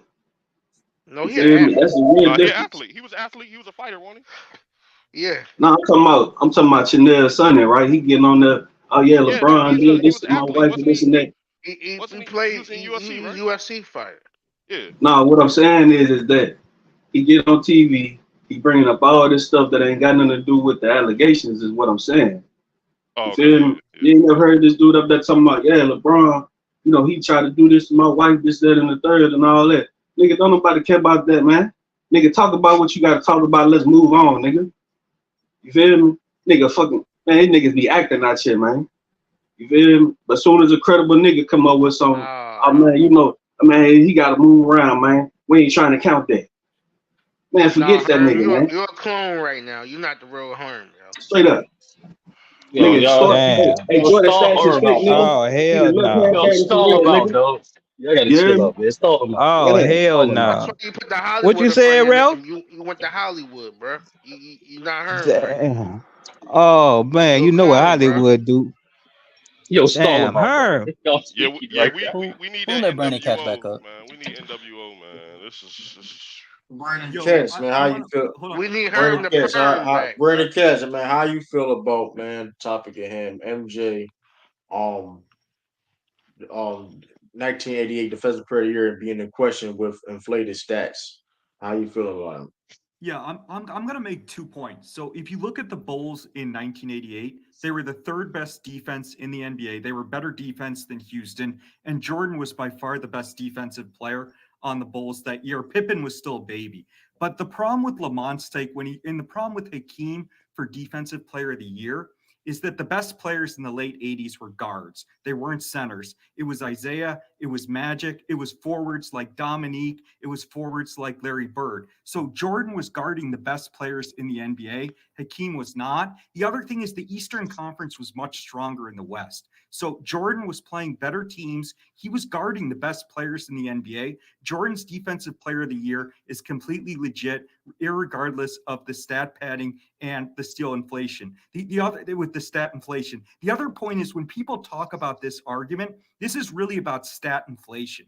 So I accept that Jordan's steal numbers were inflated, but if you look at the stat inflation in this fucking era, this era is extremely up-tempo. There's far more possessions per game. It's very easy in this era for a player to score 12 to 15 points in the first quarter without even playing that hard. So the stat inflation in LeBron's era is far greater than the 90s. In the 90s, it was slow. It was a half-court game. It was far harder. Can you speak on the 1988 Jordan's shit, defensive please? player of the No, year he award is. is He is, completely Brandon. legit, even regardless of his steals numbers. Nah, he kinda, What he kinda about skipped. fabricated? He What kinda about skipped. fabricated stats and He not already not talked, he not just talked inflated? about I'm that. talking Hey, no no no no no no no. I Right, said that's what I mean. Speak on I that. said fabricated, not inflated. He's talking about stats that these guys are really getting. I'm No, talking about inflated made is up shit. fabricated, bro. Come on, he What? got Jordan's case for he defensive was player of just the year Hold is talking on, hold about on, hold legit, on, that. hold on. regardless of the skill Is the cooking stats. about to happen? Wait, let's go. Can I say I'm something? talking about Hold made on. up Hold on, stats. Renegade. Lamont Let me better say repeat something, the Renegade. Let me vote. say something. Remember what I said yesterday? How people will try to come up here, try to sound smart, try Put to that man on sound the Summer Jam intelligent, screen. be lying their ass off. This man just came up here and said in 1988 the Bulls had the third best defense in the year. I want to know by what metric are you looking at? Because when I'm looking at the metrics that I see right here, the Bulls had the 10th best defense in the league. They wasn't no third best defense. It was the Celtics. It was the Oh Knicks. man. Hold on. So hold on, Brandon. Brandon. All I asked you, Brandon, was this. Brandon, hold on, Brandon. All I asked you was this. If you're not using defensive rating, then what goddamn metric are you using to say they was the third best team in the league defensively, unless you're just making it up in your head? Because the only thing we got is defensive rating.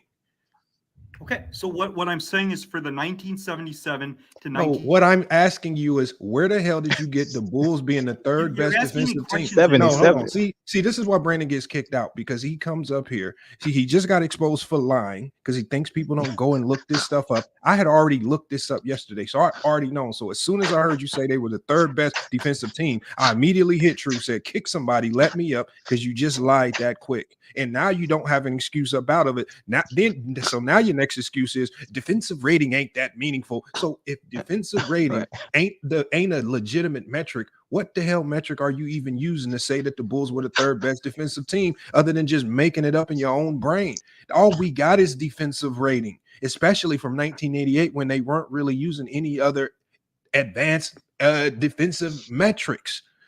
Because and then on top of that, if you go to defensive win shares, just like I said, because you was in the chat talking about defensive rating, Jordan in 1988 did not lead the league in defensive win shares. Look, you want to see it right here? We could just pull it up right here. Hold on. Here it is right here, y'all. And I know it's a little small, so I'm going to zoom in. Let me zoom in right? There's nothing Jordan led in defensively, right? When you go to defensive rating, Hakeem Olajuwon led in defensive rating. When you go to defensive box plus minus, Manute Bol led in box plus minus. When you go to defensive win shares, Hakeem Olajuwon led in defensive win shares. The only thing Jordan led in, he led the league in steals, 3.2 steals, barely over John Stockton, and he had to have doctor stats just to get past John Stockton. Oof. Man, what are you talking about? I told y'all well before this article came out, I already watched the film, and it don't look right. He don't look like an elite defender. He looked like a good defender. He don't look like no all-level, all-world defender. So when I see him getting defensive player of the year over Hakeem, right, over legitimate defenders, right, I've been proposed this question. How the hell did this happen? But see, I'm gonna let Brandon Cash back up. I really want to know where the hell he got the Bulls being the third ranked defensive team in 1988. Because ain't really no way to wiggle about it other than just by admitting that he lied, and he needs to apologize to everybody before he says anything else. Let's see if he does that. Yeah, so I put the link in the private chat. No. Where did you get the Bulls being the third ranked defensive team in 88? In 87 to 88. Where did you get the Bulls being the third? I said defensive ratings are a team stat. Where did you get the Bulls being the third ranked defensive team? The Bulls are the team, though. And again, the team played in the weak West. Where did you hold on? No answer for what I said. First of all, he's stupid. See, he's not gonna tell you about how the East was just as trash as the West. Remember, you can go to years like 86 and 87. Do y'all know how many teams made the playoffs with losing records? In 86, you had 4 teams make the playoffs in the East. No, 3 teams in the East and 3 teams in the West all made the playoffs with losing records. That's 6 teams across both conferences. And even those 6-seeded teams had 500 records, so they weren't even very good. The only good teams in the league, East or West, you only had 5 good teams in the East, 5 good teams in the West. It was pretty balanced. The trash was pretty equally balanced in the 80s. So I don't know what you're talking about. Brandon makes this stuff up as he goes. He says stuff because he don't think people are going to go look it up. He's already backed out. Like I said, I asked him to say, all I asked him, y'all, and I want y'all to hold his feet to the fire on this when I leave. Where did he get this Chicago Bull team being the third ranked defense in the NBA? Because what he's when I let him back up here, what he's going to do is watch this. What he's going to do, I want y'all to watch. What he's going to do is he's going to try to skate around it. He's not going to address that because now he got caught out. It's on the screen right in front of you. There's no metric that supports what that's he his link. He's just I'm confused. No, that's his link. The link that Brandon wants us to show. That's the link that shows. Lamont, can I check right quick, Lamont? Wait, hold on. Let me. Hold on. Okay, so the link I put up, you have to click on. The link I put up, you have to click on defensive rating. It clearly shows the Bulls had a defensive rating that was third in the NBA in the 87 to 88 season. You have to click on defensive rating. It was 105.5. Hold on, y'all. Who was the best defensive team? When I put in the best defensive team, the best players in the late 80s were. It was the Boston Celtics, right? The Utah Jazz. Let me interject if I can, right quick, gentlemen. Let me interject if I can. By defensive rating. This is why you guys should. No. Johnny. You got to stop lying. I need to correct. I'm trying to correct Lamont real quick. When you adjust the defensive rating and you put it in its proper order, when you put them in their proper order. Hold on, Brandon. Let Casual save. Wait, Brandon. I'm trying to help you. Brandon. Lamont, when you adjust, when you adjust, when you casual. What you about to say? Casual. Stop before you get ahead of yourself. Hold on. See, because this is where both y'all. Okay. How was the best defensive team from 1980 to 1996 calculated? And there's a reason why the Celtics there's a reason why the Celtics were number 1 right there. Now I'm going to tell you why, because defensive rating wasn't even a metric in that season. So the way they calculated it back then was much different. So again, see, actually Brandon made a good. Hold on, casual, because they didn't. Defensive rating doesn't determine who the best team is. Brandon is right about that. And that's not what this stat muse is using to determine who the best defensive teams were. This incorporates, and all you have to do is look it up. It incorporates box plus minus, win shares, best individual defenders, all of that comes into play. So yeah, Brandon can't come up here and say defensive rating is a horrible defensive metric to use, but then try to use defensive rating to say that the Bulls were the third best team. See, he came up here trying to kill defensive rating. StatMuse doesn't even use defensive rating in that particularly to determine who the best defensive team was. And now he's trying to use defensive rating to say the Bulls was the third best team. So now he's trying to selectively pick and choose when to use defensive rating. Now he wants me to filter through it. Oh, the defensive rate. No, that's not even how it was calculated back in 1988. There was no defensive rating in 88. Like I said, brother, all I was trying to. I know. Hold on. There's no brother. I know what you're saying. I know that you can click the filter, and if you go to defensive rating, yes, the Bulls are the third best. But does that determine who the best defensive team is? When has that ever determined? That's all I was saying. No, but you think I don't know that? That's the only way that he could have went about it. I'm not arguing. No, hold on. But that makes no sense, Casual, because this idiot just said defensive rating ain't a good metric to use. That's the thing. Like you can't come up here and say defensive rating. Y'all too. This is before. No. This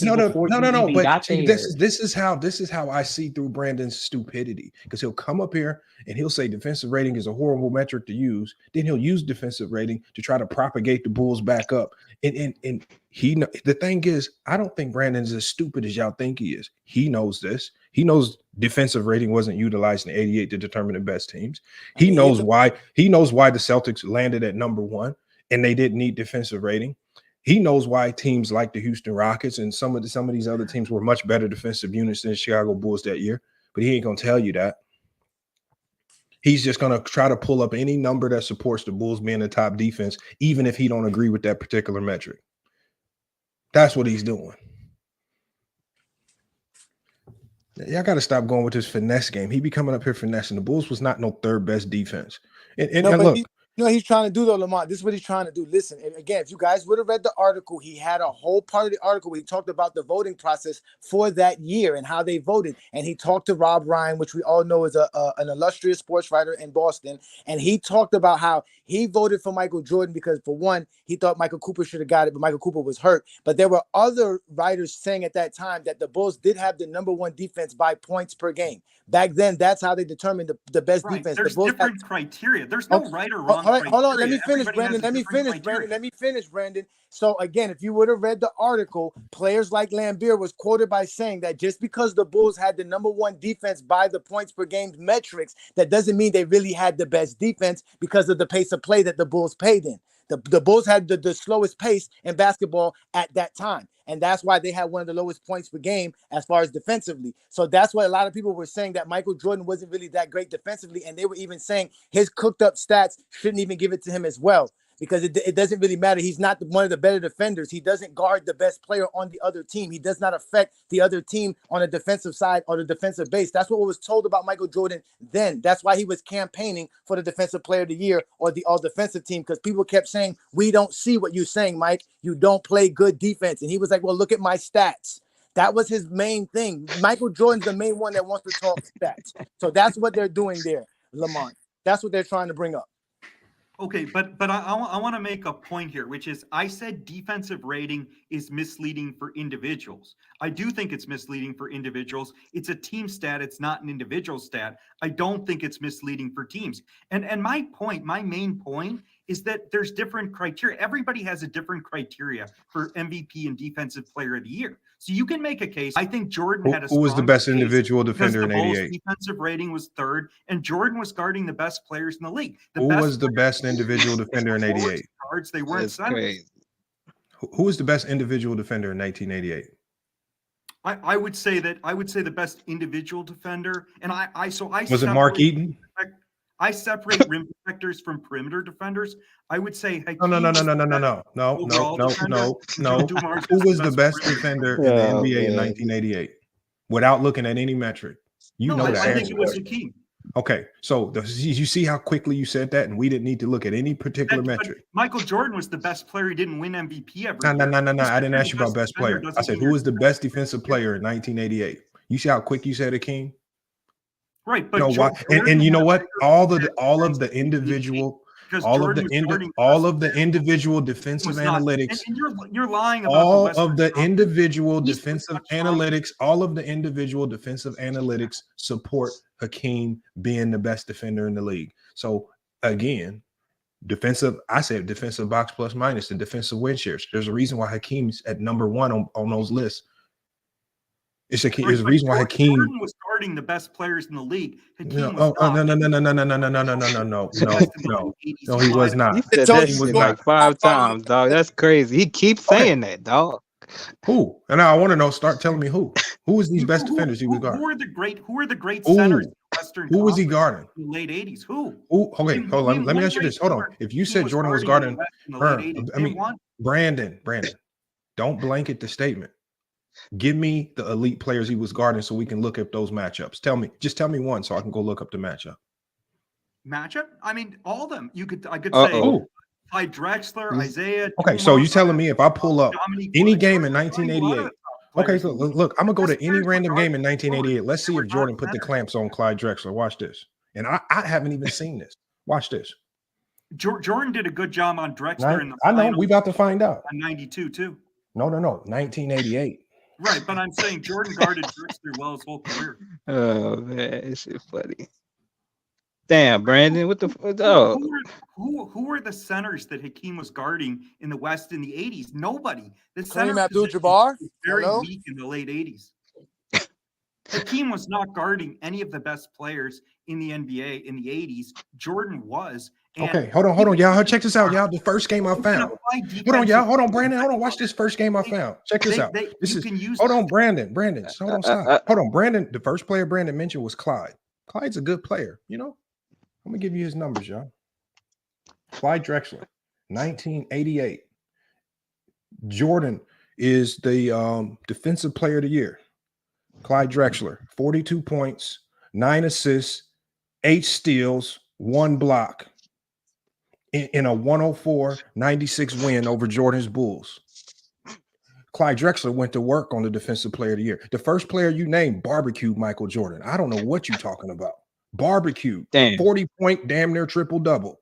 You got to find another player. Give me some, Brandon. Give me another player. I'm gonna tell y'all the date this happened, y'all. This happened January 8th, 1980. This happened January. February 26, 1988. Clyde Drexler, 42 points on Jordan's neck. So what you mean? Okay, give me another player because Clyde Drexler barbecued that man. NBA and Jordan was guarding Lamont. Isaiah, I'm talking about Dumars. Give me another player that Jordan was guarding because it wasn't Clyde. He was stopped. Guarding players like Magic. He's guarding a lot of the best. Okay, give me another player. So you saying I could pull up a game with Magic Johnson? You saying one game from Drexler is so? Are you hold on? So you saying he stopped Magic Johnson? Let's pull up Magic Johnson in 1988. Let's see what. I don't even think Jordan guarded Magic every game. But Jordan's guarding the best players. Okay, hold on. You said Jordan was guarding the best players. Give me a matchup that you recall. One top center, Hakeem Give me one matchup that you recall where Jordan put the clamps on an elite player. You can't name one top center Hakeem guarded. I don't care about that. I'm saying you said Jordan. He just said Jordan guarded all the top players. Give me another top player because it wasn't Clyde. Because then he said didn't y'all just hear him say? Jordan did a really good job versus Clyde. Okay, who else? This is Larry bullying. Do Isaiah Thomas, Lamont. Do Isaiah Thomas. Okay, let's do Isaiah Thomas. Hold on. He didn't even guard Isaiah Thomas. Let's give us again, y'all. This is why GOAT James Kingdom exists because of people like Brandon. They don't live in reality. No. Hold on, y'all. I want Brandon to give us real matchups, not fake matchups. He said Clyde. That's a realistic matchup. Jordan would probably guard Clyde. He got barbecued to the 9th degree, 42-point, damn near triple-double on his neck. That ain't good. That ain't defensive player of the year shit. And they lost the game. So I'm not trying to hear that. No, he got barbecued by Clyde. Clyde averaged 30 a game on his head that season. So try again. Okay, Brandon must have left then. So like I said, he can't. He said Clyde. The first player he named got barbecue Jordan. I told y'all we can literally go to any game. Damn, hold on. Brandon Y'all need to chill with this bullying, dog. Y'all been on y'all bully What's shit going like on? last 4 hours, dog. Like y'all need to hold chill. on, man. Why? Yo, come This back. is Come back. crazy. Come back, Brandon Cash, Come man. back, Brandon Caps. Hey, That's not Brandon. Brandon There's can no type way it that's in the not chat. Brandon. Brandon can type it in the chat. Hey, Lamont, you know player. what's another thing they don't want to talk about 1988?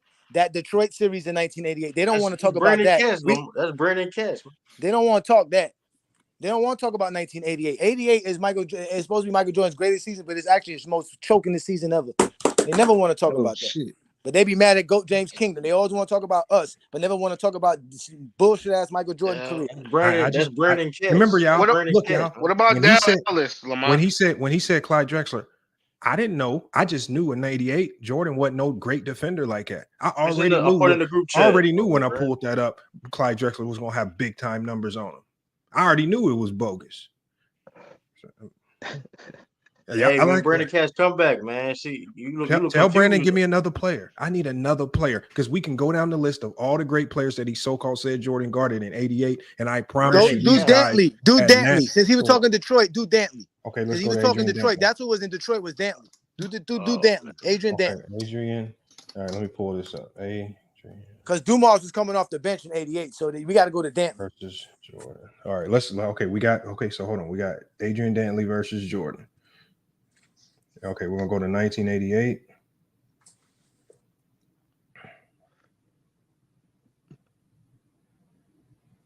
Oh shit.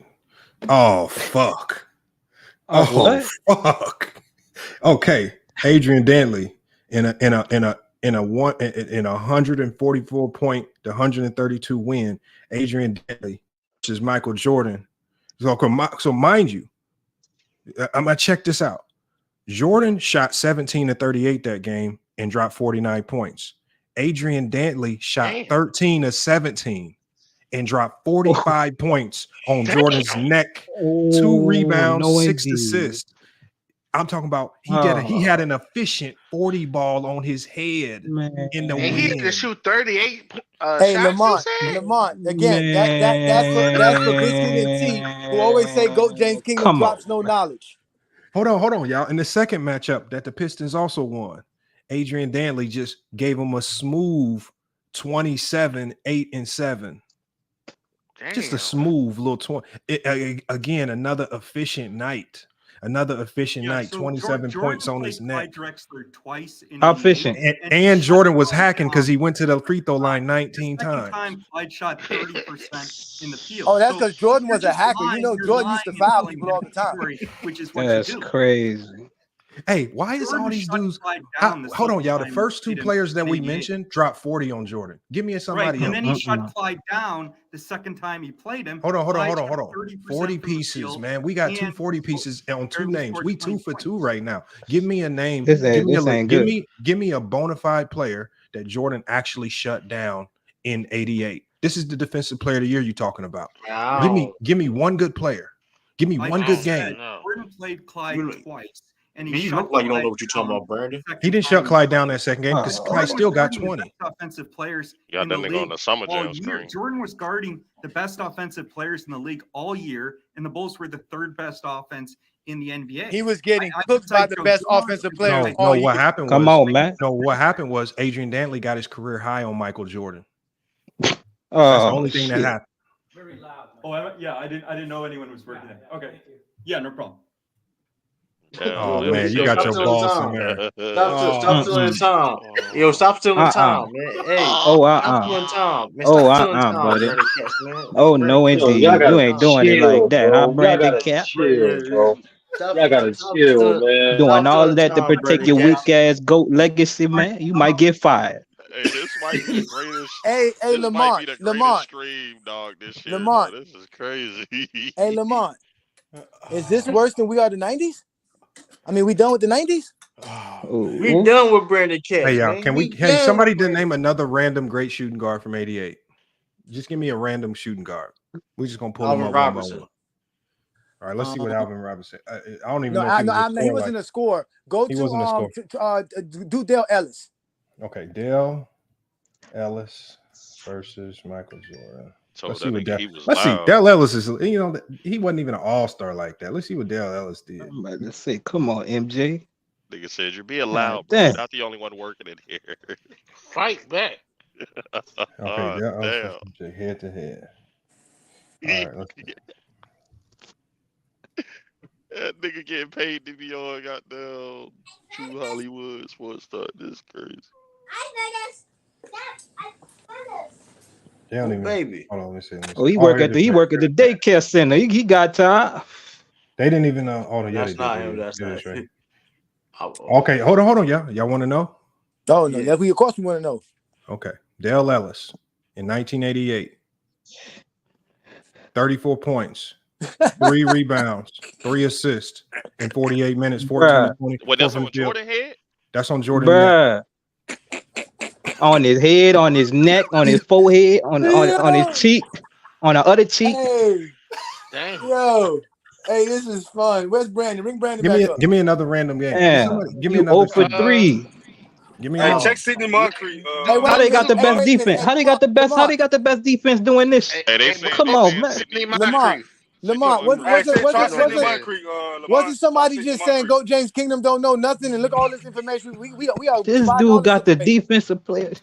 You got the defensive player of the year. So what you doing getting cooked by everybody, buddy? I'm gonna start charging y'all $1.99 for each information I provide up here. Man. All right, give me another player, y'all. Just one player. Give me another player. Try Sidney Moncrief, man.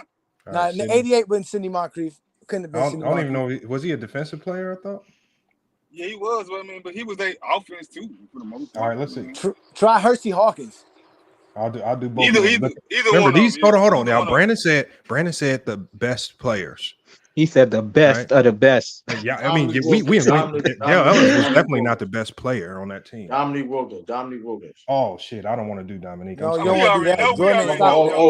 I got. He did say he guarded him. Rolando Blackman. He was nice at this time. Rolando Blackman. He went on NBA team that year. I'm saying Byron Scott. No. All right, let's see. Rolando Blackman versus Jordan. Wasn't Len Bias in the league? Who was it? Len Bias? Nah, Len. You said Len Bias, the Celtics nigga? That nigga didn't make the league. He died, didn't he? No, he died. He didn't. But didn't he play against Jordan at all? No, he died after getting drafted. I don't even think he got to see the floor. Okay, so it's the other one then. Was it Reggie Lewis? What was the other guy? Reggie Lewis is a good name. Reggie Lewis, man. Hold on, let me see how he was. No, Reggie Lewis might have barbecued. He was a hooper. Reggie Lewis might have barbecued. I ain't gonna lie. I'm looking at all these. Yeah, because I always get hit because they both passed away. Correct? Reggie Lewis did pass away. That was rookie year. That was Reggie Lewis rookie year. So I don't know. Bulls March 10th, yo. He got a double. He got 2 dudes score 20 on him. Michael Cooper and hold on, y'all. Hey, you're right. Hold on. He's right because Rolando Blackman in '87 versus the Bulls. They even got a highlight clip of this. He dropped 28. He dropped 28 on Jordan in the 87-88 season. Sad to be. Hold on, because they don't have the head-to-head here. But the first thing that popped up in YouTube is Rolando Blackman, 28 points versus the Bulls, 87. I knew Rolando Blackman was a bucket. Rolando Blackman was one. Okay, so Rolando Blackman. But hold on, but Brandon Katz said the best players. Rolando Blackman. Again, he was a good player. I want to hear some premier names. Okay. You want premier names? That's easy. And the March Byron Scott, Magic didn't play. Byron Scott wasn't a premier player, but he might have dropped 20 on his. Hold on, so it would have been Cooper though. Cooper would have been starting. They both dropped 20 on him that night, bro. Hold on, so from the shooting guards that year, I'm looking at it. From the shooting guards that year, Michael Jordan scored the most, I guess, at 35. Then it was Clyde Drexler with 27, Dale Ellis with 25, and Byron Scott scored 21. Hey, Lever, what about Fat Lever? Yeah, that's what I'm Fat saying. Lever, good enough name.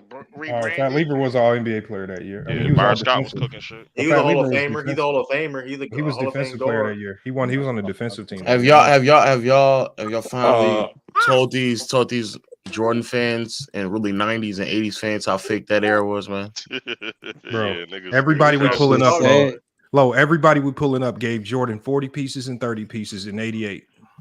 I'm talking about we could pull up the bench players damn near and they dropping 20 balls. There's 2 games. I watched it last night too. There's 2 games from that season at home one of which where Jordan had allegedly 5 steals and 5 blocks. You can go watch it, and he does not have 5 steals and 5 blocks in that game.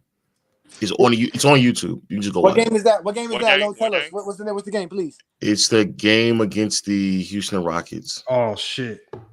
Houston Rockets. True. Fat Lever. Yo. Fat Lever. This is what. Yeah. Oh man. Hold Oh on. man. This is what Hold Fat up. Lever Let me did sit to down. Jordan. Fat Lever. 31 points, 16 rebounds, 12 Yo, this assists, and 6 crazy. steals. It's not a random name. We need a random name. This is sick. Hold on, y'all don't believe me? Look, here, I'm gonna screenshot. Yo, wait a minute. So there's not MJ. one player we found yet, Lamar. Not one Come player. on, man. How you? Wow. A defensive player of the year. Watch, I'm gonna screenshot it because We they don't done have with the 88 defensive player of the year. I don't condone. It's over with, play the man. highlight. Y'all want to see the highlight video? It's Jordan in his prime. Of Bro, course, y'all taking away everything from Jordan fans, dog. Y'all gotta chill out. Hold on. We this done is with the 88 defensive player of This the is year. the game where Fat Lever had a 30-point, damn near quadruple double on Jordan. Oh This my nigga had a God. damn near quadruple double. Look at He get this. 4 more steals. He got a quadruple double on Jordan neck piece. Them Watch 80s niggas wasn't scared of Jordan. I know that. Them 80s wasn't really scared Come of on, Jordan. man. The 90s was. Come on, 80s man. wasn't scared of Jordan. Now, y'all, this is his defensive player of the year season. This ain't no. Just, I'm about to say. So like, It's crazy, man. Was Jordan even defending him?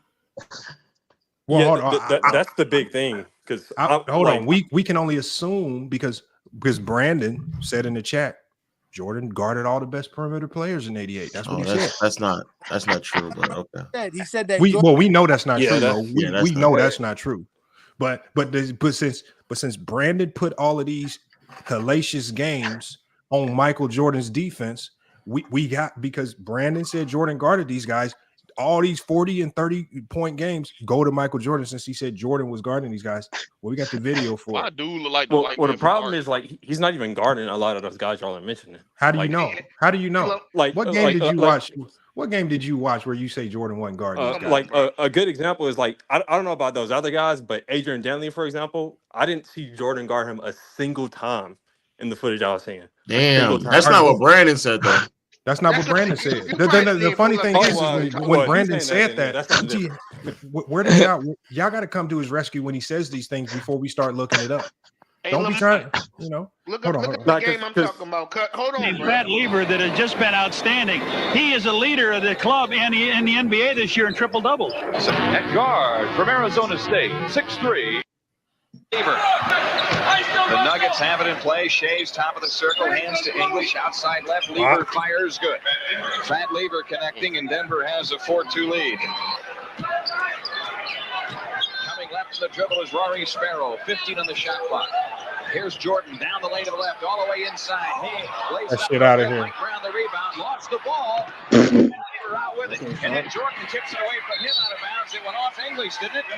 No, last touch by There goes one of those fake steals. Jordan. He fires on Lever, turns on Jordan. Now Sparrow has it on the dribble to the right, 15 to shoot. Rory Sparrow dumps it in, and it's still left. The dribble left the lane out to opening. Charles fakes in the lane, comes up shooting, missing. Rebound cleared by Lever. He's got about 5 rebounds already. That's on Jordan right there. Better not score. Jordan is guarding him. Oh wow, Jordan is guarding him. Wow. This is even worse. So he played Jordan. That's cooking. That's cooking. Clank. Okay, push that break. Lazy. English off to the right, outside is Shays. Okay. Left side, Fat my Lever. goodness. Jordan about to clamp him. He's jumping for Jordan. Look at Jordan jumping for Yeah, Jordan. Jordan's guarding. So far, he scored once. 6-point lead for the Nuggets. They put clamping, point and pressure. clamping. Michael Adams hounding Sparrow wherever he goes. Oh my goodness, look at defense. Sparrow top of the circle. Come on. You shoot. Here's a pass stolen by Ooh, that's on your head. Open shot from 15 feet out. Got 12. Denver Man, what the hell? off to Michael Adams. Cooking, It's Jordan. supposed to be a real good rebounding team, right? No. Here's Alex English. Oh Open my shot, God. 12 feet out. Ooh. they He's got cooking. 14, and Denver leads it. Brandon, this is the third best defensive team in the league. Here is Pippen with the ball off to the right. Corsi has wide right against Danny Shays. And the ball stolen by Lever, and Denver back. Damn. Lever. Play, and Alex English finger roll, the layup no good. Michael Come Jordan. on. John Paxson right side, bounce pass into Corsi, low right, had the ball stolen from him. Lever out of there. Yo, everybody getting clamped. Lever going. Jump. Lever going. Look, why you ain't jump? Lever going crazy. Comes down, spots up, Hold on. fires. Good right in the circle, nobody guarded it. Got the mellow pull up. Out front, Cooper, right side is Vincent. Denver swings it left to Alex English. English in the lane. Lean Goodness, in. Good. how you can get it? Jordan Ooh. contest that? Great defense. What's going Bro, Jordan wasn't on? even guarding him. You supposed to be the number 3 defense. Left corner, Michael Adams. Adams gets double plays left to Lever. 18-footer, Ooh. good left to the key. Oh my God. Fat Lever with 10. 3:50 left in the half. Shays holding top of the key. Right side Adams. Head of the circle. He Lever. got He A shoots plus. one. If it was 2 teams, Man, A fight plus. over the screen, Them man. is all Damn. bottoms too. He ain't hitting no rim. Y'all chill. This is defensive player of the year, y'all. This is crazy. Come on, get in there. Push back, Jordan. You gotta even let Jordan get the ball. Lost it down the lane. Got it back. Y'all ain't gonna Man, he don't even want no part of the like play. that. What you doing? Where he at? Hold on. So, DPOYs get cooked too. I ain't doing that. So he's hitting Man, like we This wide crazy. transition jumpers. We Like, done with 88 Jordan. We done with 88 Jordan. Oh no.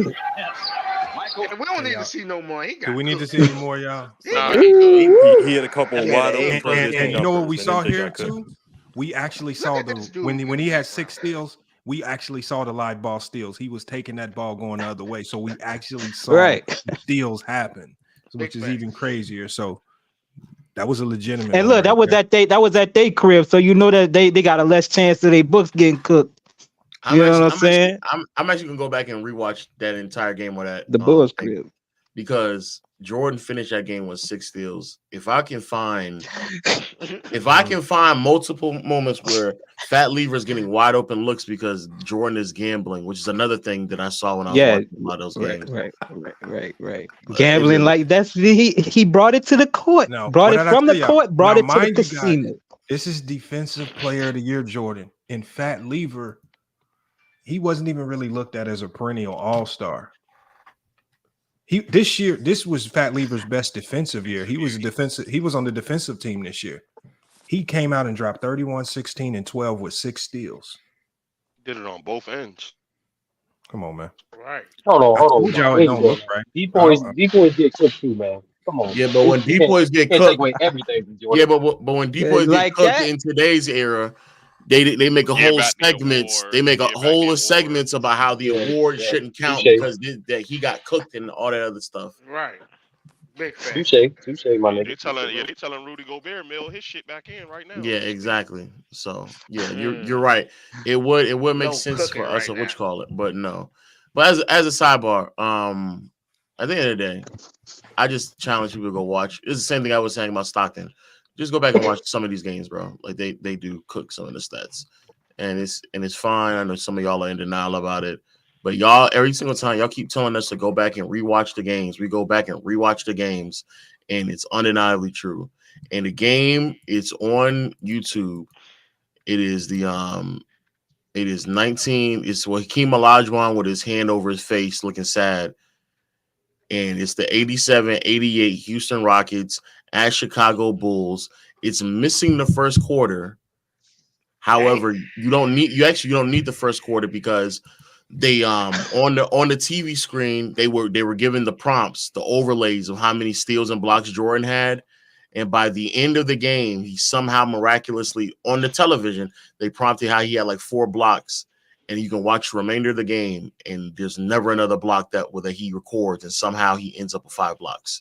And not only that, you can go back and rewatch some of those steals and blocks, and it's still like I don't know if those are considerable.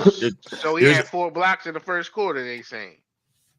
No. I'm saying at the end of the game, at the end of the fourth quarter, they have an overlay tallying up, and they're saying like, oh, he has at this point of the game, he has like 4 blocks.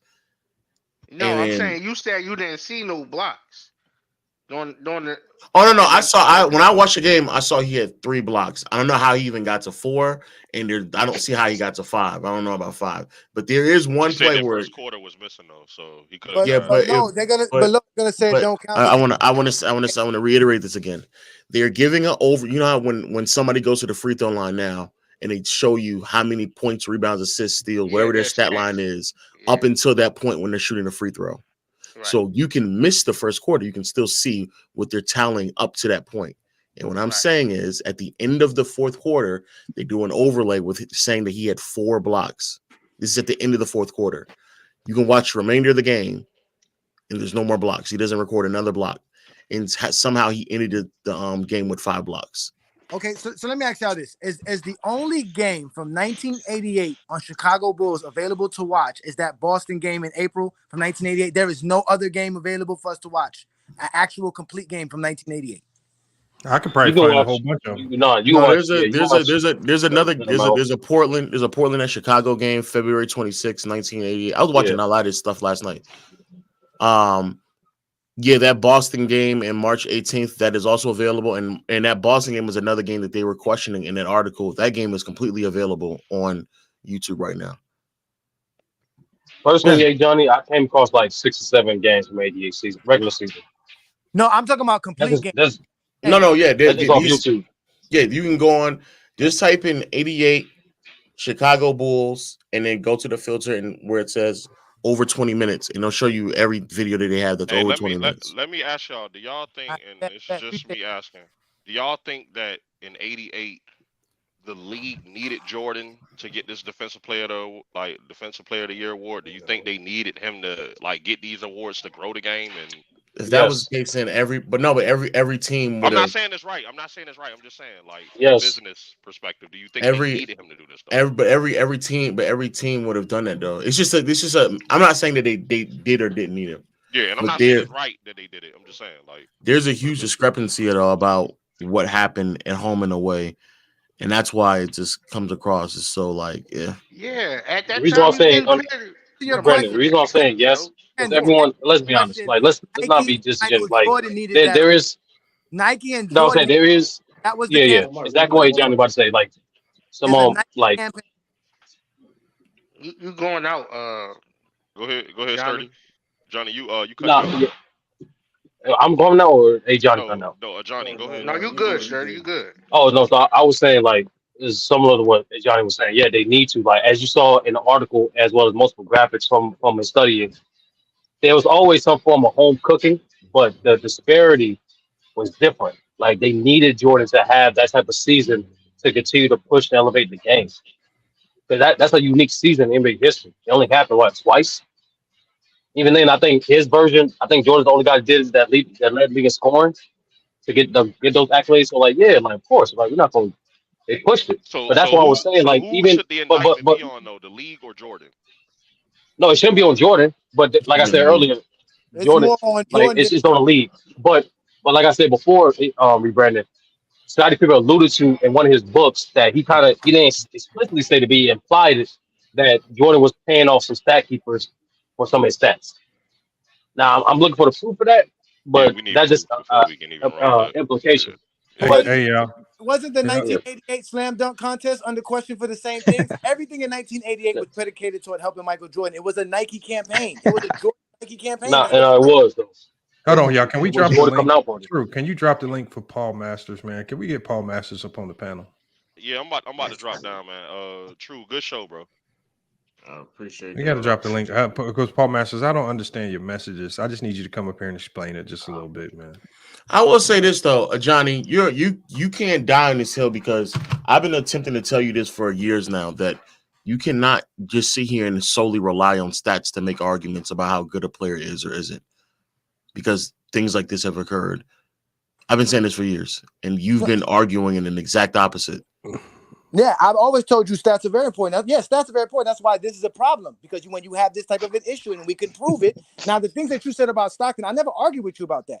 There are times Stockton got credit for assists that you'd be like, man, that shouldn't really be an assist, but by the books, it could be considered an assist. The same thing with Mike. If there was parts of those steals where Mike was just tipping the ball and the other guy got it and they just gave it to Mike and they were just doing that for Mike, that would be fine. But they were actually giving Mike steals that never existed. This is a whole different subject.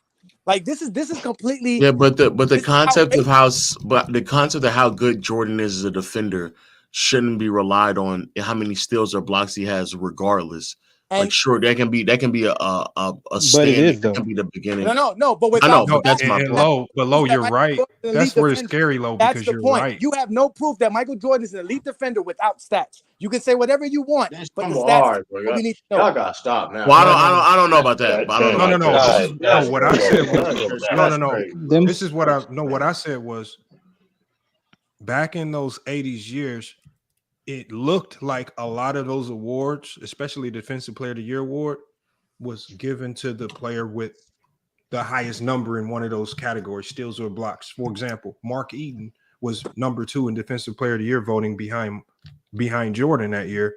But Mark Eaton, that's because Mark Eaton led the league in blocks. Jordan led the league in steals. And then you had the other good defensive players follow behind them.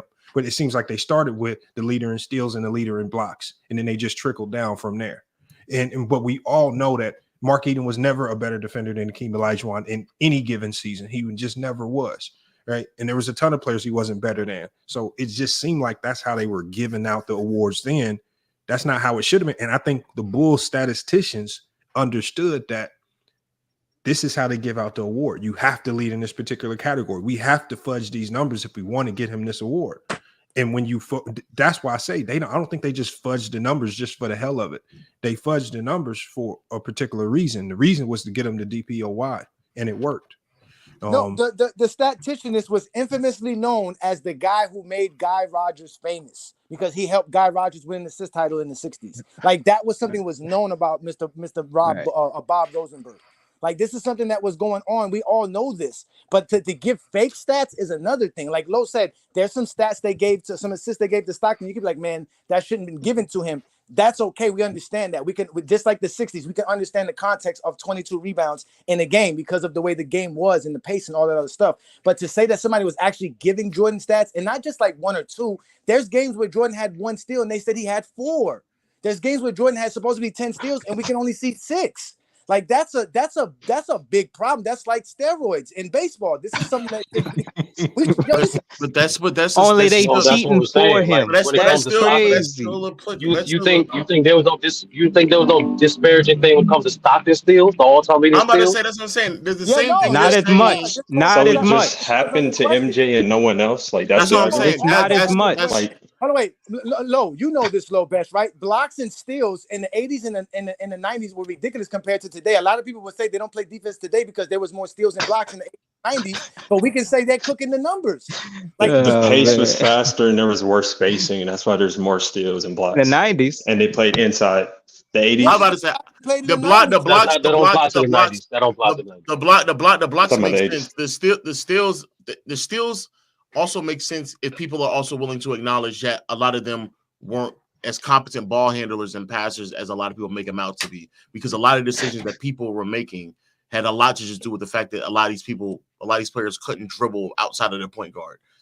And that's something that a lot of people also don't want to admit as well. Like, there were a lot of like bigs who were tunnel vision when they got the ball and they were never really taught how to pass outside of a post or taught how to pass out of a double. And Stockton, all he had to do was just come down and dig. And now he's getting a steal out of nowhere. Like, don't get me wrong. I'm not saying that they don't exist. But the point I'm making to Ajani is that these are conversations that I've been having. And what you're saying is right. Yeah.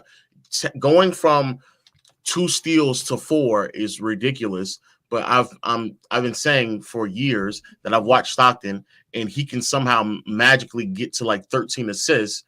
And I'm watching some of the assists. I'm like, that is not an assist. Even if you want to see him stretch the 2 dribble rule, like, oh, you get 2 dribbles, then you shoot, then it's a, there's sometimes where in a fast break I'm watching somebody get 3 dribbles off and they still are calculating as an assist, and I'm like, that's just not an assist. So the point I'm making, however, is that even to this right here, even if in that game where Jordan got the 6 steals that we just watched from Fat Lever, You can just watch him try to defend him, and he's not playing good defense. It doesn't matter if he finished with 6 steals. He's objectively speaking, the gambling probably outweighed the negative part of the gambling outweighed the positive of it. So you can't just leave that game saying, "Oh, he got 6 steals, so he's a good defender." Was that a pun? Is that a pun intended? Oh my God! I'm being nasty. So that's the point. That's the point I'm making. No, but my point is this, though. When somebody tells you Michael Jordan averages over 2 steals per game, with like 2.5 or something like that, and he has over 2,500 steals for his career, it's hard to argue he's not a good defender with those numbers. That's the point. Because, again, none of us watch these games. We don't get a chance to watch every NBA game, but we get a chance to see every NBA stat. And this is why Michael Jordan was booking the stats, because especially back then, people were waiting to look at the paper, to see the box score, to see who was doing what. So that's how you got a chance to say, okay, well, Michael Jordan must have been great last night. We're looking at it. He had 35 points, 6 rebounds, 7 assists, 7 steals, 3 blocks. My God, he must have been playing phenomenal, shooting 54% from the field. That's how all sports is made. That's how we do it. Like you said, you should take your time to look at the game. But as a basketball fan, right, I never would look at you, Lo, and say, yo, Lo, you should go watch the game. Because guess what? I know Lo watches the games. But there's a lot of Michael Jordan fans that talk the game. They don't even watch it. They only use the stats. Johnny, I've told you several times that I watched the game. I use my eyes and I watch it. No. And your rebuttal is, I can't trust your eye test. I don't know what you saw. That's literally what you said before. No. I told you. Trust your that eye is test. what you said before. That's what I tell you. If you don't see the stats, I don't trust your eye test. That's what I always tell you. And I'll tell you the same thing. If you can't see the stats, Lo, if you're telling me you're going to disregard stats for your eye test, then yeah, I have a problem. We are literally talking about why. We are literally talking about how you don't see the stat. We're literally discussing that right now. How there's a stat that was claimed that I don't see it. We're literally discussing that right now, Johnny. What stat do you don't see? What stat do you say you don't see? So you don't recognize Michael Jordan steals. We're here. What are we talking about? Okay, let me ask you a question. So you're telling me here right now. Oh wait, on FYF Sports, you're saying right now you're not recognizing Michael Jordan steals per game and his steals for his career. Is that what you're saying?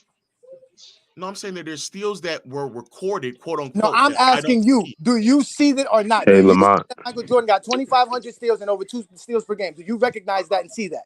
Throughout an entire career, no, I can't see all his steals. Do you recognize that that's what he has? That's what the record book says. If you go look at Michael Jordan's career. Do I recognize it? Sure. Do I think that it's true? No.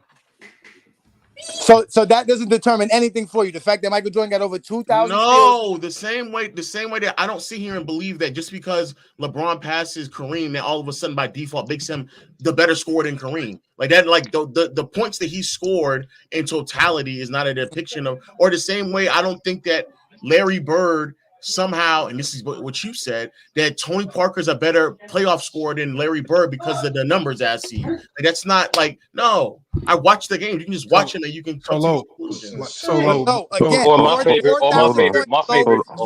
You're watching the game does not trump 4,000 points, and that's why we're always going to argue. And that's my problem with you.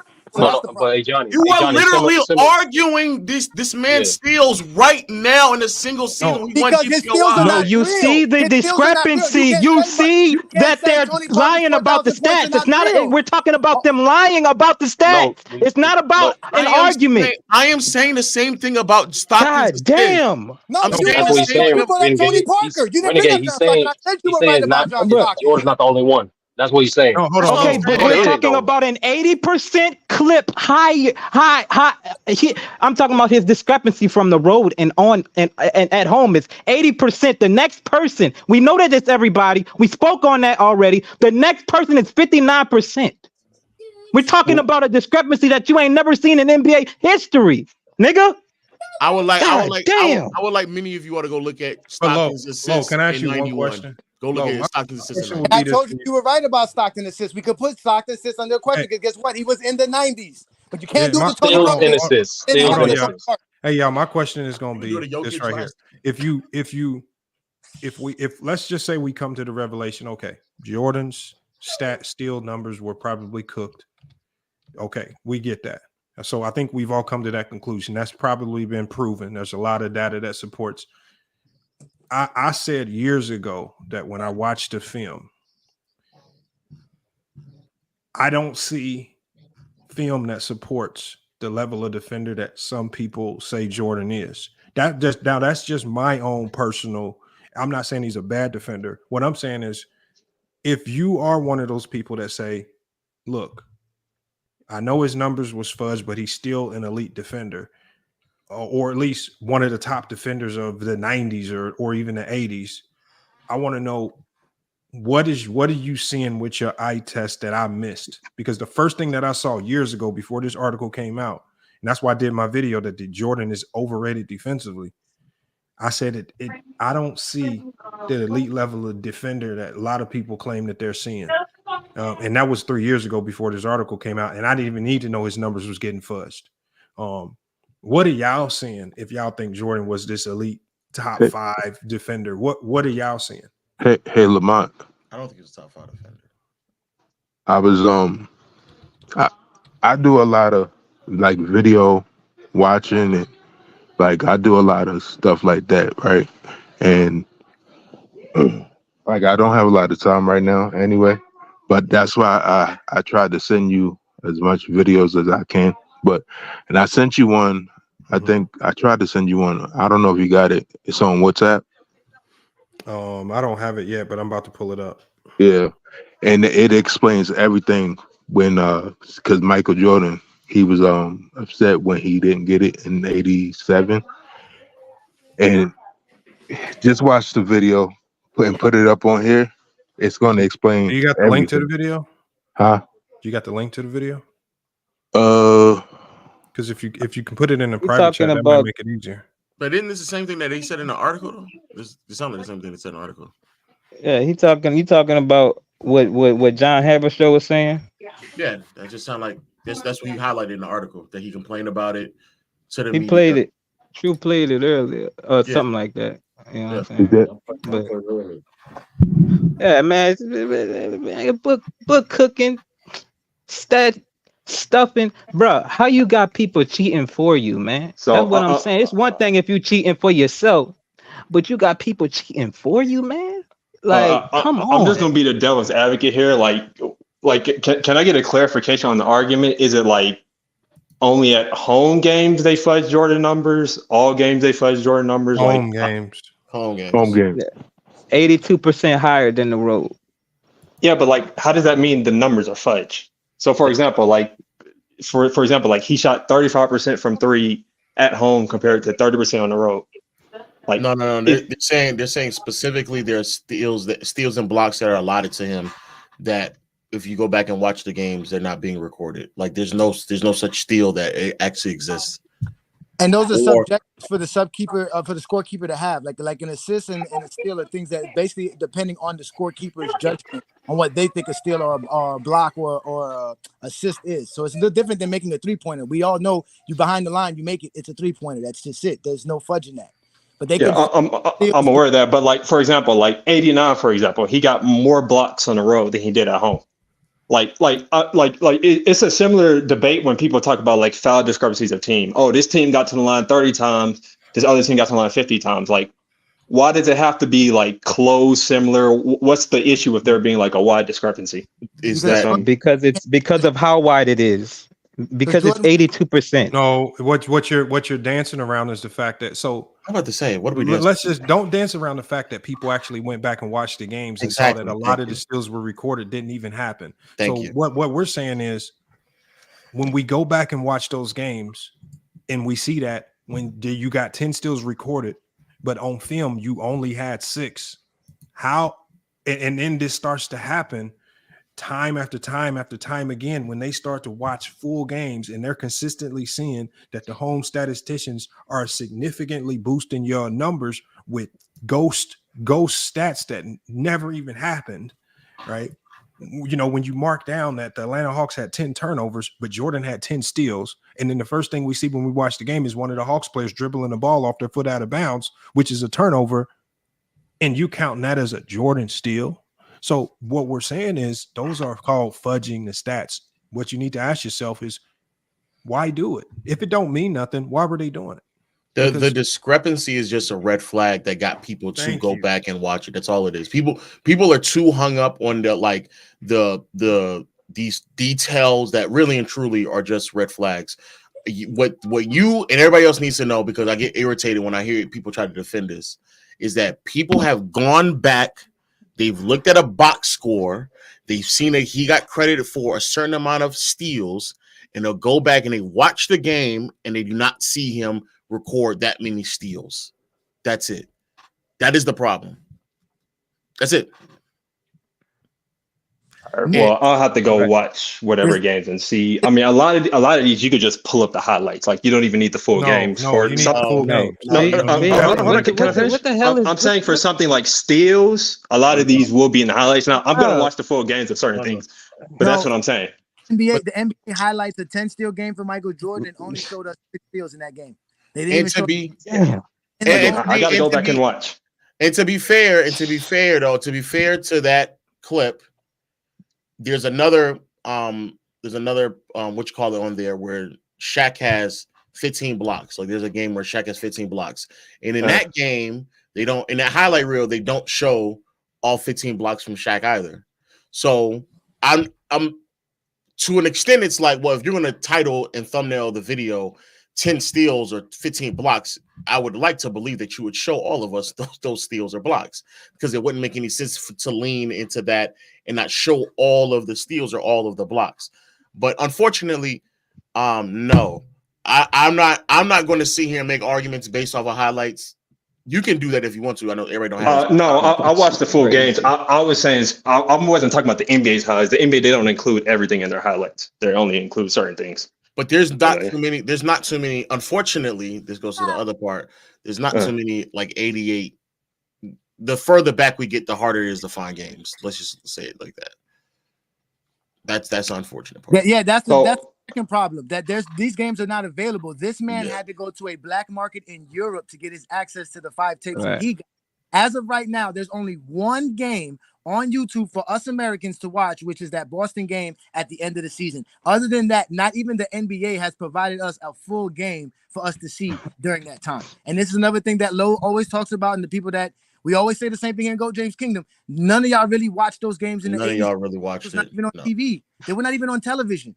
Y'all didn't watch those games. Y'all didn't watch those games. And y'all don't even watch the games now. I've watched a lot, but I get a lot of people don't.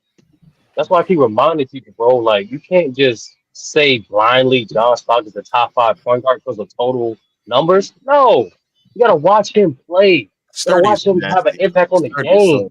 But then we understand that. But Jordan, but Low is a fact, bro. Like he literally got drafted the same year Jordan got drafted. So why like of course not gonna be the same degree because he's not as marketable as Jordan, or not cook his stats too. I don't know. I'm not gonna be disingenuous and say, oh, we done with one guy from the 80s and 90s, but we're not gonna be done with the other guys from the 80s and 90s. Oh, I've been telling you, I'm done with the whole 90s. They said they did. He said they did cook him, but they did with Stockton. But like people still gonna hold on like he's top 5 point guard because of total steals and assists. Even though that's not an indication of him as a player anyway. But So if everyone's stats is being inflated, like what's the argument against MJ? No. It's not everyone. Let's get this straight. Let's get this straight. It's not everyone. Pre-tracking error, which if you're not familiar, is 1996. 1997, yeah, I know. Yeah, that's what's questionable. And so to me, I'm not gonna be like Low. I'm not gonna be like Low and be like, oh, like because all old guys questionable. No. I'm going by if the proof shows up for old guys, then I'm going off that proof. So far, we'll change the stats official until proven otherwise. That's what I'm gonna say. Because it is literally impossible nowadays to actually inflate stats. It's impossible to. Yeah, with synergy tracking, it's impossible. It's impossible. I disagree, but no, I can tell you why. You might get a not to that degree from back then. I want to be 100% clear. It's impossible because not only is there the immediate recording of the stats, but if anyone got it wrong, they will change the stats after the game is concluded. This is what that's all you got to do though for the because what Fontaine was talking about earlier. To go down or increase after the game is ended because they will go back and check, especially steals and assists, and then this is leagues and all that. Yeah, because there's a lot of money riding on it now. So sometimes I'll have a FanDuel score that'll go up because they added a block or steal, or so a lot of times it'll go down because they say, yeah, that wasn't really a steal. It was recorded wrong. and they will correct it. If you play Spanish Right. sports, you know that they correct it after the game because it's probably affected your money if you were ever in the money on any of those fantasy contests. So the idea that anybody could fudge your numbers, even if you think that maybe they do, it's literally impossible to do it to the degree in which we're even referring to. Right. It is Not impossible. no 12, not no 16 extra in 6 games. That is crazy. It's just the fact that there's subjectivity to how you record the stat. Like He if said that two this people at the Go ahead. Jared Jackson season, what made him do the actual article was because Right. that people with Jared Jackson season had that disparity, but when they went back and looked at the games, it was actually accurate that there was no fudging of his numbers. So Yes. even if you want to say that they're doing it now, we can go back now. All the games are available now. That's the problem. The games of the 80s are not available. It was on CBS. Like, you guys don't want to be real. Like that, I want to be clear because you're saying subjectivity. I can explain. But it's not subjectivity. There's a level of subjectivity to a lot of these stats. If two people touch the ball at the same time, you got to give one person the block. There's subjectivity in that. There's a margin of error. I'm going to give it to that player. Ask yourself, how often does that occur in a game of basketball? Oh, it doesn't occur often, but I'm just giving an example. No. I want you to just think. When have you ever seen two people block one? But no. I don't even want to get to that because there's examples in the article where they're specifically saying there is no subjectivity to even discuss. There's no way that we can end the game where a team has 10 turnovers and the other team has 10 steals on the dot, because that means that you believe every single turnover that was recorded was a live ball turnover. And then we go back and rewatch it, and like Lamont said, somebody's dribbling the ball off your foot or there's a shot clock violation and it's not being recorded. That's not subjectivity. That is someone not recording stats accurately. That's what I want. People should just go read that article before you all try to debate with this stuff, because what they are arguing are things that are not subjective. These are some of these things are not up for, in my opinion. No, y'all. One thing I just don't like about especially conversations like this is that y'all try to mix in subjectivity or your opinion or conspiracy theories with actual facts, like Herm nastily tried to do early in here when I was listening, and Herm talking about, oh, well, we did the same thing for LeBron with these PEDs allegations. This is not an allegation. This is not a conspiracy theory. This is not us thinking, conjuring something up and making crazy leaps. It is factually correct. Factually correct that there's no way that a game can finish with 10 turnovers on one team and 10 steals the other way, and I watch it and somebody's getting non-live ball non-live ball turnovers, and those are just not recorded. Maybe you miscounted. You could be right. I'll have to see the game to confirm. No, he didn't miscount, man. No, let me. You can go to NBA. I'm gonna play the video right. Hold on, I'm gonna play the video. No, again. We got before you get that true. Before you get that true, you can go to the box score right now. The box score, you can just go look at the box score. Maybe he miscounted. True. This is like real quick. True. This is like someone telling you for the first time wrestling is fake. Like, no matter how many times they give you proof, no matter how many times they show you, you're like, no, this thing is real. I seen it. Come on. No, I'm not doing that. Crazy. Like, yes, you is, man. Come on, no. Damn, man. Which part? I'm about to play the 4-minute video. This is on the NBA channel too. The NBA Michael Jordan 10 steal game. They uploaded, I think, a year ago. Let me double check. They uploaded the 10 steal. Let me. You're already starting off with the wrong initial premise. You're just saying, oh, these are the steals in this highlight. We don't know if those are all the steals. No, it's not a highlight. It's not a highlight. See, this is the problem. No, it is a highlight. It is a highlight. You just said it's a Jordan highlight video. If it's a highlight, it's a highlight. No, it said Michael Jordan got 10 steals in one game, and if we didn't see 10 steals in one game, that's the video I'm talking about. I know, but it's still a highlight reel, though. Yeah, it's a highlight. It's a highlight reel. It is.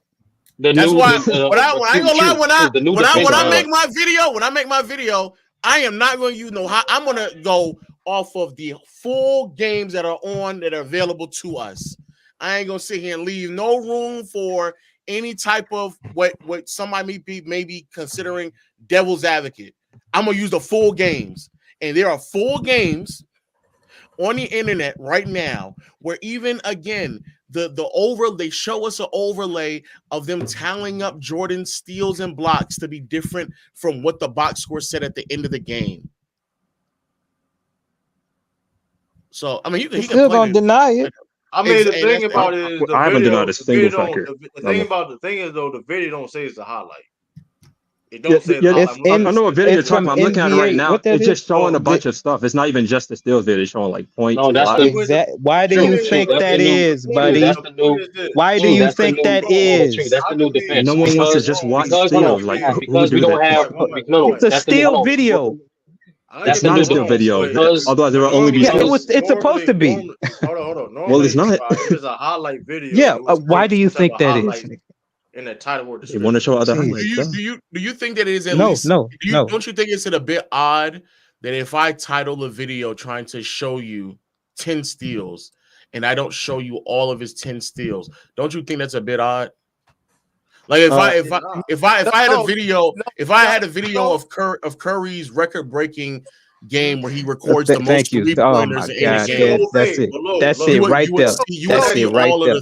But no, to be honest with you, from the NBA, no. But from another channel where they show all the highlights. I want to be clear. The NBA has the video where Curry breaks the record for the most threes in a game. All three of them are seen. You can see every single last three-pointer he made in that game. Mm-hmm. So I just no, and it's titled Curry 3-pointer. It's titled Curry 3-point record steals or whatever. You know what I'm saying? Real quick. Actually, I mean, Johnny. Actually, for any player to have like their career high in a certain stat category, anybody kind of prioritize having the full, having that full stat available to see.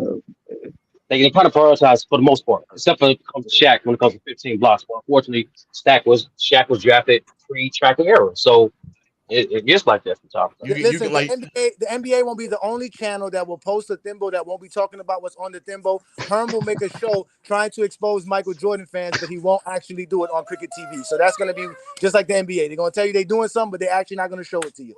That's exactly what happened. They're showing plenty of steals. I mean, I got to count them up.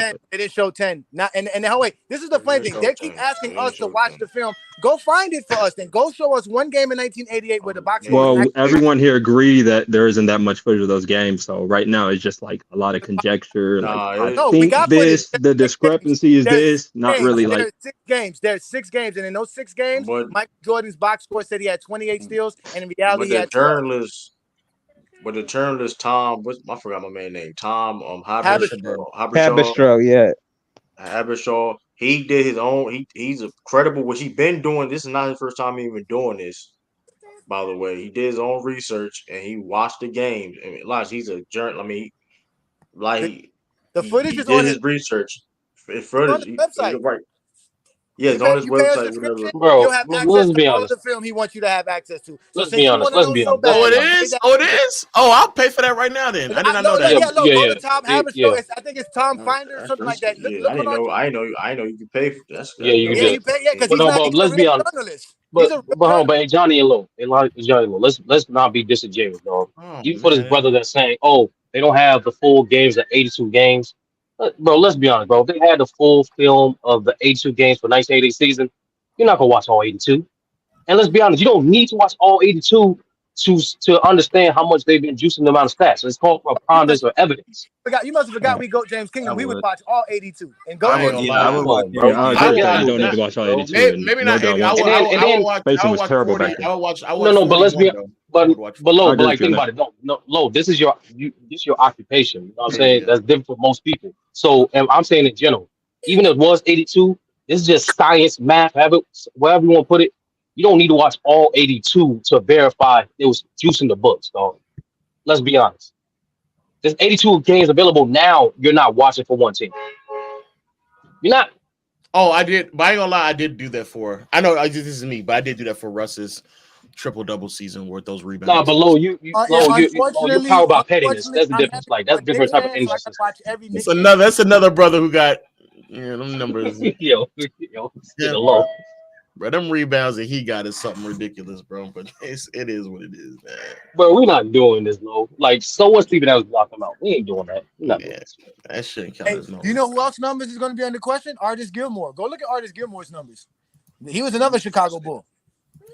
Hey, Johnny, you better chill with that Florida brother, bro. We ain't talking about. We ain't talking down about no Florida brothers. But no, but None that of them. being said, though, the scorekeep. I mean, like I said, it's the Chicago scorekeepers that was the ones that was really doing it for it. So that do make sense. If Artis Gilmore, the guy that played Chicago, they're known for doing it. So, I mean, you gotta look at some lot of other Chicago players too. That's neither here or there. Yeah. So I mean, listen, they got a history of doing it. So like, I mean, that should be noted. You know what I mean? So I got a question. Like, what about the stats where MJ recorded better away than home? Like, how does the premise that the scorekeepers boosted his stats apply? But the dudes, Tom Haberstroh said there was an 82% like difference, which is like Yeah, that's I know insane. people keep saying that, but like that doesn't prove like the stats are fudge. He did That's a prove big it gap. because he legit watched it and compared it to every Man, other defensive player Vincent, of I the don't know year why y'all arguing with that was way or home. man never read the article.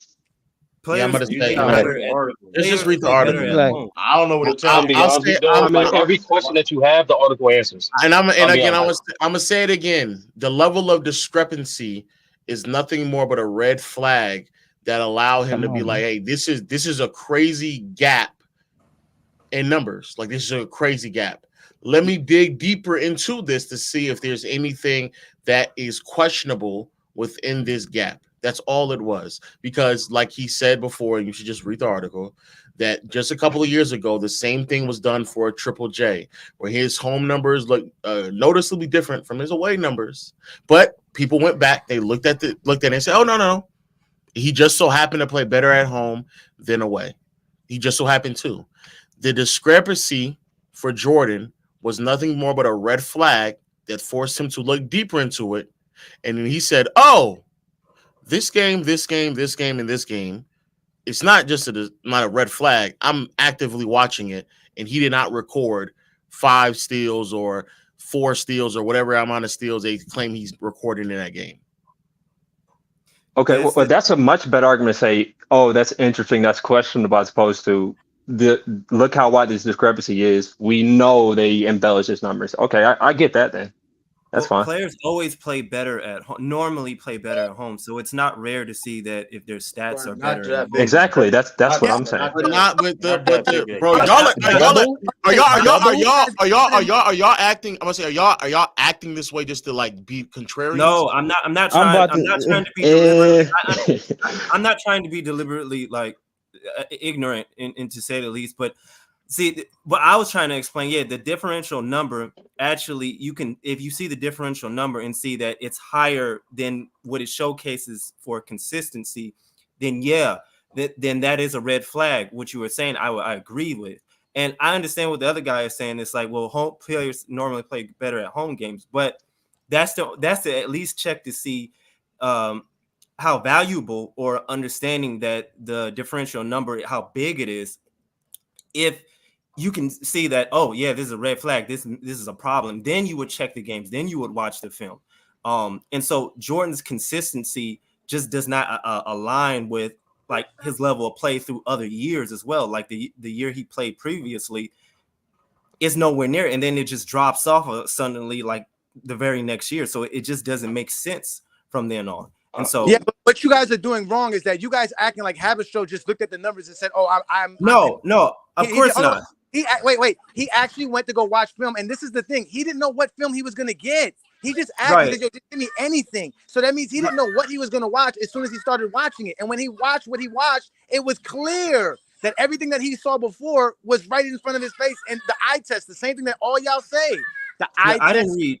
I didn't read the whole article. I read like 60-70% of it. So this is what you guys have to do then. If you did not read the article, don't speak on this. You guys cannot be speaking on things you don't have the information for, because he tells you everything in the article. And to be fair, if you I want to be clear, and I'm not saying that you're saying this, but I want there to be understanding what type of disparity we're talking about. We're not talking about somebody who away average 2.4 steals and at home average 2.9 steals. That's not what we're talking about. We're talking about someone at away average like 2 steals and at home average 4 steals. Yeah, they doubled. This is crazy. Like that is a level of disparity that we're talking about. Now, again, that's not 100% evidence, but I think that that's enough to cause into question something, and that's effectively how he got to the conclusion of, well, let me go watch his home games. That's how he got him to that. Also with like John Stockton, it's kind of hard to say. It's not the same thing with Michael Jordan, because Michael Jordan in some of this film, he's not even involved in some of the possessions that's counted with the steal and turnover situation. Like at least John Stockton, he's like involved with the possession of basketball, even though it's like, okay, I don't really feel that's an assist, and you can make a judgmental call. It's not the same thing as like being subjective. It's like he's not even involved in the play, and it's like, how is he awarded these steals? Or how is he awarded these blocks? So it's, and then that's what Haberstroh said. He said the discrepancy for John Stockton as far as his assists and things, it wasn't that different. I mean, it wasn't that big. It wasn't that big of a discrepancy. You know what I'm saying? I mean, yeah, it was cooking his books or whatever. Everybody know that, but it wasn't double. Like that's crazy, man. Yeah. So like, what about in 1989 when MJ got more blocks on the road than home? Like, did the like home scorekeepers take off? Like, were they not biased that year? Like the concept, the belief, the belief is that the belief is that they did it in '88 for him to get the DPOY. That is the belief. Okay. What's my man Ismail, man? What's up with you, man? Hey, yeah, I've already been talking, so but yeah, I think the whole situation with the fabricated stats, I don't think I'm really that surprised, because they were able to get away with a lot going on back then. I wouldn't be surprised if they've taken off some of his turnovers and given them to other teammates, because even some people make judgmental calls with like for example, when you see like LeBron James, he makes a bad pass, and then that's a turnover on, or it's like if he makes a pass and a teammate doesn't catch it, then that's a turnover on him. Like the responsibility relies on him. Like I wonder if situations like that with Michael Jordan, and then they gave the turnover relied on the person that caught the ball. So that I would be interested in stuff like that. Very well. Yes, man. Yeah, that's definitely interesting right there, man. Definitely.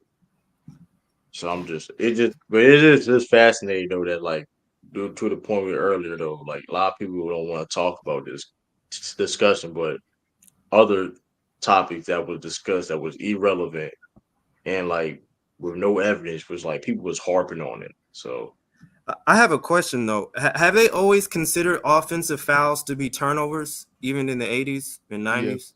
Yeah. Okay. Yes. Okay. Yeah, I was just curious about that. So, well, but again, I think because even back then, because I don't know if I don't think charges became a thing until like the late 90s. Like the actual rule of a charge wasn't a rule until the 90s.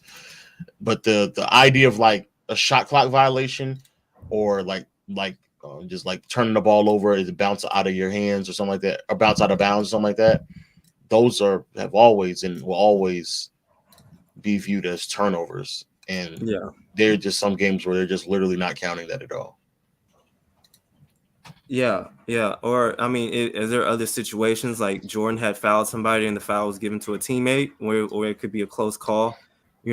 It's I mean, yeah, today is a different game. Like, when Johnny was talking about, like, Jared Jackson from last year won the Defensive Player of the Year.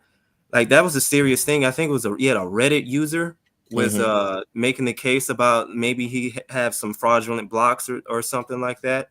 That's a serious thing. I think it's like, because it's like now you're talking about like rigging games or rigging stats for players or in the process of that. And that, like, can the NBA get sued for that? Because that's when like gambling companies or people that are gambling start, having the NBA be responsible for situations like that. I'm just wondering, like, the seriousness of I want to know how deep the seriousness of a situation if the NBA or certain franchises was rigging stats. It's not that serious. It's only serious for us GOAT debaters. It's really not that serious. But the league is not going to go back and do anything about this. Nobody's going to do anything about this. No. It's going to stick. Like the DPOY is going to be there. I mean, for anybody who's thinking this is going to do anything like serious, no, this is for us fans to sit and argue about all the time. That's what Haberstroh is, an NBA fan that's a journalist. Y'all just gotta stop taking it so seriously, bro. Michael Jordan's not the GOAT. That's the problem. That's why y'all get mad. He's just not the GOAT. Come on, man. I don't just know. is what I don't it know if is. it's so serious to where like they can be like charged or anything like that. But I do think that like it is objectively harder to just do it, period, because of the fact that like there's so many people who are fact checking numbers now, to where like you're fact checking them in real time, because obviously coaches can review certain calls. You're fact checking them after each quarter. I mean, I think in the NBA Finals, Tatum had one of his stats changed. He had a shot attempt change at the end of one of the quarters. I remember when I was watching it live, that happened. They're doing it after the game, and there's too many entities who are invested in stats being recorded for there to be like a possible constant mistake that we're seeing in the 80s and 90s. Is there possible that it happened? Sure. I don't think that somebody can get sued because of like a block or two is like questionable, but like to the extent of like almost every home game we're watching with Jordan right now, and we're not saying it's every home game that season, but every home game that we've watched so far, that there's like, I don't know if I don't even see how you recorded 5 steals in this game. I don't see it. I literally don't see it. Was Michael Jordan claimed to be like in an article or something like that, the greatest basketball of all time in like 1989 or something? Is that 87? No, he was considered. They said he was considered the best, one of the best ever around. I think they said in 1990. They said he was considered the GOAT in 1992. They said, but however, for 1998, 1998 is regarded by some as arguably the greatest season by individual of all time, and that's why it's getting so much traction right now.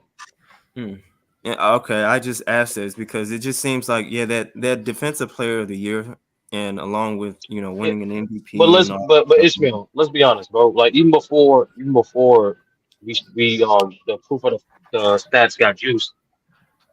The logical people did not believe Jordan should have won DPOY that year anyway. Exactly. As a matter of fact, most logical people do not. Most logical people do not rely on accolades and awards voted by other groups of people to validate what they see. Well, how many times on a year by Ishmael, let's be honest. On a year by year basis, how many times have we said this guy's clearly not the best defender in the world, but he got DPOY? This guy's not the best player in the world, but he's the MVP.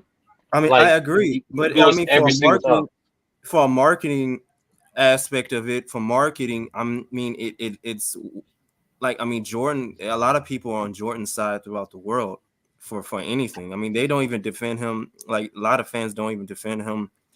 They defend him outside of basketball. So anything outside of basketball, they will defend Michael Jordan. And so it's like for a marketing aspect, when you're talking about shoes, when you're talking about like making basketball bigger in terms of the NBA and whatnot. And I mean, Jordan is like going now as a really, like, he's really a monumental figure in terms of basketball. When people think of basketball, they think of Michael Jordan. You know what I mean? And so I just say like a lot of that stuff with those accolades is for like a marketing aspect. And even though like, there's a lot of favoritism in the voting process, I think that those accolades matter to a degree when it comes to like marketing a great player. So I agree with that. Yeah, I do agree with that aspect. marketing. Yeah, that's the purpose of the accolades. People don't know. Like people try to use these accolades to justify how great a player is. But in reality, the purpose of those awards is to shine light on different talent throughout the league. That's the purpose of the accolades. It's not to determine who's the best at that thing. It's to shine light on other players. Yeah, I can see that. I mean, from an objective standpoint, I know that some people say they don't see the value in stats like that.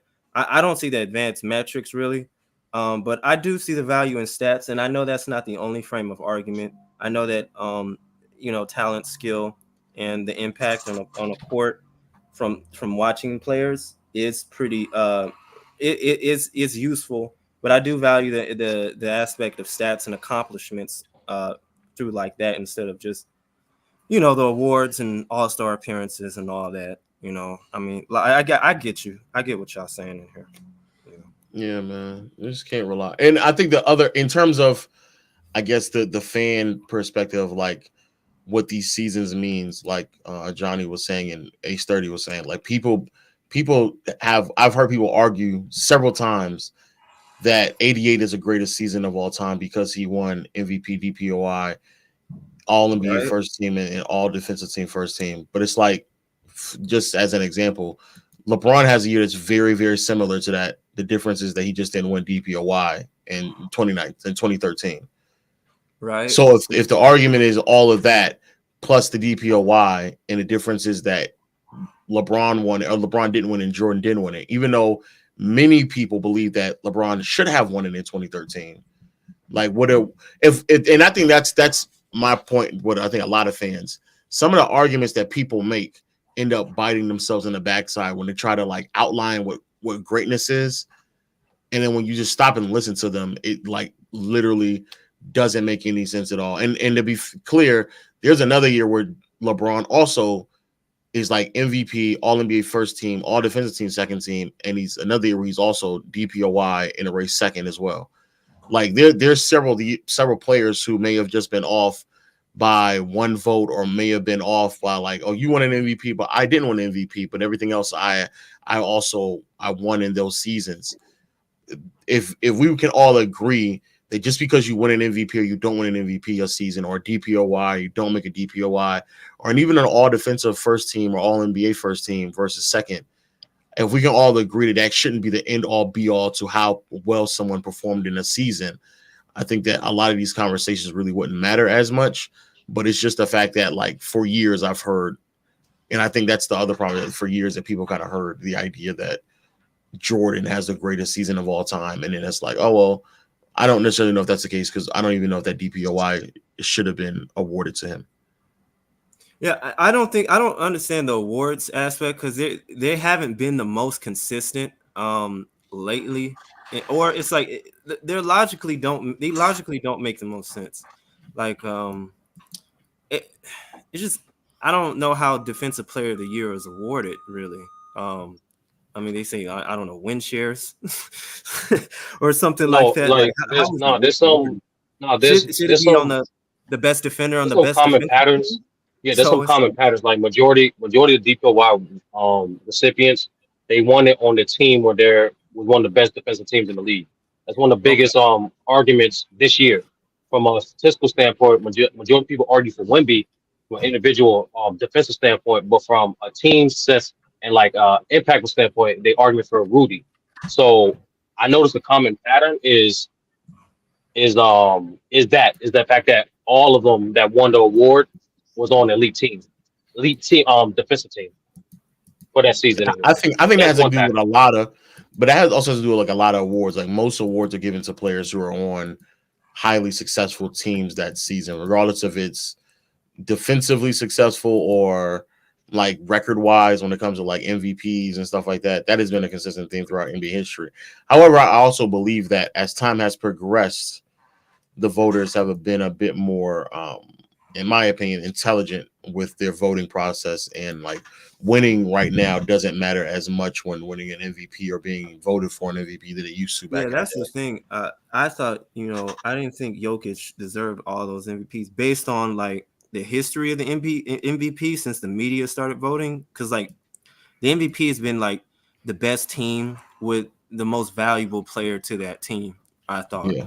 I mean, like when you're talking about Steve Nash winning it or Charles Barkley winning it, you know what I mean? Like they're not the best player in the league. And Jokic is clearly like top 3 or something like that. So he is in favor of like being the best player in the league.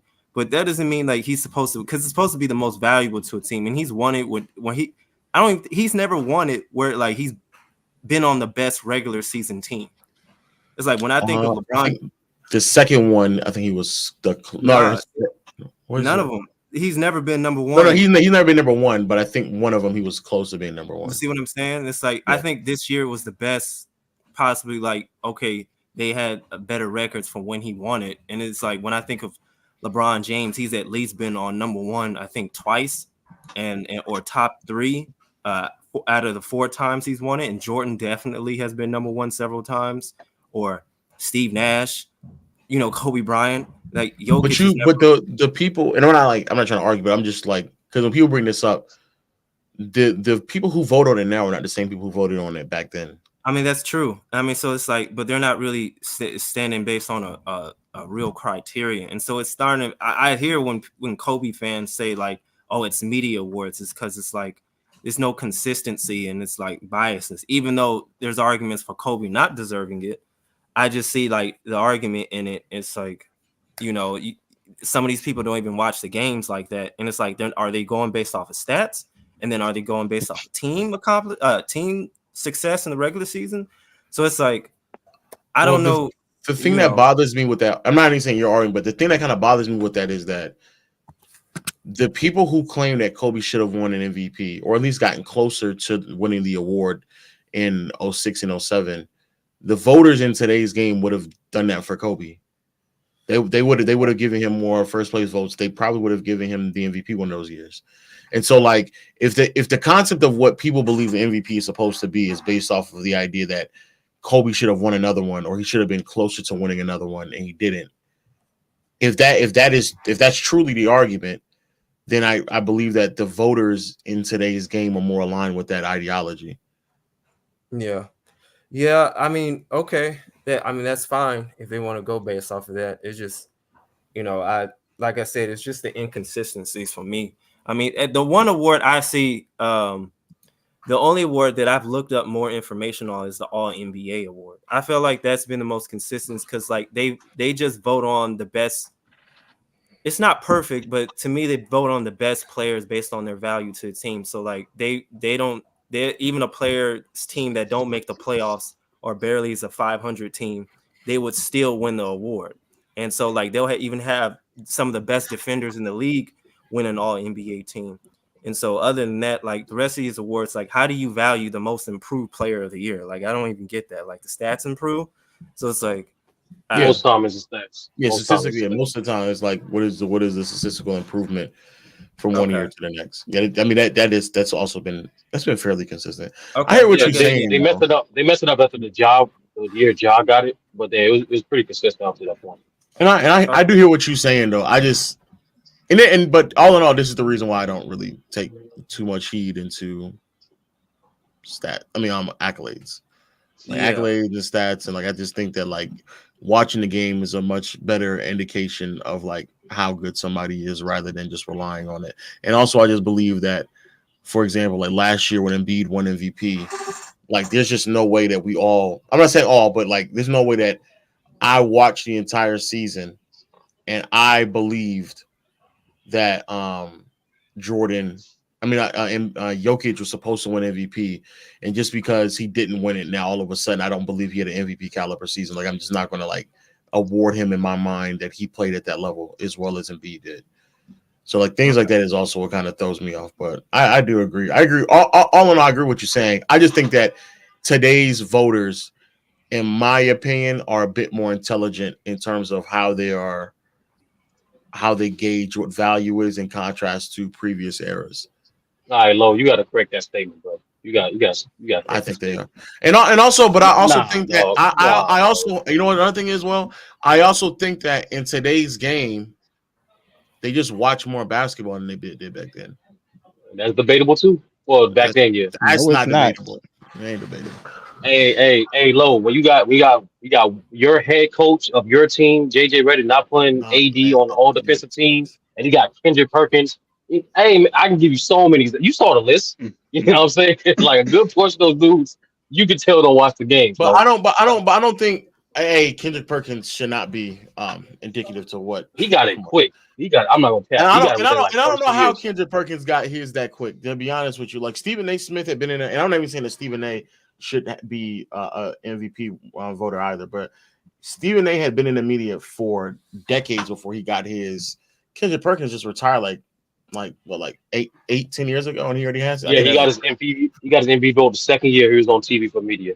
Yeah, I think that's a bit crazy. But long story short, at the end of the day, this is another thing why I just think that like awards and kind of just tying it back to what we're talking about with Jordan. Like I think somebody said, I think a lot of people who even watch Jordan don't believe that 88 is his best defensive season. And I think that's where another thing that a lot of us are saying, like, bro, like using awards to determine how good someone is, when we all know that a lot of that, even that is very, very substantial, circumstantial to whatever happens that season. And so there's like so many different factors that come into it. I just don't see how people can come to these conclusions just blindly. But I also know that these arguments are being made from people who didn't really watch that much basketball. And people get upset at me when I say that, but a lot of people who are like older fans are casual fans, but it's just because they literally didn't have that much games to watch. So by default, they would be casual fans. And they make these holistic arguments based off of very little basketball that they watched. Like very, very, very little basketball. Now, Lo, I know how you move, right? And when is that Kobe better than Jordan video coming out, man? Like, when you gonna start pushing that? Come on. Man, I don't know why. I don't know why we're not even there yet already, man. What? I'm about to say, y'all been waiting for niggas to get up on this train, man. Now, if Kobe played in that, if Kobe played in that weak era, come on, he did play in the 90s. I mean, if you think about it, it depends on what you compare. It depends on what you compare. Like, Jordan only has one more title than Kobe, and if you think that the media awards don't really value the impact, the greatness of a player, and it's voted anyway by somebody else that don't really watch basketball, then I guess. And I know you say that stats are not the end all be all. I understand that. I personally think stats do matter. I think there will be some arguments if you have the total section, and maybe, I don't know, you can't. Maybe if you go by certain stretches of years in the per game aspect, is Jordan that much better than Kobe? It's the efficiency that separates them. It's really the efficiency. Yeah, but in my humble opinion, if Kobe got to play in an era where he can utilize illegal defense against weak perimeter defenders, I think. Yeah, we know that Kobe will cook. Yeah, he'd be efficient. But we just compare in terms of like career, like what they've done, the greatness of a player, because we know that Kobe is more skilled than Jordan, obviously. But I'm saying, like, in terms of like, you go by the certain stretches, you go by the totals, right? Who is the better player? You know, playoffs and regular season. Oh, there's not too many stats that you could. I don't even know if there is stats that you can provide that makes Kobe better than Jordan. I'm just talking about based off. True, check the power chat, True. Yeah, I'm just talking about what I've seen. Yeah, I don't think. Long story short, I don't think that there's, from a skill set standpoint, I don't think there's that much of a gap between them two. I just think I think a lot of it does have to do with the fact that, and I do mean a lot. I mean, I sincerely mean a lot. The way that a lot of players performed in the 2000s has a lot to just do with lack of floor spacing, certain rules that are set in place, and I just think the league, from a structural standpoint, was a bit more conducive to stopping a player like Kobe than it was in the late 80s and 90s for someone like Jordan. Okay. More conducive. I think if they both were in their primes and played in the same era, Jordan just going to end up being better because I agree. I think athletic. I think that efficiency is really the difference. Even though Kobe, I think he's a better ball handler, he's a better 3-point shooter. I think that Jordan be able to get to that sweet spot better. Well, what do you mean by efficiency? Do you mean the ability to like score more points on less shots, or you just mean field goal percentage? True shooting, effective field goal percentage, all that. He got to the line more. That's one of the big things. Wade had that over Kobe, although Kobe was, way better shooter than Wade. When you get to the line, you could get a lot more easy points. I know it may not be appealing to a lot of people. You get a lot of free trips to the basket. It really helps out your efficiency. And if Kobe played with plumbers, he would be getting to the free throw line more. I'm just being nasty, though. I'm not. I mean, to be fair, Shaq and Karl Malone, they played in the era too. So I mean, no, but they actually had like competition at a position. There's a difference. No, he's saying that may have prevented him from getting to the free throw line, and I don't think that. And hey, that's fair. I don't think that it is coincidental that Jordan got a lot of his 10 trips to the free throw line all in the 80s, and then as soon as the 90s start coming around, they went down to like 7 to 8 when they were more bigs in the league at that time, and guards and perimeter players started to become a bit more athletic. But when he's going up there matching up against Danny Ainge, oh my goodness, then yes, it's much easier for him to beat Danny Ainge off the dribble, and before Robert Parrish can rotate over to like get to him. Like I just watched some of Jordan games, and I'm like, bro, There is not a team that existed in the 2000s that was as unathletic as some of these teams in the 80s. It's just not a team. It's just not. It's not. Do you also think part of the correlation is the fact that the Bulls' offense got better, so he's not being the fact that he's less ball dominant in comparison to the '80s. He's not going to have as many trips to the line. Sure, but I think the drop off is pretty. By the time we got to like 93, what is it, like 3 attempts? He was down to 7. 7 from what? 7 from what? Like 11? No, from the free throw line. I was saying, like, what was before? Like 80s was about. Oh, in the 80s, this one year was almost 12. Jordan has a year where he almost got 12 free throws. Yeah, I know that year. But like our average was about 11 to 12. Then, yeah, man. It's a drop. Yeah, I mean, it did go back up in the second repeat. And that is true. It did went back up to 8. But for there to be for a 3-year stretch, Jordan, even if you want to consider his rookie season, from his rookie season to like 89, he's getting to the free throw line like 10 times a game. For that to go from that to like his 3-peat year or the last 3 to 4 years before he goes on his hiatus, for it to go from like 10 to 8 within like the same amount of years, I think is, I don't know. I just think that's kind of telling. And it's not like Kobe does have years where he racks up a lot of free throw attempts as well. I just think if you gave Kobe more of that, like Kobe got to the free throw line 10 times a game in 05, 06, and 07. But there's no way you can't tell me that he's not getting to the free throw line 11, 12 times a game with Danny Ainge trying to stay in front of him. Like there's just no way. Yeah, he'll be more creative too in terms of his skill. He would do that pump fake and then lean into the body or something like that in order to create more fouls or free throw shots. So I just think that because Kobe was, his IQ of the game, a lot of people don't really talk about that. And so I think he would just be a more creative basketball player, or in terms of like to get that production.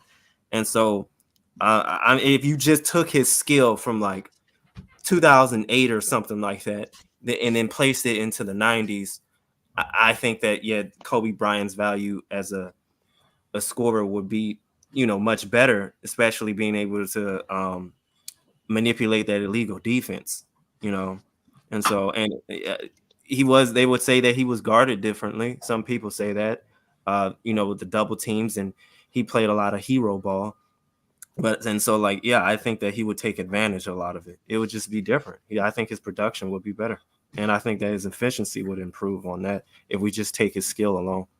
My thing about the illegal D is like, if everybody's playing on the illegal defense, Shaq, Karl Malone, MJ, all the great scorers, if they're all benefiting from that same rule, to me it balances out.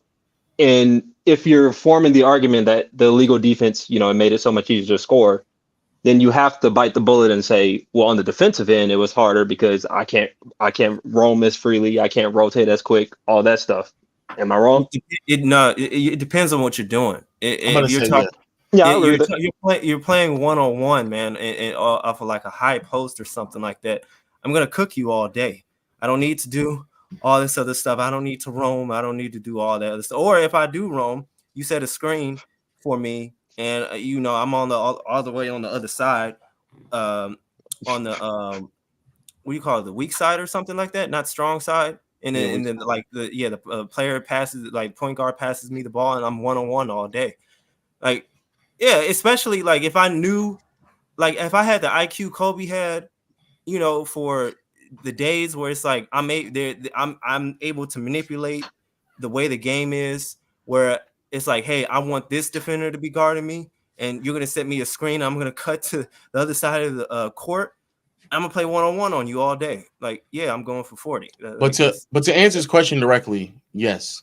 But that's also the reason. That's also the reason why I think that like Hakeem, Jordan, and Pippen defensively are like leaps and bounds better than a lot of players in the 90s, because they found ways to still roam and defend even when there were restrictions, and they were athletic enough to like commit to doubles and still recover and still play within the guidelines just off of sheer athleticism and IQ. Like they still knew ways to like kind of manipulate the game within the game. Whereas someone like Dikembe Mutombo or Patrick Ewing weren't as intelligent with the way they could move around in those regards. And I think Patrick post knee surgery, post knee injury, Lo. We gonna clarify that. But I do believe that I think that is a huge reason why I do believe that like what separated like those Bulls teams, like the IQ between Jordan and Pippen just roaming off ball and still fitting within it, like still abiding by the guidelines of illegal defensive rules, and even when teams are taking advantage of them while still being legal. Like the 93 finals is a great example of that, especially down the stretch of games where they still found ways to kind of like help and double Barkley when he was taking advantage of it while still being able to concede jumpers to the worst players. That they still played within the confines and had the athleticism to kind of stunt, recover, and kind of move around. In all honesty, there genuinely weren't that many players in the NBA at the time that can do that, which is another reason why I think Gary Payton is an overrated defender, but that's another topic for another day. But I do agree with you though. I agree with you. Like it did make it more difficult for certain players to defend. I agree. Oh, and one thing I was gonna say is, how do y'all think if y'all say Kobe would dominate in the 90s, which I agree with, I think Kobe would dominate in the 90s. What about MJ in the 2000s with Shaq on his team? Shaq on his team. I think I'll be honest. That's a problem, bro. I think he would still. Yeah, I still think he'll be a great player. I think things will be different. I don't. I just think things will be different. I think that he will still be a great player. That's all I could say. That's all I could say. I just don't. I don't know if like it's because that illegal defense, man. It's like you really like teams really benefited off of that. Like knowing that watching the games and like even the Utah Jazz try to get free throws or something like that because they try there's a chance. That. It's like there's a chance. I think Jordan and Shaq stay longer than Kobe and Shaq. I think Jordan and Kobe are both quote unquote like assholes, for lack of a better term. But I think Jordan was slightly more coachable.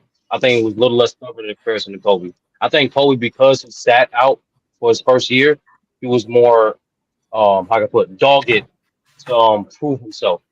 You know what I mean? Versus Jordan, I don't think it bitching Jordan regardless of what team he goes on.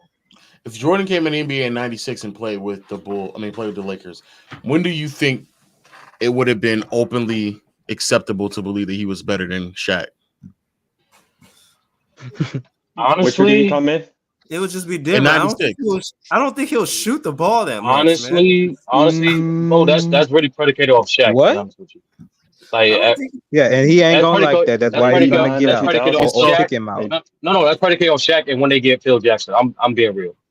And so I think that's the point that needs to be stated. That I think that the idea, because I one thing I don't like about a lot of the flack that Kobe kind of gets sometimes is that like, oh, he wasn't the best player on those teams, and it's like, bro, unless you like peak Jordan or peak LeBron, like you're not going to be the best player on the team, but peak Shaq. Like you're just not. And I could very well argue in the '90s, late '90s, and early 2000s, you still probably are not going to get the offense ran through you just because it just makes more sense to run the offense through Shaq 99% of the time. And so I agree with what you're saying. I also still believe though that I don't know. You know what's so funny? Before I even got here, there was a clip that's roaming around on Twitter where Pippen was shooting the game. He shot a shot late in the game. Yep. And he made the shot. And Jordan still got mad at Pippen. I'm like, bro, what is this? And what's the nasty part about it is after Scotty made the shot, the way that they even talk about it on the broadcast is like, man, he's just such a competitor. And so I'm like, bro, if that's the type of like shaping that would have been around Jordan or just the shaping in general, I just don't know how. I don't know if I think there was to be a lot of friction between Shaq and Jordan as well. Like I still think that probably Jordan was more coachable than Kobe. I'm not even like denying that, but I still think that like the ongoing back and forth between Jordan and Shaq still would have existed. And I actually think it would have been harder to deny the greatness of Jordan than it was for Kobe at that time, because I think Jordan still would have been. I think obviously like year 4 Jordan is better than year 4 Kobe. Yeah. Oh yeah. Somebody y'all saw that? Yeah, that was I ain't gonna lie. When I saw that, I was like, bro, he made the shot and you're still complaining. Right.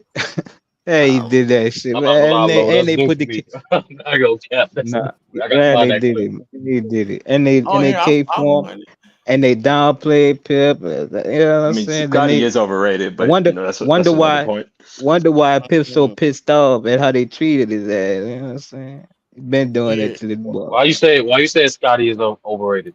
yeah. I'm gonna Just flip it. like I'm gonna put the clip in the chat. I give him his flowers All right. defensively, but like offensively, he's not moving me at all from what I see, like at Well, all. where was he ranked when he scored? What was his ranking? You know, what like? What do you mean by that? I think he was like where would I rank him, or like would no. he Well, peak in during points the time in his years playing in the '90s, wasn't he like top 15 in scoring? in the '90s? Yeah, I think he might have been top 15. You saying that's not that good? Like top 15 is actually pretty good. LeBron James is Like like top 15 today. no, LeBron is like top 3 points per game on like elite No, efficiency. I'm talking about in terms of score because you said his offense is not that. You said something about his offense, and back then, Scottie Pippen was like a top 15 scorer in the NBA. So that's what I'm saying. It's like when you say offense, but you got a guy that's top 15 in the league. Yeah, that's what I mean. Like yeah, I don't think he's a top 10 scorer in that era. Which, by the way, he was great defensively. I give him his flowers.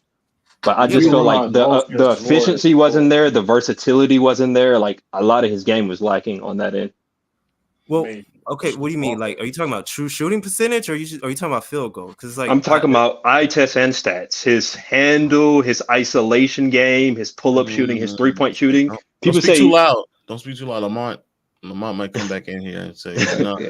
like it's just not really moving me. Like, which is why even with the illegal defense, you could focus on MJ a lot more than you could other stars. Like a Penny and a Shaq, they're more comparable offensively than an MJ and a Pippen. Offensively, I'm not talking about overall offensively.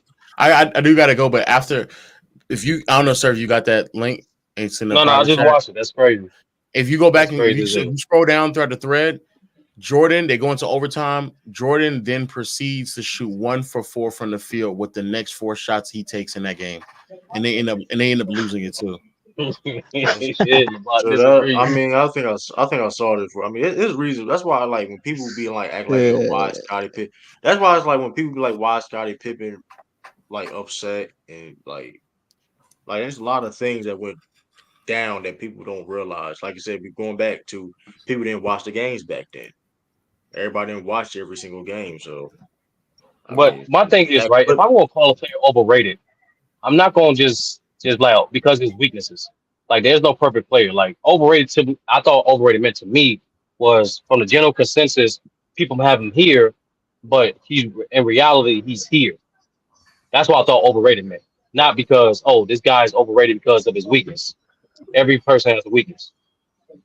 I agree. I mean, it kind of depends. Like, if you talk about like the diehard MJs, like Scotty was a bum because he never averaged 25 points per game. But like other people, like rank him so high just because of rings. Like, it kind of depends on who you're talking to. I hate when people compare the statistical where do you rank numbers. What do you think the consensus rank him, and what do you rank him? I think the consensus probably has him top 40. I think he's barely top 50. Barely. Damn, you harsh. Why? Again, it goes back to the offense. Like, okay, no. Like, okay, so scoring. So hold on. First of all, hold on. Let me talk to him. And it's not just scoring, but yeah, go ahead. Hold on. Let me talk to him. What was Pippen best at? Defense, versatility. Okay, no. Stop right there. Mm-hmm. That's one half of the basketball game. Actually, more than one half of the basketball game, because when you play a basketball game, you play defense far more than your own offense with the ball in your hand trying to score. So he was not just good at, he was in his era, he was at worst a top 3 defender on that side of the basketball. That's one half of the basketball game. And in almost every element from on ball, off ball, team, rebounding, every aspect of defense, he was elite at. He really had no flaws defensively. So he was essentially a perfect player on that side of the basketball, and it showed. Okay. That's one half of the game. Playmaking, as far as the offensive side of the game, at his position as a point forward, who was better in the NBA as a point forward in his era? There really weren't that many point forwards. No, You could say Grant Hill. I don't care about how many there were. Who was better doing what he did as a point forward, running that triangle offense? Who was better? You could argue Grant Hill. Okay. For Grant Hill came later, and he was often injured. So we're just talking about throughout the 90s. And if you want to say Grant Hill, I'll give you that one single player as a point forward. Yeah, I'm not disputing the point forward aspect. Grant Hill still. So, but what we're talking about are Scottie Pippen's two best attributes.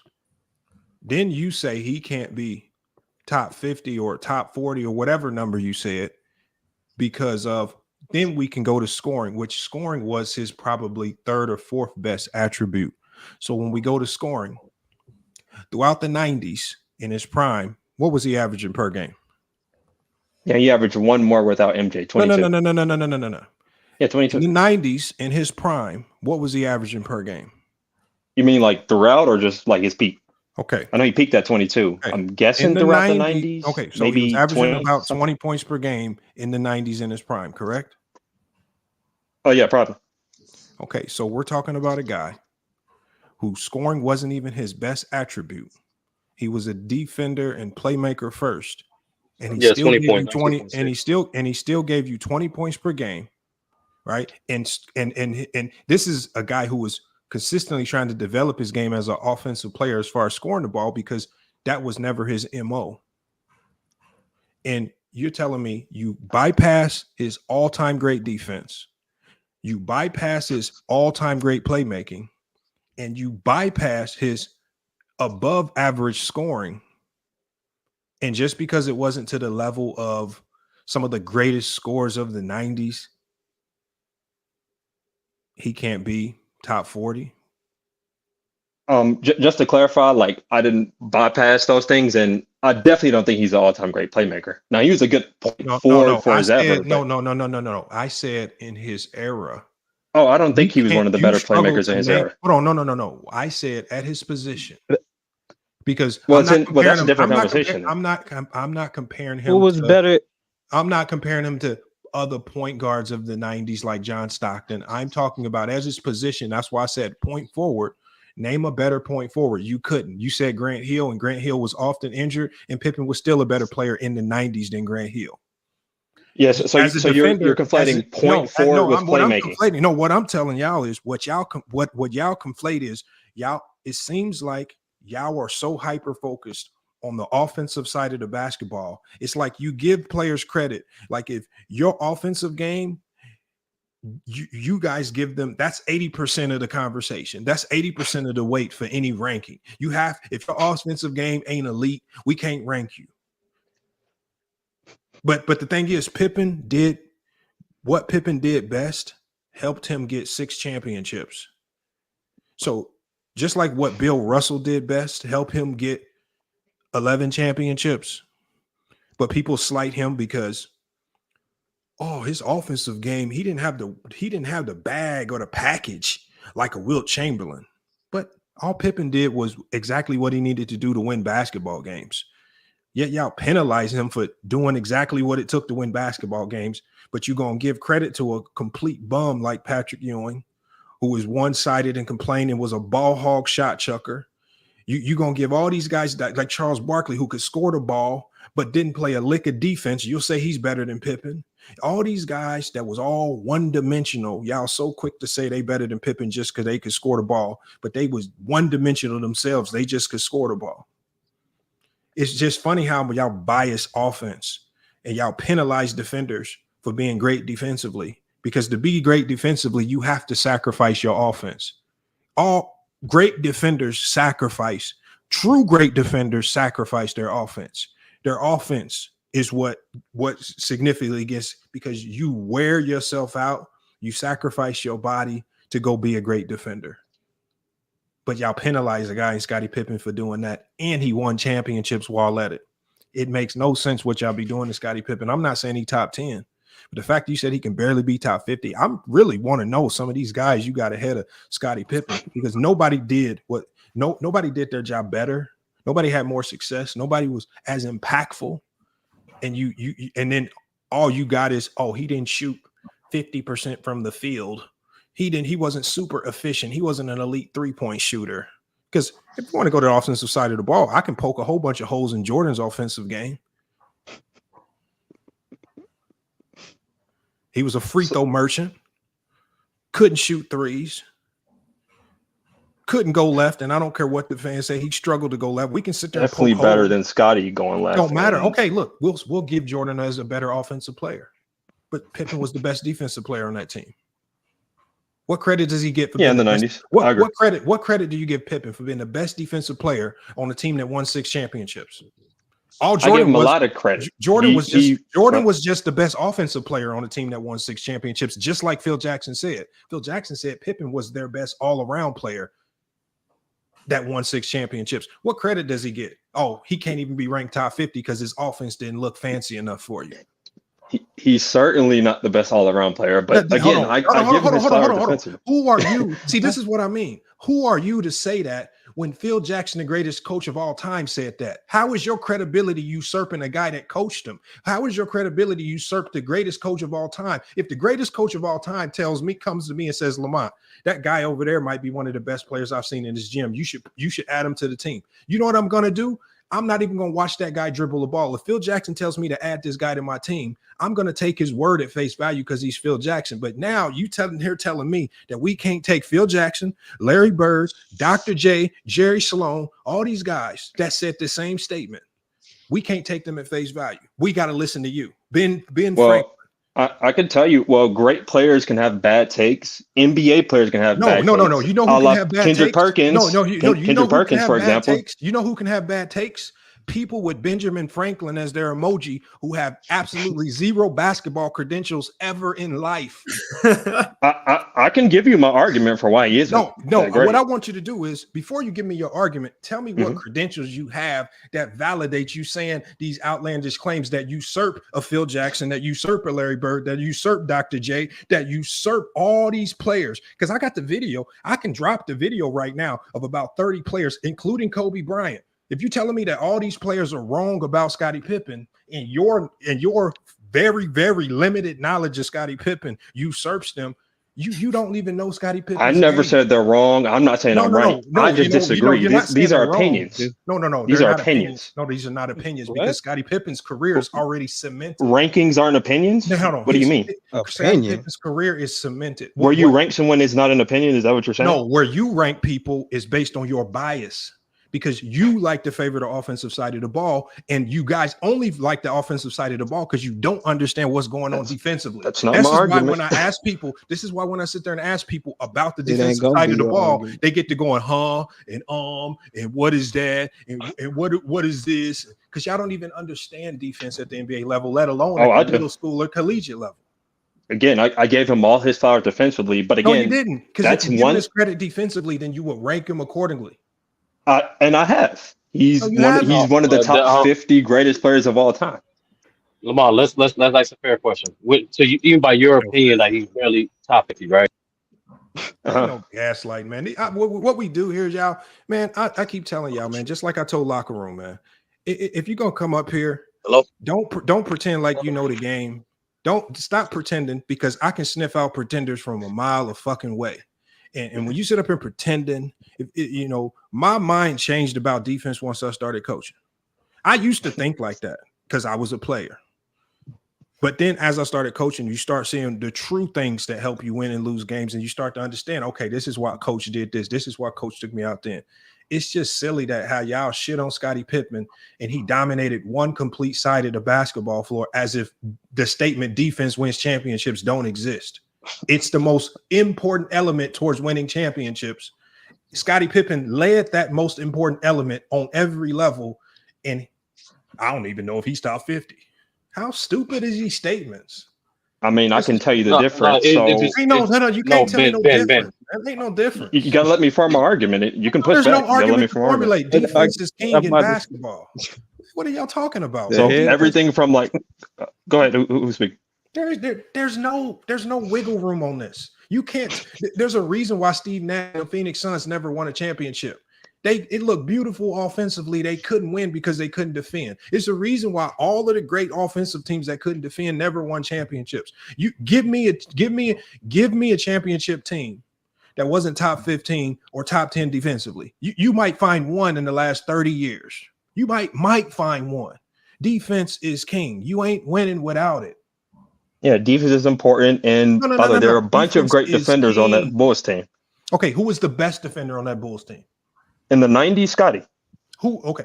Scotty was the best defender on a great defense. Yep. Championship defense.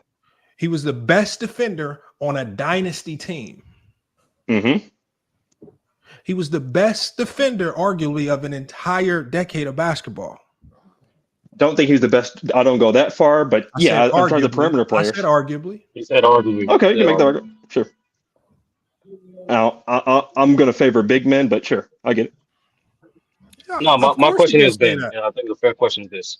When you say barely, right, what is your criteria for what you rate as greatness for players? I'm a big peak guy. Again, I'm sure y'all aware of this. Scotty's peak just wasn't as high as a lot of the other all-time greats. Obviously, longevity is going to matter. Your production, impact to winning. My main thing is just like I was just pushing back on a lot of the points Lamont made. Like all-time playmaker, great playmaker. Scotty certainly wasn't that. He got a lot of assists for his position relative to other guys. He wasn't a great playmaker. What? When I view playmaking, I can explain. When I view playmaking, it's about how you stress the defense. Scotty didn't draw many double teams. He didn't have multiple defenders coming over to him. He wasn't a great playmaker. Let him land. But you saying that's Ben, like saying that Ben, cuts out a lot of Ben. basketball players, Right. Magic. That means Magic can't be no playmaker, right? Magic was a 20-point per game elite scorer. What are you talking about? Elite efficiency. Magic wasn't no elite scorer. Not elite score. I meant elite efficiency. That's what I meant. Hold on, y'all. I misspoke. Please hold on, y'all. One-on-one. Everybody for hours. Trying to help the brother out, man. Nah, ain't no helping nobody out. This is man, this is crazy. Explain how Scotty's an elite playmaker. Can someone explain that to me? But see, this is why like I be coming at these stat nerds and shit like that shit, bro. Cause that shit but see, y'all ruining the game and talking about basketball, bro. Like, what are we talking about? The man, what are you judging? Like, what are you judging off of? Scottie Pippen was one of the best scorers in his time. In what era? He wasn't even top 10. You don't have to be. Dominique Wilkins was better than him. Karl Malone was better than him. Patrick Ewing was better than him. Scores. Time out. So at that time, regardless of Scott, we understand that Scottie Pippen wasn't an elite scorer. Like, we understand that. But this is the type of nerd shit we got to stop, bro. Because, I mean, we gotta even look at the numbers. Scottie Pippen was a viable second option scorer for a long time on the Bulls. Like, the man also he's good enough to be a second option. The man also was like one of the best rebounder on the team. And during the whole playoff run, he led the team in rebounding and assists. Hey, y'all, let's not. What are we talking about? Let's not use my bias, y'all. We're not gonna use my bias. We're just gonna ask ChatGPT. Because look, ChatGPT in a minute. I asked ChatGPT very quickly. I said, "Was Scottie Pippen an elite playmaker?" Look, I'm not giving it no extra add-ons or anything. I'm just telling you what ChatGPT said. Yes, Scottie Pippen was an elite playmaker known for his versatility and basketball IQ. Pippen excelled at creating opportunities for his teammates. His court vision, ball handling, and ability to read defenses made him an exceptional facilitator. Pippen's playmaking abilities were instrumental in the Chicago Bulls' success during the championship runs in the 90s. He consistently averaged a high number of assists for a forward and often initiated the offense, showcasing his ability to set up plays, find open teammates. Pippen's all-around game, including his playmaking, solidified his status as one of the greatest small forwards in NBA history. That's what ChatGPT said. That's no bias. So again, So 18-5 is elite playmaking now. That's how low the bar is for see, y'all.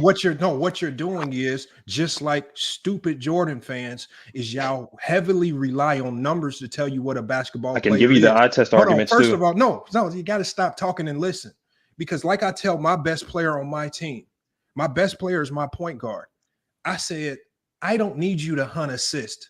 You're our best playmaker because you run the offense. I said, sometimes making the pass that leads to another pass that leads to a bucket, that's great playmaking. Not every pass and everything that you do as a playmaker leads to an assist. For example, a guy like Russell Westbrook, pretty good playmaker, but I'm not going to put him up there on the elite playmakers like that of a Chris Paul just because he could average 12 or 13 assists in a season, right? Because he was hunting assists, right? But he wasn't elite at playmaking like a Chris Paul. He wasn't elite at playmaking like some of these other guards who would average like 9 assists. For example, Stockton has more assists than Magic Johnson. I'm not going to say Stockton's a better playmaker than Magic. The numbers don't tell the true story. Playmaking isn't just about the end result of getting an assist. It's much bigger than that. I already agree with that. You've already confined it to numbers. Nope, I didn't say that. Great. Pippen, you said 18-5. Pippen's numbers. In response to you saying he had so many assists. Pippen's greatness isn't embedded in numbers.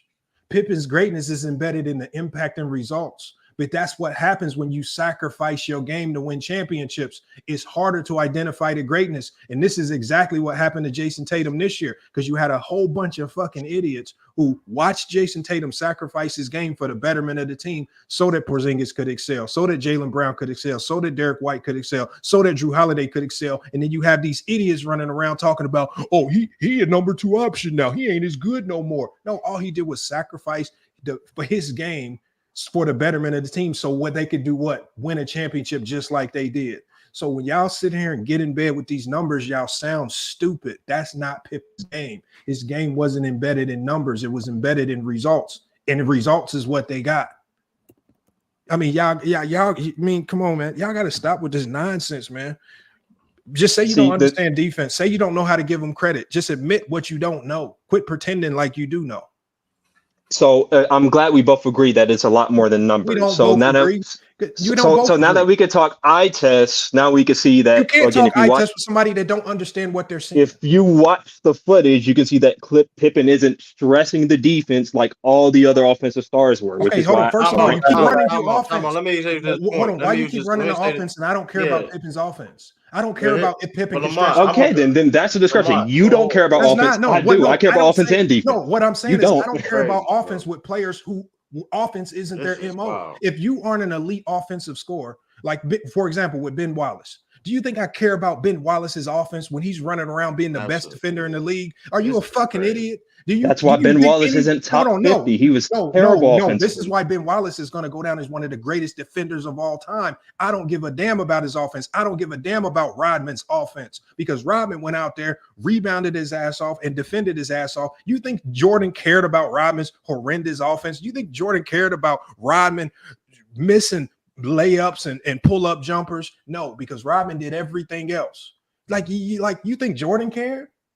These are just completely irrelevant arguments. No, it's not irrelevant. It just shows your stupidity. You don't need those guys to score when you got the best scorer, when you got the best offensive player in the game. Thank you for saying that. Pippen don't need to do all that scoring when you got the best scorer in the league on your team in an isocentric league with a pace that's slow as hell. You could just give the ball to Jordan on almost every single possession. So why do you didn't need to? And he couldn't. So why do you want Pippen to score all these points in when they have the best score, when they have the best coach, when a slowed down pace, in an illegal defense era where ISO players like Jordan could excel? Why did Pippen need to score? And he actually scored a ton in transition and off offensive rebounds to the tune of almost averaging 20 points per game. Well, he certainly need to score more those years. MJ wasn't there, and he didn't score enough. What year did he 93 and 94 when they got bounced out by the Knicks? First of all, how was Pippen in 93, 94? How was Pippen alone going to make up for the missing 30 points per game that Jordan left on the table? How was Pippen by himself supposed to also score his 20 points and then make up for Jordan's 30 points that were missing? Was he supposed to make Pete Myers into the next Jordan? What do you mean Pippen alone? Okay, BJ so hold on. Armstrong Are and you a Horace Grant are fucking both on that idiot? team. The Bulls lost Michael Jordan and had no real replacement for him. They Yet added you sit Tony here, Kukoc, no, Steve Kerr, no, Luke hold on. Longley. First of all, so you telling me that adding Tony Kukoc and Luke Longley is comparable to Michael Jordan's production? Never said that. Okay, so why the hell are you mentioning it? You were talking about No, offensive. what I'm telling you is when they lost Jordan, they didn't bring in a Mitch Richmond. They didn't bring in a Reggie Miller, a comparable shooting guard that could at least average 15, 20 points per game to help Pippen out. They just left a big void in the roster and told Pippen, go win a championship. Yeah, And Pippen can't carry an offense. What you idiots do is you guys will say, Pippen didn't win a championship. Well, of course he didn't. They had a humongous roster that was never replaced. Similar to how in the next year, when Jordan came back, they had another hole in the roster still. They had lost Horace Grant. And Jordan, they even proved that year they couldn't win without a comparable third option in Horace Grant. So they had to go. I disagree with that, but no, hold on. What you mean you disagree with it? You watched the Orlando Magic and Horace Grant. I disagree with that being the reason why I lost. I think why they lost because Jordan wasn't healthy. Man, what are you an idiot? He was averaging 30 points. He came back shooting 41% from the field. No, I'm factually correct. What do you mean? No, hold on. Jordan was. You can't just come in the middle of the season and be at 100%. That's not how it works. First of all, know your facts. First of all, know your facts. Jordan didn't just come in the middle of the season. First of all, Scott Williams came on this show. You need to look at that interview and said all that nonsense about Jordan just coming back, not being prepared. That's all a fucking lie. He said Jordan had been practicing with the team all year. Jordan was ready to go in the team, and the team was instructed to not tell anybody. Everybody knew Jordan's locker, all his stuff was back. He had already been practicing with the team. They all knew he was going to come back. They just didn't know when it was going to be announced. He was ready to go. This is why he was able to step right back into the NBA and drop 55 on the Knicks. He shot 40. That was the lowest field goal percentage of his entire career. This literally backs my argument. Yeah, you know why? Hold on. You know why it was his lowest field goal percentage? Maybe it was his lowest. Maybe it was his lowest field goal percentage because they were missing a key piece in Horace Grant, which teams could then load up more because they didn't have that third option there to really help out. And Rodman came and helped and gave them another option. Yes, Rodman was a terrible scorer. What do you mean? Hold on. First of all, let's talk about what Sean Kemp said about Rodman. He said Rodman, especially in that 96 series, because that's the year that Rodman came. He said Rodman was more impactful than Michael Jordan. This is what Sean Kemp said, because he said Rodman gave the Bulls a ton of second chance points. When Jordan would miss those shots, Rodman was one to bring them back to life, getting them extra shots, getting them extra possessions. So again, he was vital because he turned the Bulls into just a one and done type of team to where now they can get multiple possessions. They can get multiple shots at this thing. They can, because of his defense, they can get out into transition more. Rodman ran the floor hard. He opened up a ton of opportunities for him. They had a hole in the roster. See, the thing is, in 93, 94, y'all put the expectation of championship on Pippen. Y'all don't address the fact that the Bulls did nothing to add to that roster to give him any help to replace what Jordan did. The reason why they didn't replace Jordan is because they always knew he was coming back. Or he was still on. Again, they added Kukoc. They had already added Kukoc. They had signed him the year prior. Everybody knew it was coming. Jordan so it's not like they signed Kukoc. It's not just Scott Williams on this platform said it, but also the idiots that think Kukoc is a comparable replacement at the small forward position coming off the bench is a comparable replacement to Michael Jordan. You guys are complete idiots. That was a rookie, Tony Kukoc, coming into the NBA. How is he going to replace Michael Jordan's production? I think even Kenny Smith said that Jordan was practicing that whole regular season with to get ready for the comeback. It was pretty known that Jordan was coming back. But let's Sean give a take. So a couple things to remember. Well, number one, baseball was in a strike, right? That was why he was practicing with the team. He was with the team for a while. So, and he made it very clear he was not going to cross the picket line for baseball. So he was with the team practicing. But I want to chime in on Lamont's point about Dennis Rodman. People look at what Rodman did defensively in the rebounding. Look at how he plays in the triangle offense, his screen setting, his passing. They did not have that the year before. They didn't have that the year before. They were very small. They were really playing Kukoc really as a 4 when he really wasn't a 4. So when they lost to Orlando, that team was not built to beat that Magic team, even with Jordan coming back and Jordan having practiced and played those last 17 games of that regular season and then going into the playoffs. You can watch The Last Dance all you want. The Last Dance does not tell the entire truth. Okay, let's be very clear about that. That's first. Second, if you watch the difference the next year against Orlando, what are they doing against Orlando that year that they didn't have to do that they did the year before? They're not doubling. They're literally not doubling. They literally told Horace Grant that first year that he's in Orlando, you can have all the shots you want. And he was killing them.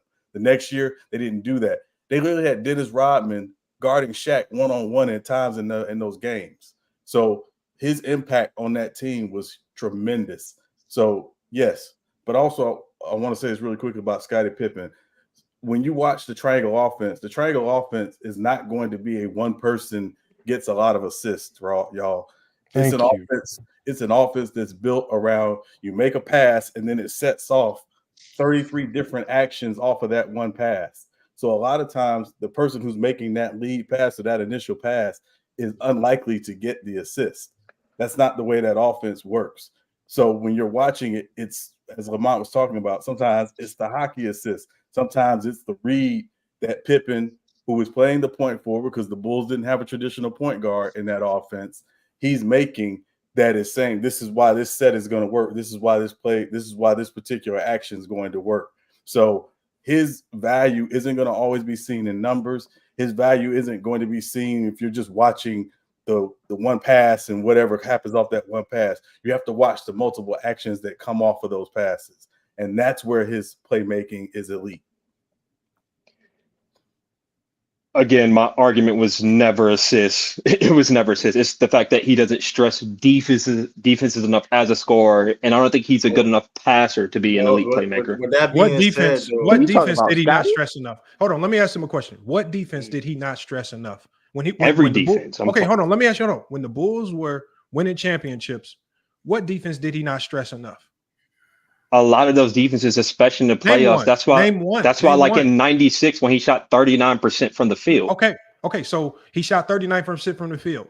Tell me, was his defense elite?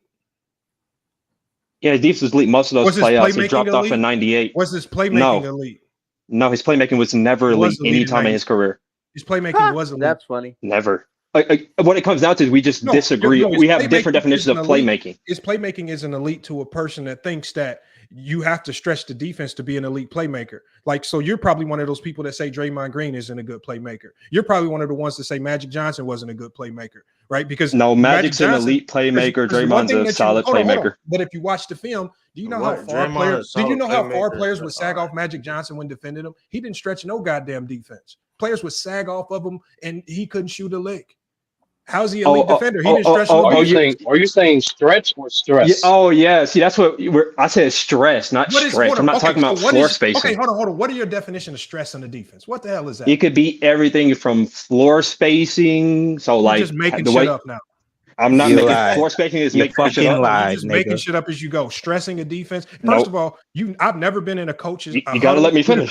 I have never been in a huddle with any coach ever in life that says, "Hey, Lamont, you ain't stressing the defense enough, man. You got to do more to stress it." What the hell are you talking about? What do y'all come up with? We actually call this gravity in basketball. We call this gravity. First of all, so you did say stretch, lying ass. I said stress, so you sound dumb as hell. Another term is gravity. This fake term that nobody that plays basketball or coaches basketball uses. It's fake. Y'all make JJ this up. Redick doesn't use it. It's just a made up term. Okay.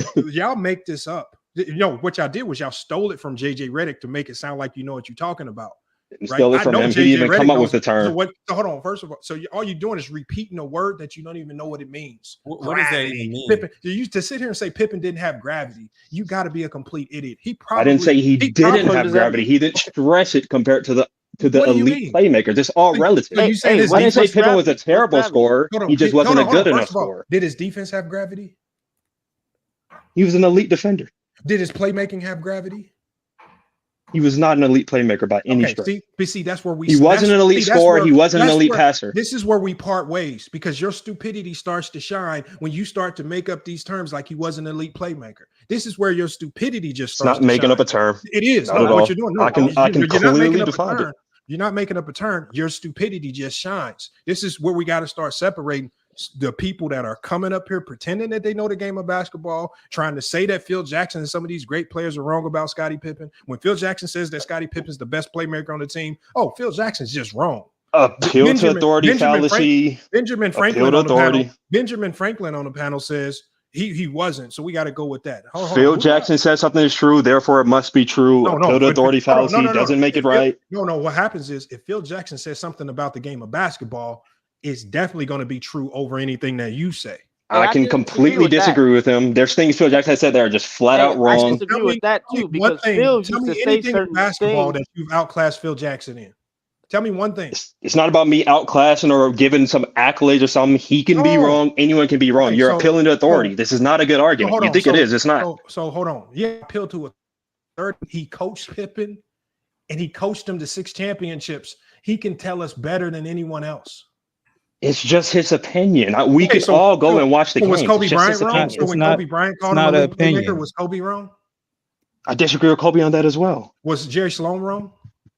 Doesn't matter how many players you name. Was You can Dr. J disagree with wrong? NBA players. No, what happens is now what happens is it's overwhelming evidence going against your point. When a whole bunch of expert testimony from people that know the game far superior to you are saying something completely opposite of you, we have to now look at you funny because you're alone on this stance that he was not at all. Not at all. I could find 100 players that would say, "Oh, MJ would average 50 today." No. I don't think he would average 50. Find 100 players that would say Pippen's not an elite playmaker.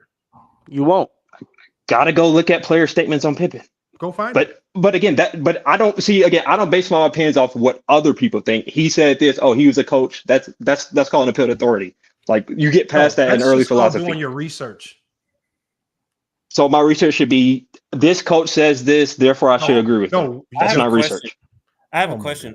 What is gravity to you? Because I looked it up with I hear these terms, and I could look it up. But what is gravity to you? Wikipedia has a definition, but what it is to you? Yeah, let him answer. In a basketball sense, basically, again, like how I was saying, stress the defense. Someone kept saying I said stretch the defense. I don't know where they got that from. Michael Jordan wasn't as What's he wasn't a great Just floor answer the spacer. question. Again, basically how you stress the defense. So like it's a variety of things. So when we argue, so again, it could be you could be a very good. You could stretch with your elite 3-point shooting. It could be elite rim pressure. It could be drawing a lot of fouls, like Allen Iverson. Pippen wasn't elite in any of these categories, which is why he's not stressing it enough. You get what I'm saying? That's how the Bulls. I don't get what you're saying. Even by that definition, right? I don't get what you're saying. Gravity in terms of what people use it for in basketball, it's just simply attracting attention from defense. That's what it means. Hold right? on, y'all. Exactly. Okay. So hold on, y'all. Let's do this right here. Let's do this right here. We'll keep it simple right here. I asked ChatGPT. I said, "What is gravity in basketball? And if it exists, please explain how Pippen had elite gravity in the game of basketball." So it says, in basketball, gravity refers to a player's ability to draw defensive attention, thereby creating space and opportunities for their teammates. A player with high gravity commands the defense's focus, often resulting in double teams or helping defenders, which can leave other players open for scoring opportunities. Scottie Pippen had elite gravity in basketball for several reasons. Number one, versatility. Pippen could score from various positions on the court, whether driving to the basket, shooting mid-range jumpers, occasionally hitting three-pointers. His scoring threat forced defenders to stay close to him. Playmaking ability. As an excellent passer and ball handler, Pippen could exploit defenses that collapsed on him by finding open teammates. His ability to see the court, make precise passes, added to his gravity as defenses had to account for both of his scoring and passing. Basketball IQ. Pippen's understanding of the game allowed him to make smart decisions with the ball. He knew when to drive, when to pass, how to manipulate defenses to create the best opportunities for his team. Athleticism and skill. Pippen's athleticism and skill made him a constant threat to attack the rim, and his skill made him dangerous in transition, half-court sets. Defenders had to be aware of his moves at all times, further increasing his gravity, defensive impact. While gravity primarily refers to offense, Pippen's defensive prowess often led to steals, fast breaks, where he was incredibly effective. The transition game also forced teams to account for him in various phases of play, enhancing his overall gravity. Hey, yo, you know what? I agree with that. I agree with that when it comes to when Michael Jordan wasn't on the team. To the gravity guy, do you disagree with that? I mean, you just like regurgitated what you heard on ChatGPT. I mean, that's not even like an argument. No, I didn't ask you that. I said, do you disagree with it? Yes, I mean, it was the same thing you said before about him being an elite playmaker. And you said something about scoring when he's like plus 0.4 efficiency for his career. That's not. No, time out. But what Lamont just read is literally your definition of gravity, but a little more. It's not. He just read what ChatGPT said. So you're just gonna scream the word no matter what a nigga tell you. Okay, I understand, but Ben, I understand. Form Lamont an argument. passionate. Don't just regurgitate ChatGPT. No. He said, "Do you agree with what he just read? Do you agree with it?" You say, "What? You don't even got an answer." My argument. Arguing against my point. That's not. If you want to straw man me, that's cool. Ben, listen, Renegade. I need 1 minute. So you guys hold up, bro. Hold up. He said he's giving you a definition of gravity, and you're not even answering the question on if you agree with the definition. That's like an entire 4-paragraph thing. Like, it's a yes or no. So you wasn't even listening. Right? I did listen. It's the same thing he said before. I said I disagree with a lot of in there. Okay, so let me ask you a question. What do you disagree with? We've already been over this. Elite playmaker, great scorer. Wasn't that in there? Okay, let me ask you this. So it says on Wiki, it says in basketball, the term gravity is used when describing situations in which players without the ball draw defenders to them simply as a result of their shooting ability being a known threat. This in turn helps their teammates access more open shot opportunities themselves. So it's like this is crazy. And there's another. Yeah, that's one way. Yeah, that's definitely one way people describe it. Okay, so often used to describe Steph Curry. There's no concrete definition of it, so it's just a made-up term, from my understanding. It's not made up. Nope. You said one way. All words are made up. If we're gonna Ben, hold on. We're not gonna do that. We're not gonna spiral the semantics. Ben, your logic, based off your thought process. The definition that was read upon you is the same premise. It just expounded upon. That's it. There's no difference in premise. Hey, yo, let me say this. I agree with Ben somewhat when I didn't understand what gravity meant either. But then when just ChatGPT started reading it, I started thinking, okay, that's Steph Curry. That's Shaquille O'Neal, right? When Jordan is playing before he retires that first time, Scotty is given that gravity because Jordan's not on the court. But when Jordan is on the court, I agree with Ben. Scotty doesn't have gravity because all of the gravity is pushed towards Michael Jordan. Hold on. So, whatever you guys think of gravity, they won 6 championships.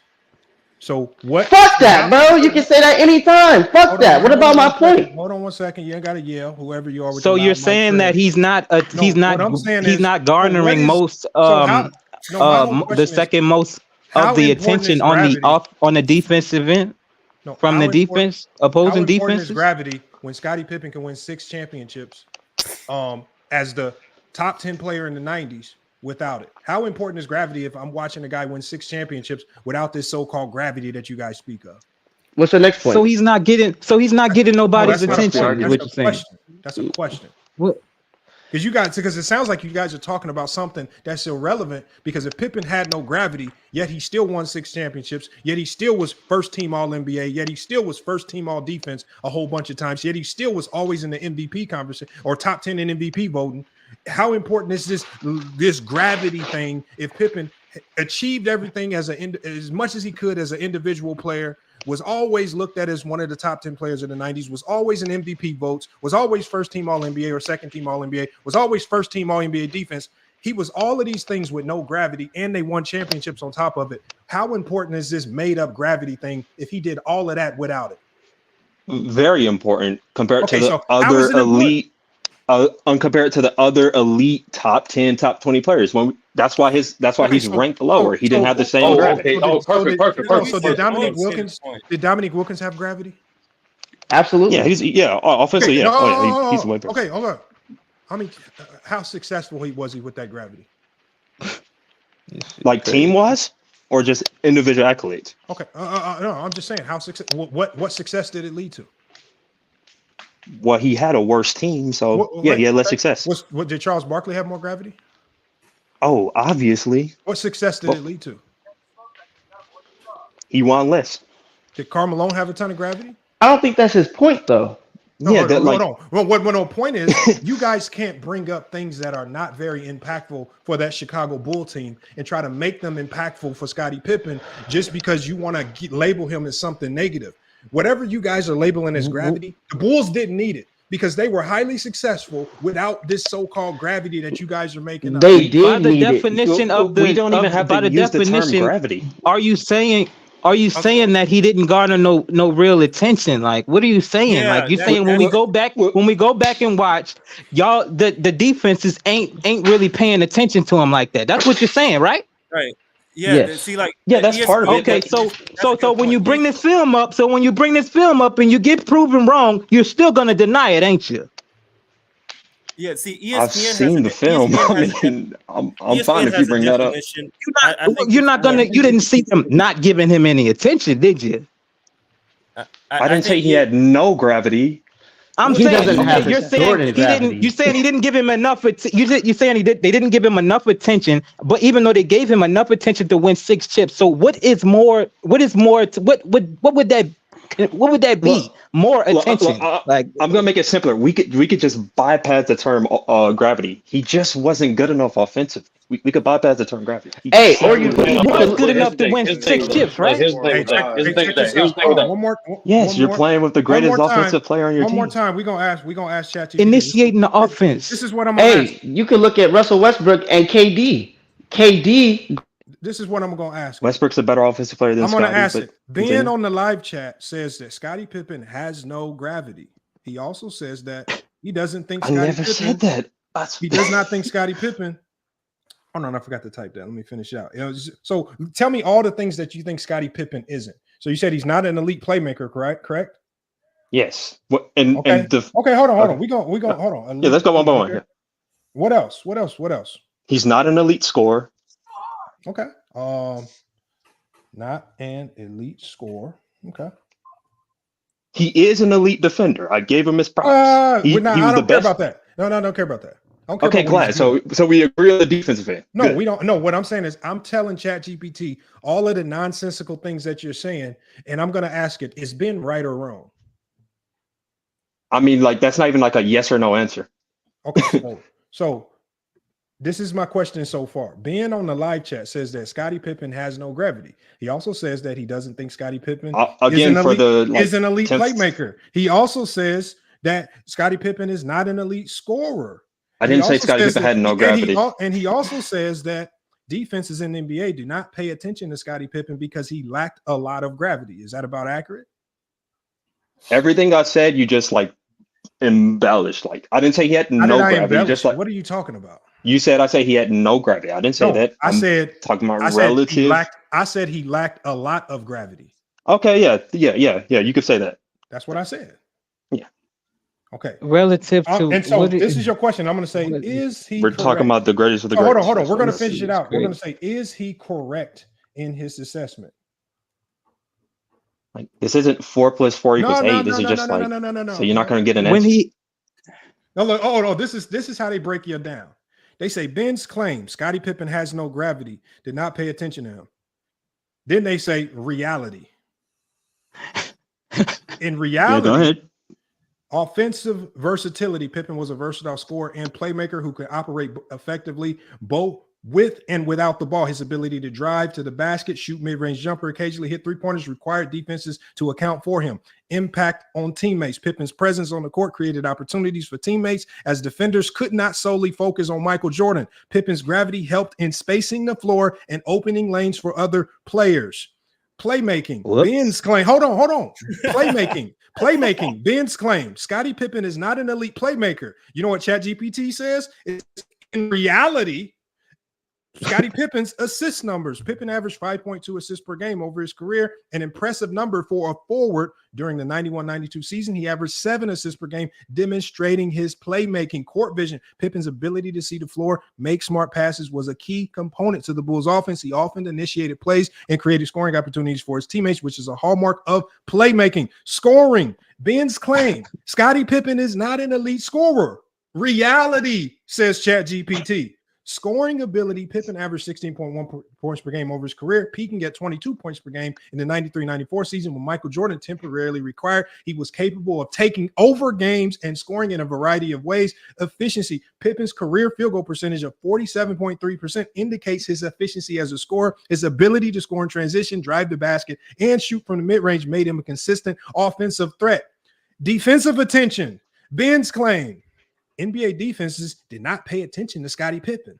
Reality, defensive focus. Pippen's role as a secondary scorer and playmaker to Jordan meant that defenses had to account for him. His ability to penetrate defenses and make plays forced opponents to devise strategies to contain him. Defensive matchups, Pippen often faced the opposing team's best defenders, indicating the respect and attention he commanded from NBA defenses. In summary, Scottie Pippen's gravity, playmaking, scoring abilities were crucial to the Bulls' success. Ben's assessment overlooks the multifaceted impact Pippen had on the game, both as a scorer and facilitator. Pippen's contributions went beyond traditional statistics, influencing the game in many ways that are sometimes less quantifiable, but equally significant. Ben, what do you got to say to ChatGPT? What do you want me to tell her? Damn. Simple. I mean, I thank ChatGPT for that because just 1 said minute you're not even thinking in reality, my guy. I'm gonna 1 minute. It's assists aren't everything. It doesn't mean anything. Then it's he averaged 5.2 assists to make his argument. Like, by the way, like I like how like we're at the point now where like ChatGPT ain't say nothing about no damn stats, man. What you talking about? It literally you heard what ChatGPT said, you just talking. I'm just talking, man. Talk about what ChatGPT talking about, man. You talking this stat shit, man.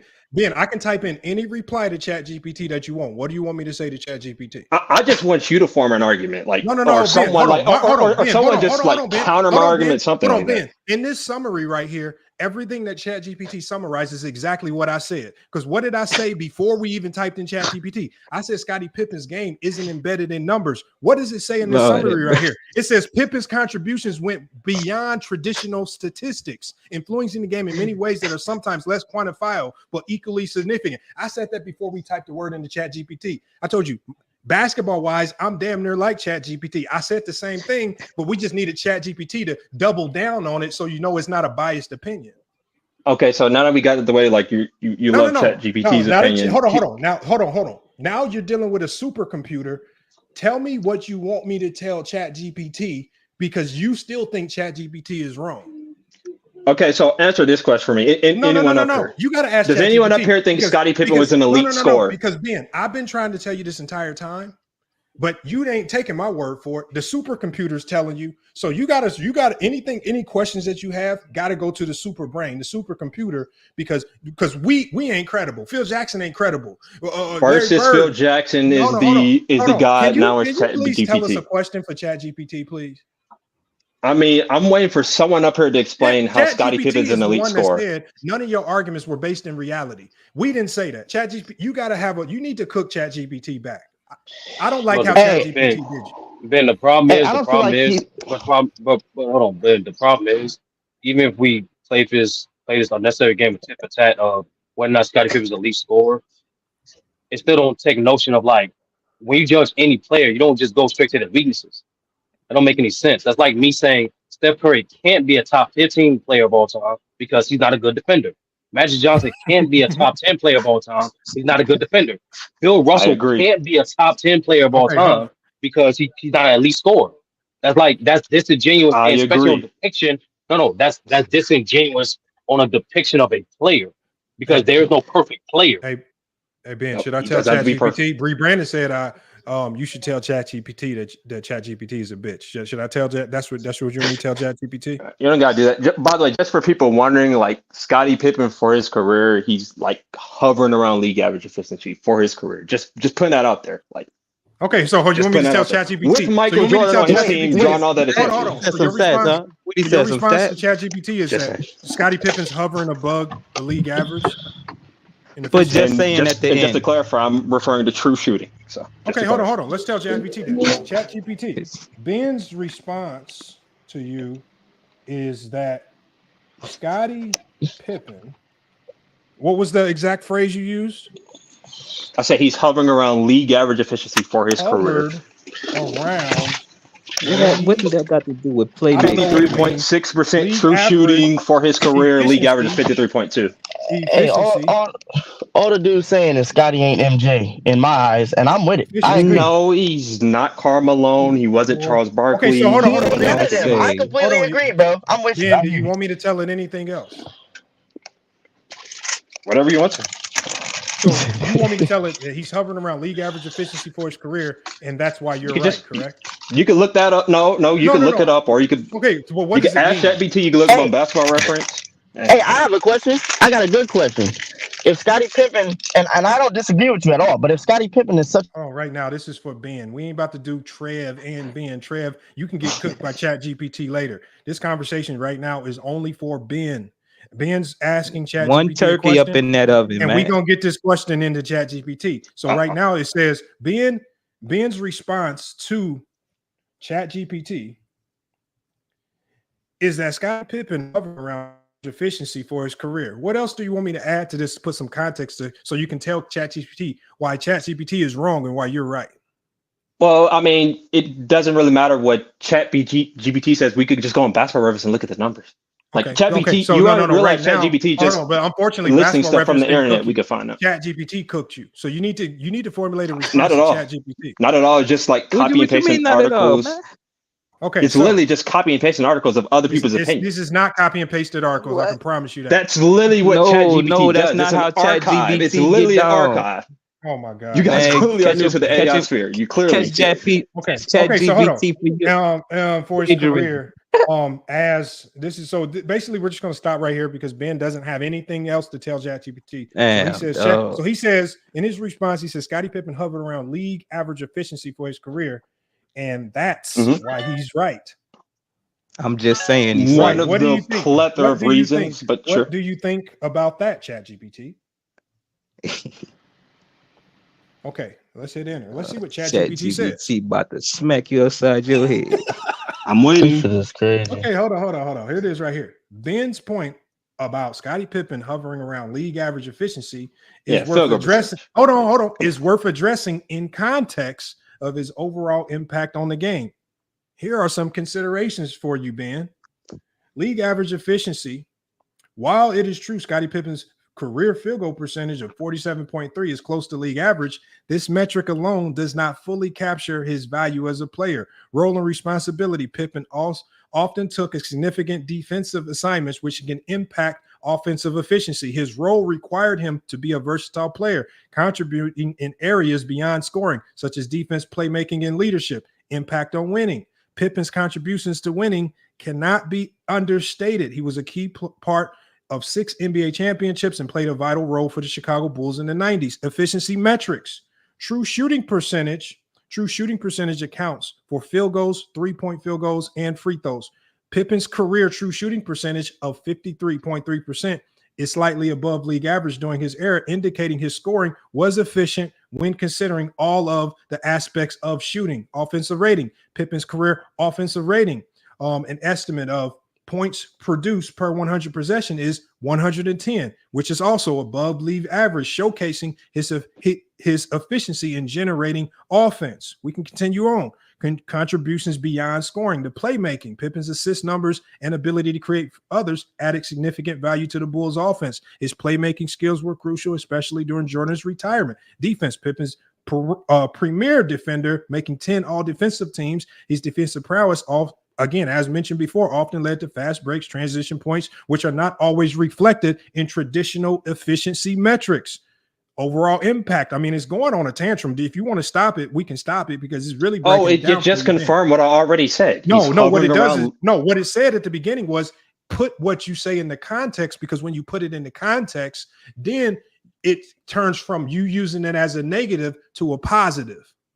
That's what it does. The context that he's playing with the greatest offensive player of his era and he's still hovering around league average efficiency, like that's the best argument you can make. That's not what this just said. Is that what you got out of all of this? That's literally the context of Scottie Pippen scoring. He played alongside the greatest offensive player of his era. That's your context. Because the one thing that we know for sure is that before Scottie Pippen got there, before and after. We can go Jordan with the Wizards or Jordan prior to Scottie Pippen. What players did Jordan boost up just because of his presence?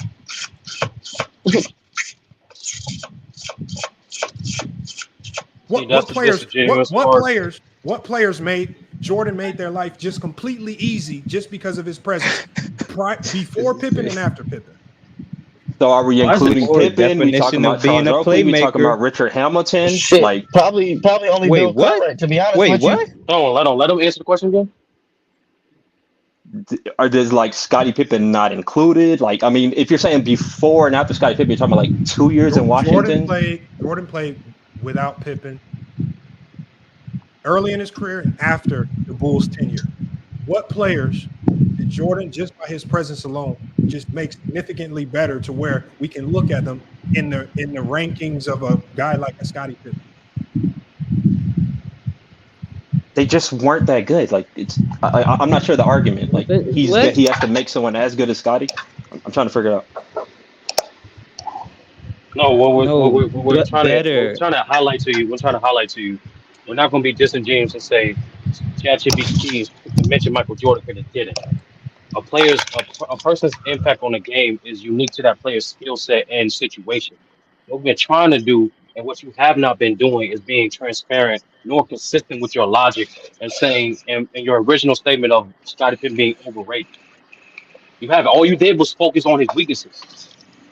You didn't bring up a contrast. You didn't bring up a contrast to other all-time great players, what makes them inferior. I've already done so. I've already talked about all the offensive players that better than him, even in his own era. Ben, no, you did not. Ben, no, you did not. All you said was Ewing, Barkley. All you said was they were better. You did not, and then you alluded to the weaknesses again. He wasn't a quote unquote elite playmaker, a quote unquote elite scorer. Do you disagree with those statements about him being an elite playmaker and an elite scorer?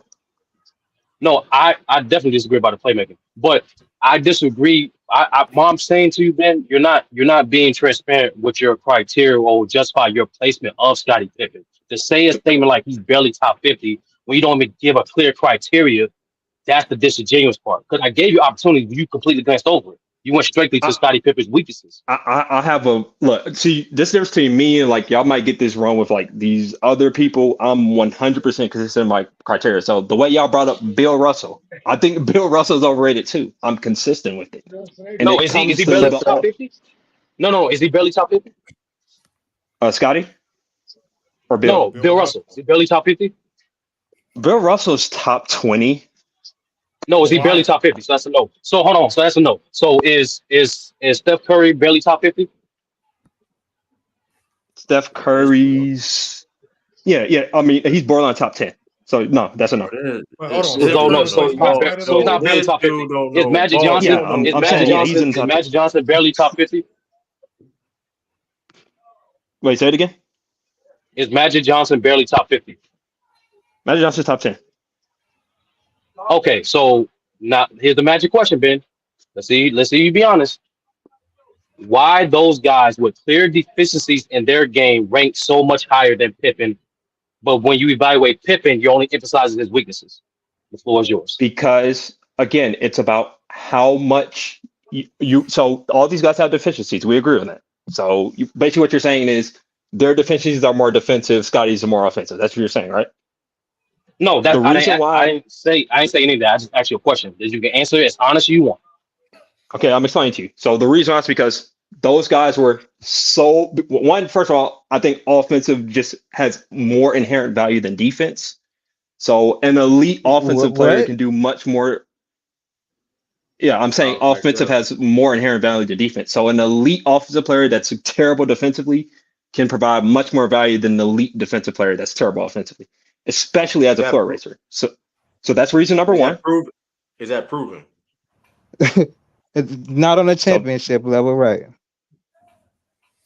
Is it proven? I mean, that's cool, your criteria, but is that what you said? Is it proven in the game of basketball? Is that proven on a championship level? It's just my criteria, right? This is like proven or disproven. It's just my criteria in terms of how your criteria, but it's not. If it's not logical, what's What do you mean it's not logical? Have you seen what Steve Nash has done to offenses?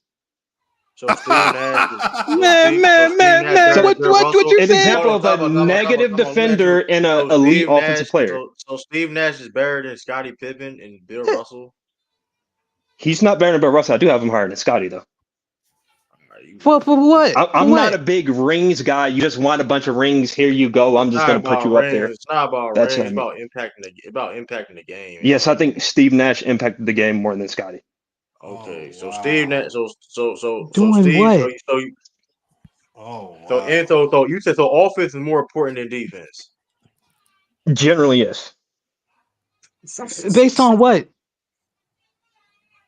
Based on, again, like I said, my criteria, the way you impact the game. Like I said, with Steve Nash spearheading some of the best offenses in history.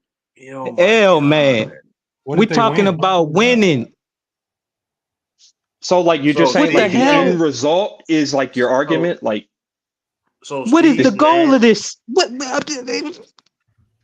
So Steve What is Nash, y'all got it, man. Rob Horry has 7 rings. I mean, I can't. no, argue against him. stop bringing the He's ring GOAT. argument up. Stop bringing the ring argument. You're saying offense is more important than defense is the dumbest shit of all time. Like, address that. How is it the dumbest shit of all time? Explain. Because it's not. Because it ain't proven. It ain't proven. Tell us what Do the best offenses or the best defenses win chips? Thank you. Repeat the question. Okay. Wasn't the Dallas Mavericks? Have we seen more teams in NBA history? There are examples in NBA history of teams with absolutely horrible offenses still win championships because they had great defenses. Tell me a team in NBA history that's been a great offense with a very subpar defense that's won a championship. You're not going to find either of any example on both ends of that. It's going to be very few. Again, let me finish. Very few don't They mean were an none. average offense. Detroit Pistons in the 2000s was a completely atrocious offense. Like I said, you're going to find very few. Again, this doesn't go against my point. You're going to find very few of each example. There's more. I'm just giving you an example of one. The thing is, I can pull up one, the Detroit Pistons. Can you give me one team in NBA history that has won a championship with a great offense with a subpar defense? One example. I just need one. I have to go look at the numbers. I'm trying to see. No, I'll give you some time to go look. I'll even give you time to go look. Yeah, I gotta look at the numbers. I'll even let you ask ChatGPT. You want me to ask ChatGPT for you? I don't have, because like this is completely different. We're talking about teams, not players. Yeah, I brought up Steve Nash, the 2-time MVP winner. I mean, let me ask you a question. Let's ask you a question. Who better, D'Lo or Rudy Gobert? Rudy Gobert. Why? Why off your criteria? Because he's elite defensively. D'Lo is not elite offensively. He's not. Here we go. See the dumb shit. What? See the dumb shit. Now you got to put some. That's dumb saying Rudy Gobert is elite defensively.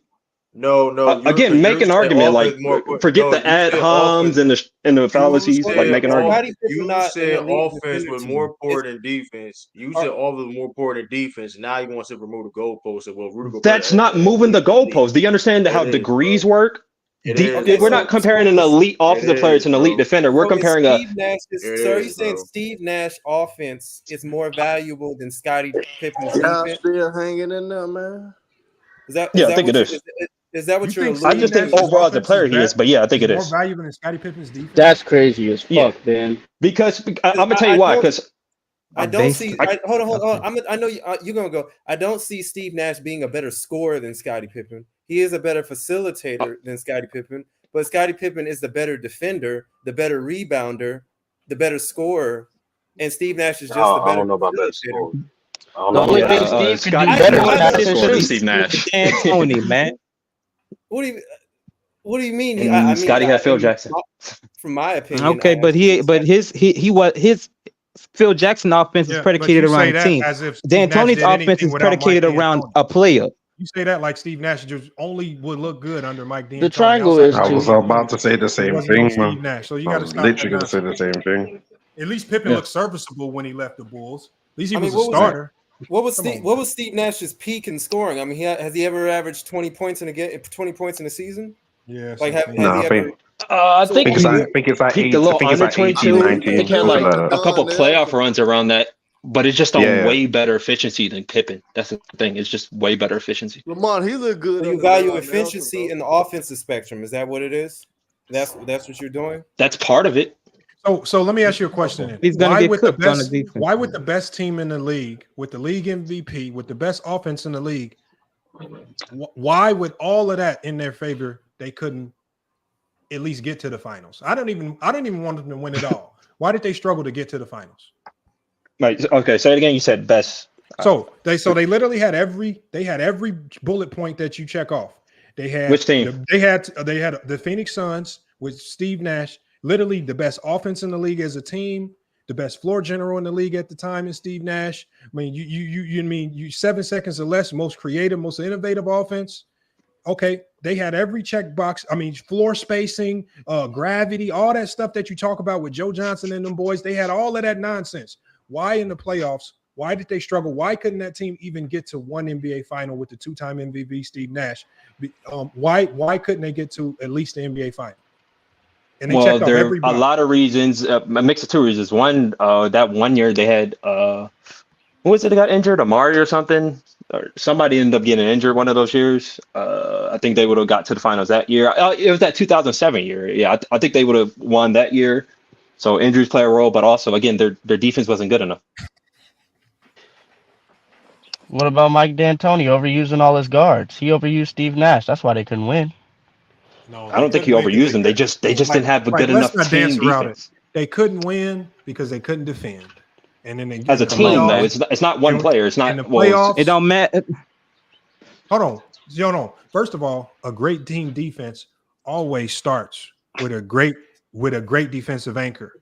The Warriors with Draymond Green, the Bulls with Scottie Pippen, the Detroit Pistons with Ben Wallace, right? Even the older Detroit Pistons with a guy in Joe Dumars, right? Every great defense is led by an anchor, right? And those anchors defensively, what those defensive anchors do is, because the one thing you can't control in a basketball game sometimes is offense. Sometimes you just have an off night and you can't make nothing.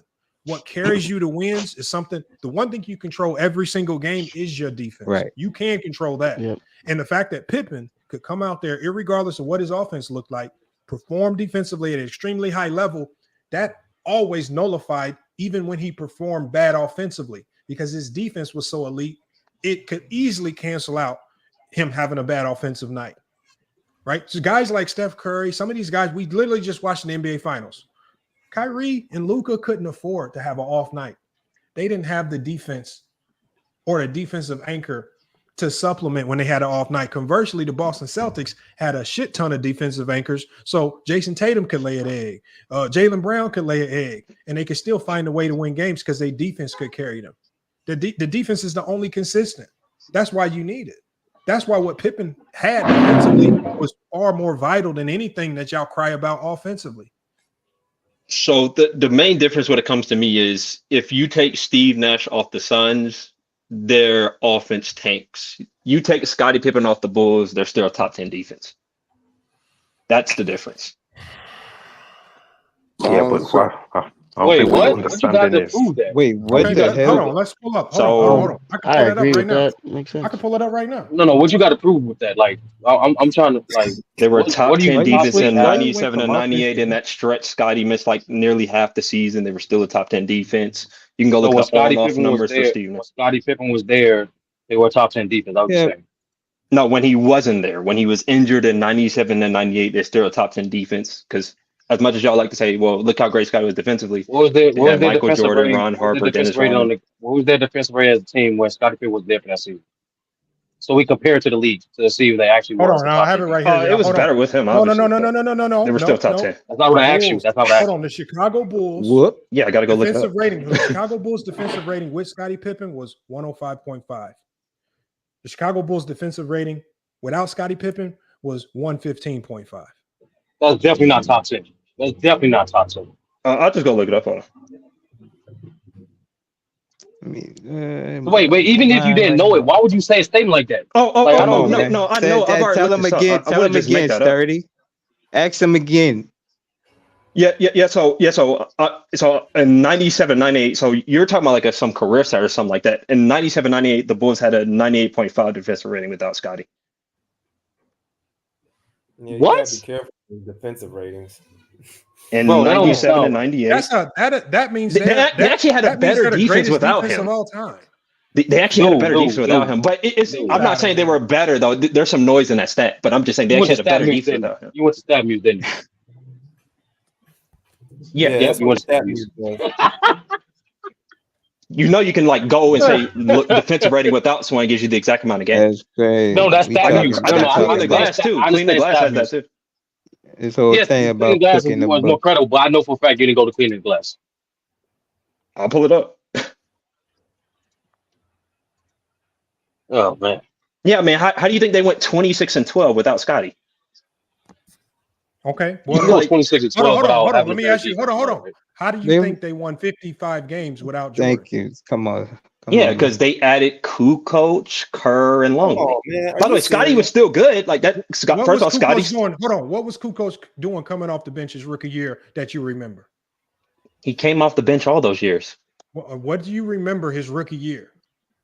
You mentioned him coming off the bench. He was a six man. Yeah, Manu Ginobili came off the bench. That doesn't take away his value. That man was he Kukoc? Was he Kukoc? That man averaged 10 points a game. What are we talking about? He averaged 11 and 4. Again, Kukoc, Kerr, and Longley. You're really talking about three players. We're not talking about just some random buzz off the street. That man has 10.9 points per game. Okay, cool. You want to be let's round up shooting 43% from the field and 27% from the 3-point line. Yeah, you want me to pull up Scotty's numbers in the playoffs during some of those years? Or should I do that? Playoffs. You mentioned Kukoc. Stick with the original point. Then the regular. You can combine literally. Hold on. And you can literally combine only average 9 Tony points Kukoc and Luke Longley, and you still only at 17 points per game. Yeah, the point was that what they did without Jordan, because you mentioned about what they did about Scotty, about some record or something like that. And so you said that what then the obvious retort was, what did they do without Jordan? And you said, well, they added Steve Kerr and Kukoc. And I'm like, what kind of that's not much of a replacement. Hold on. I'm gonna three give players added. Look, here's the best example.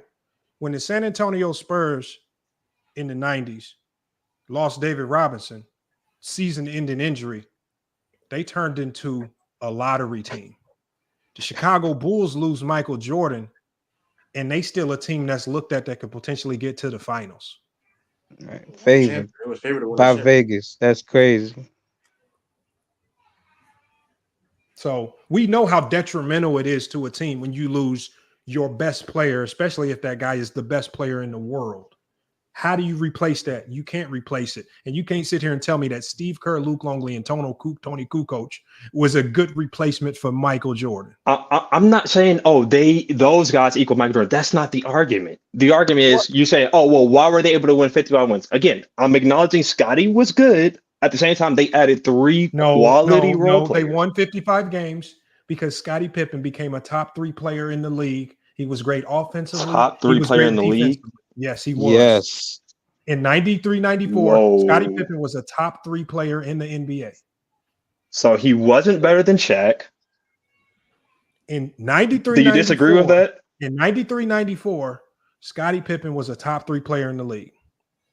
Okay, so name the players he's better than then. Just name 3. Oh wait, well, just for clarity, Scottie Pippen was 3rd in MVP voting in 1993-94. Yeah, I know votes, but I'm saying name the players you think he was better than. Just somebody name them.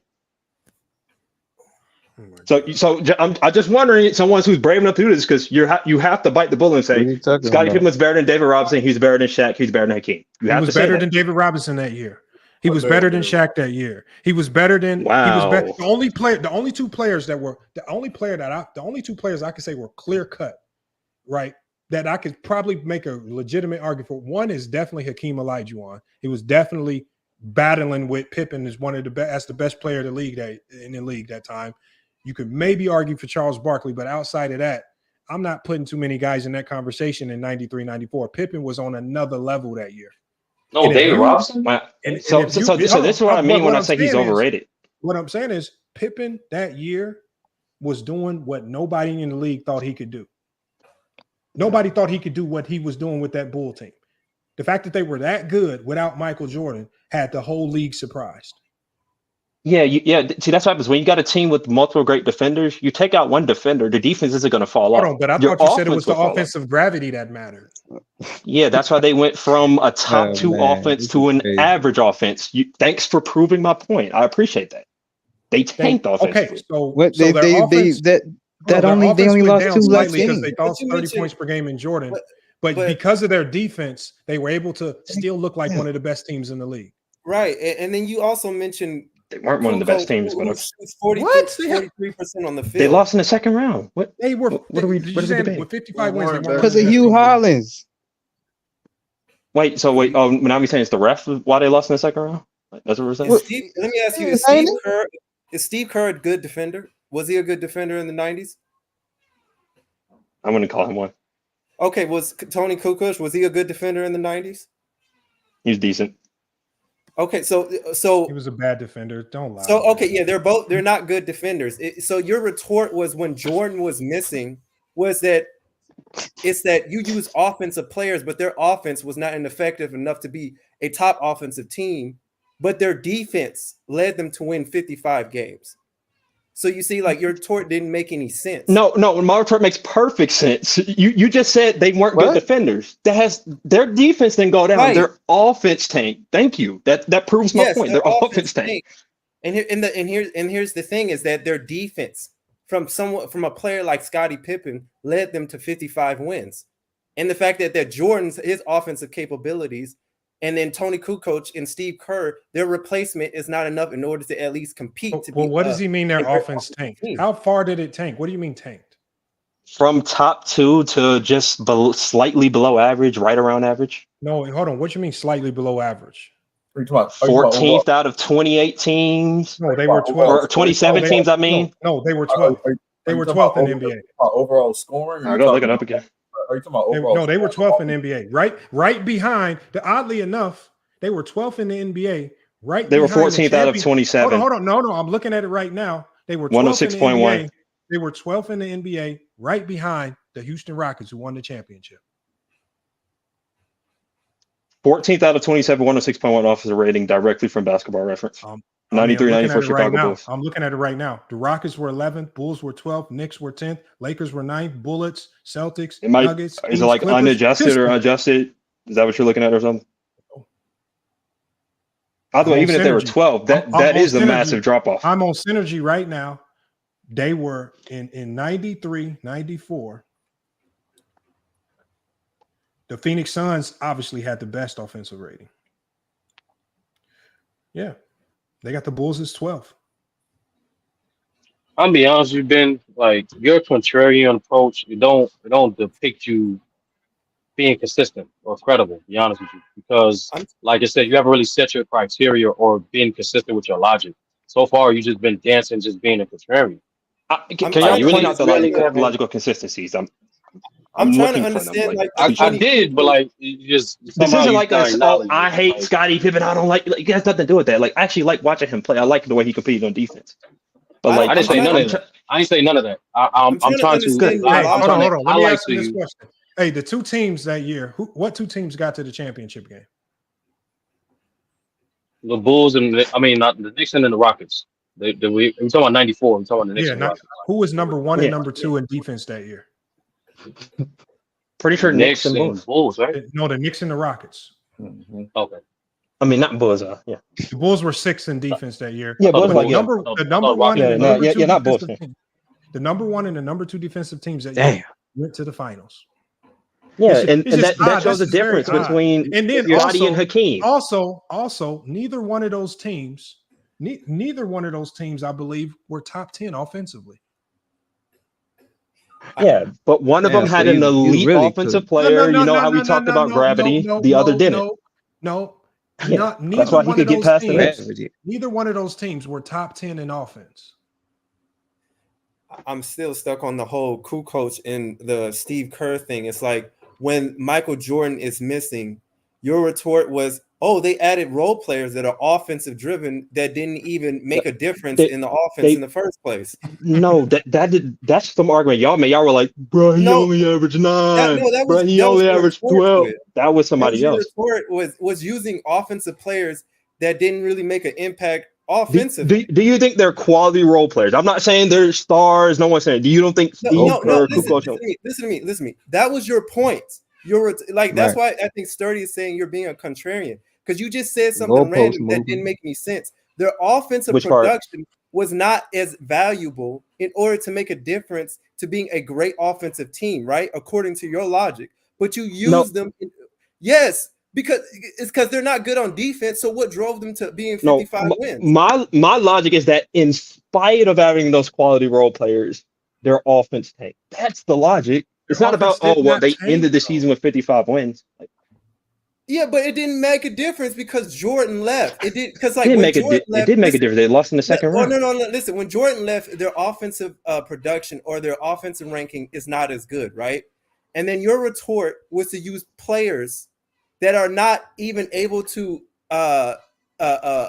even compete to be able to be quality offensive players, right? And so what drove them to 55 wins? You said, oh, well, they still have replaced with two quality players, Tony Kukoc and Steve Kerr, players that suck on defense, right? That's what I'm saying. We've already acknowledged that they had a good defense. Like I'm not sure what they're like. Are y'all just like you're not really? No, hold on. You're not what kills him is the fact that in '94, the two teams that went to the NBA Finals were below or right at league average offensively, but they were the number 1 and number 2 teams defensively.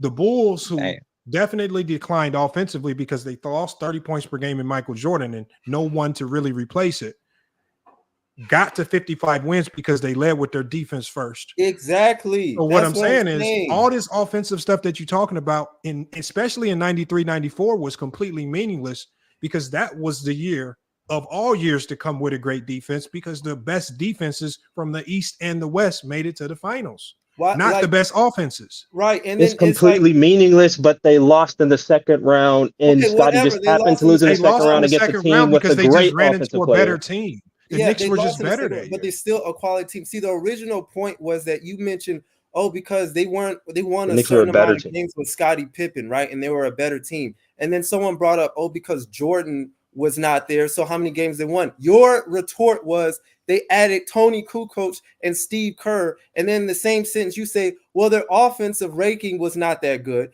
But then it's like, so how did they lead to 55 wins? It was their defense. Okay, I'll explain to you. It's really simple. So if you take away Tony Kukoc, Steve Kerr, and Longley, they're not a slightly below average 14th anymore. They go down even more. Do you get what I'm saying? How do you know that? Then you also said that that's 3 quality role. Like, what do you mean? Are you saying they're negatives on offense? Like, what do you mean? You just take out 3 players that get good minutes and talked about you talked about efficiency as well. And then Tony Kukoc shoots 43% on the field. That's terrible. Okay, and then he's also a terrible 27% from the 3. Yeah, 27% from the 3. So it's like your retort is just, that's what I'm saying. You're being a contrarian is because how are you talking about, like, fun fact, same true shooting as Scotty for his career. Luke Longley as a center. Luke Longley as a center that year shot 48% from the field. Pippen shot higher than that as a perimeter player. So that's the bar. So we went from Scotty is elite at this to he's better than Luke Longley. You said that these 3 guys collectively came in and this is the reason they got to 55 wins. That's the point. No, all I'm saying is they help. I'm not saying that. Of course, Scotty's the main reason. He's the best player. No, I feel like y'all are arguing against a different point. The reason why they won 55 games is because of Scottie Pippen's elevated play. His elevated play. Horace Grant. Hold on. First of all, this is NBA defender. This is the first year that Horace Grant was an all-star, primarily because of Scottie Pippen's ability to play make and get Horace Grant involved. This was also the first year that B.J. Armstrong was an all-star, primarily because of Scottie Pippen's willingness to move the ball. So when you look at Scottie Pippen's 22 points per game, the fact that Scottie Pippen could sit back and understand, look, I'm not a scorer like Jordan. For us to have any type of success this year, I'm going to have to find a way to get Armstrong and Horace Grant involved, so much so that both of these guys were all-stars that year. This man said quality. And they were the number 6 defense in the league. Yeah, there's a coach, Charlie Rosen, who basically breaks down that 93-94 Bulls team And he says that is the most efficient they ever ran the triangle offense without Michael because the ball didn't stop. I'm curious. Who else do you have over Scotty? You say he's like barely top 50 or something like that. You said Steve Nash. Probably got Reggie Miller over Scotty. What? I don't have Reggie Miller over him. Offensively, but no, I don't have Reggie Miller over him. He got Muhammad Abdul Rauf over Scotty. I don't know. AC Ogman. Nah. Who else, man? Again, who like else like he just name players. Name players. I'll tell you they're better. Name player who you think on the same level or in that ballpark. Who's a top 50 player? There was nobody on Pippen's level with what he did. I can't even think that far. I can't think that far. Who's a top 50 player or who's a top 30, 40 player? Players that are better than Scottie Pippen. I mean, that's not hard. Right? No, what I'm saying is like it's going to be easy to name like 30, 40 easy. What I'm telling is what it's going to be hey y'all, we could just bypass this. It's easy to name a whole bunch of players that average more points than Scotty. Because Scotty's game, like ChatGPT and what I said before, because his game wasn't embedded in getting a whole bunch of numbers, of course, it's going to be easy for people to walk around and say, oh, yeah, this guy, T-Mac, anybody that averaged more points per game than Scotty, they're going to be better players. Okay, well, let me ask him, is Gilbert Arenas better than Scotty? Is his career better than Scotty? Okay. Nope. But that contradicts your logic from earlier. It doesn't contradict my logic. I don't think Gilbert was an elite earlier was about gravity. Tell me, you can't name a lot of players in the 2000s that had more gravity than a goddamn Gilbert Arenas. Your whole logic was built around offensive gravity, and Gilbert Arenas had a shit ton of gravity. Yet you sit here and say that Gilbert Arenas ain't better. Your own logic forces you to say that Gilbert Arenas is better than Scotty. First of all, Gilbert Arenas wasn't really that efficient. Let's just start with that. Is Kyrie Irving better than Scottie Pippen? Man, the man just said your logic forces you to put Gilbert over Scotty. Offensively, though, Kyrie is light years ahead of Scottie Pippen, but overall, no. But your logic forces you to put Kyrie over Scotty. No, my logic is not better offense equals better player. That's never been my logic. That's a cool straw man to argue against, but it's not my logic. Is DeMar DeRozan better than Scottie Pippen? Nope. They all have more gravity. DeMar DeRozan I don't even think he's he's not. Hold on. Don't all of these guys have more gravity offensively? Yeah, a lot of them do. Yeah, all those guys you name, yeah. Is Mitch Richmond? Why aren't they better? Because this is how we got into this. So first of all, like DeMar DeRozan, I'm glad you I mean, it's just not a good example. I mean, he was like horrible in the playoffs. Does he have more gravity than Scottie Pippen offensively?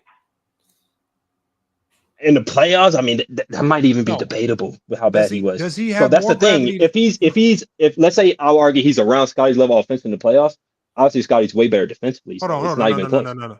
Does he have more? Remember, your logic was he draws more double teams. Yeah, your logic was revolved around how much stress you can apply to a defense. Remember, he was using the word stress. Yeah. So on offense, who applies more stress to a defense, Scottie Pippen or Kyrie Irving? Kyrie, obviously, everyone here agrees with that. So why don't you have Kyrie as a better player than Scottie Pippen? Because one, I think Scotty was a far better defender than him, and I think Scotty was good enough offensively compared to Kyrie's offense. It's all about degrees. What about Chris Webber? Is Chris Webber better than Scottie Pippen? No. See, y'all like looking for these like Webber crazy had things. Way more gravity. He has more gravity, man. Chris Webber was inefficient as fuck. Have y'all seen his numbers? What about his numbers? Chris Webber was one of the there's a year Chris Webber shot a lower field goal percentage than Iverson on the same team. You went from saying offense is more important than defense. You went from saying these players with more gravity are better than Pippen. Now all of a sudden we start naming players with more offensive gravity than Scottie Pippen that we can easily admit. I don't even like Chris Webber. Everybody here can attest to that, but I can easily say he was far more offensive gravity than a goddamn Scottie Pippen. And it's Klay Thompson. But I don't think it's to that degree, but I do think he does have more. Yeah, it's a degree thing. Is Klay Thompson better than Scottie Pippen? No, he has more gravity. Wow, he lacks the playmaking. He lacks the playmaking. That's you said Scottie Pippen wasn't a good playmaker. Yeah, you said he was a playmaker. I said he wasn't an elite playmaker. There's degrees. Y'all take this personally. There's degrees. Oh, man. You can be a solid playmaker. You can be a good playmaker. There's the elite playmaker. All right, man. He's just not in that bracket. We gotta let him. We gotta let him up better. Hold on. This is what we gotta do for him. We're gonna just so we can move on, man. We done took over True's show, man. True done checked out. We got to just let him get his last little spiel off, man.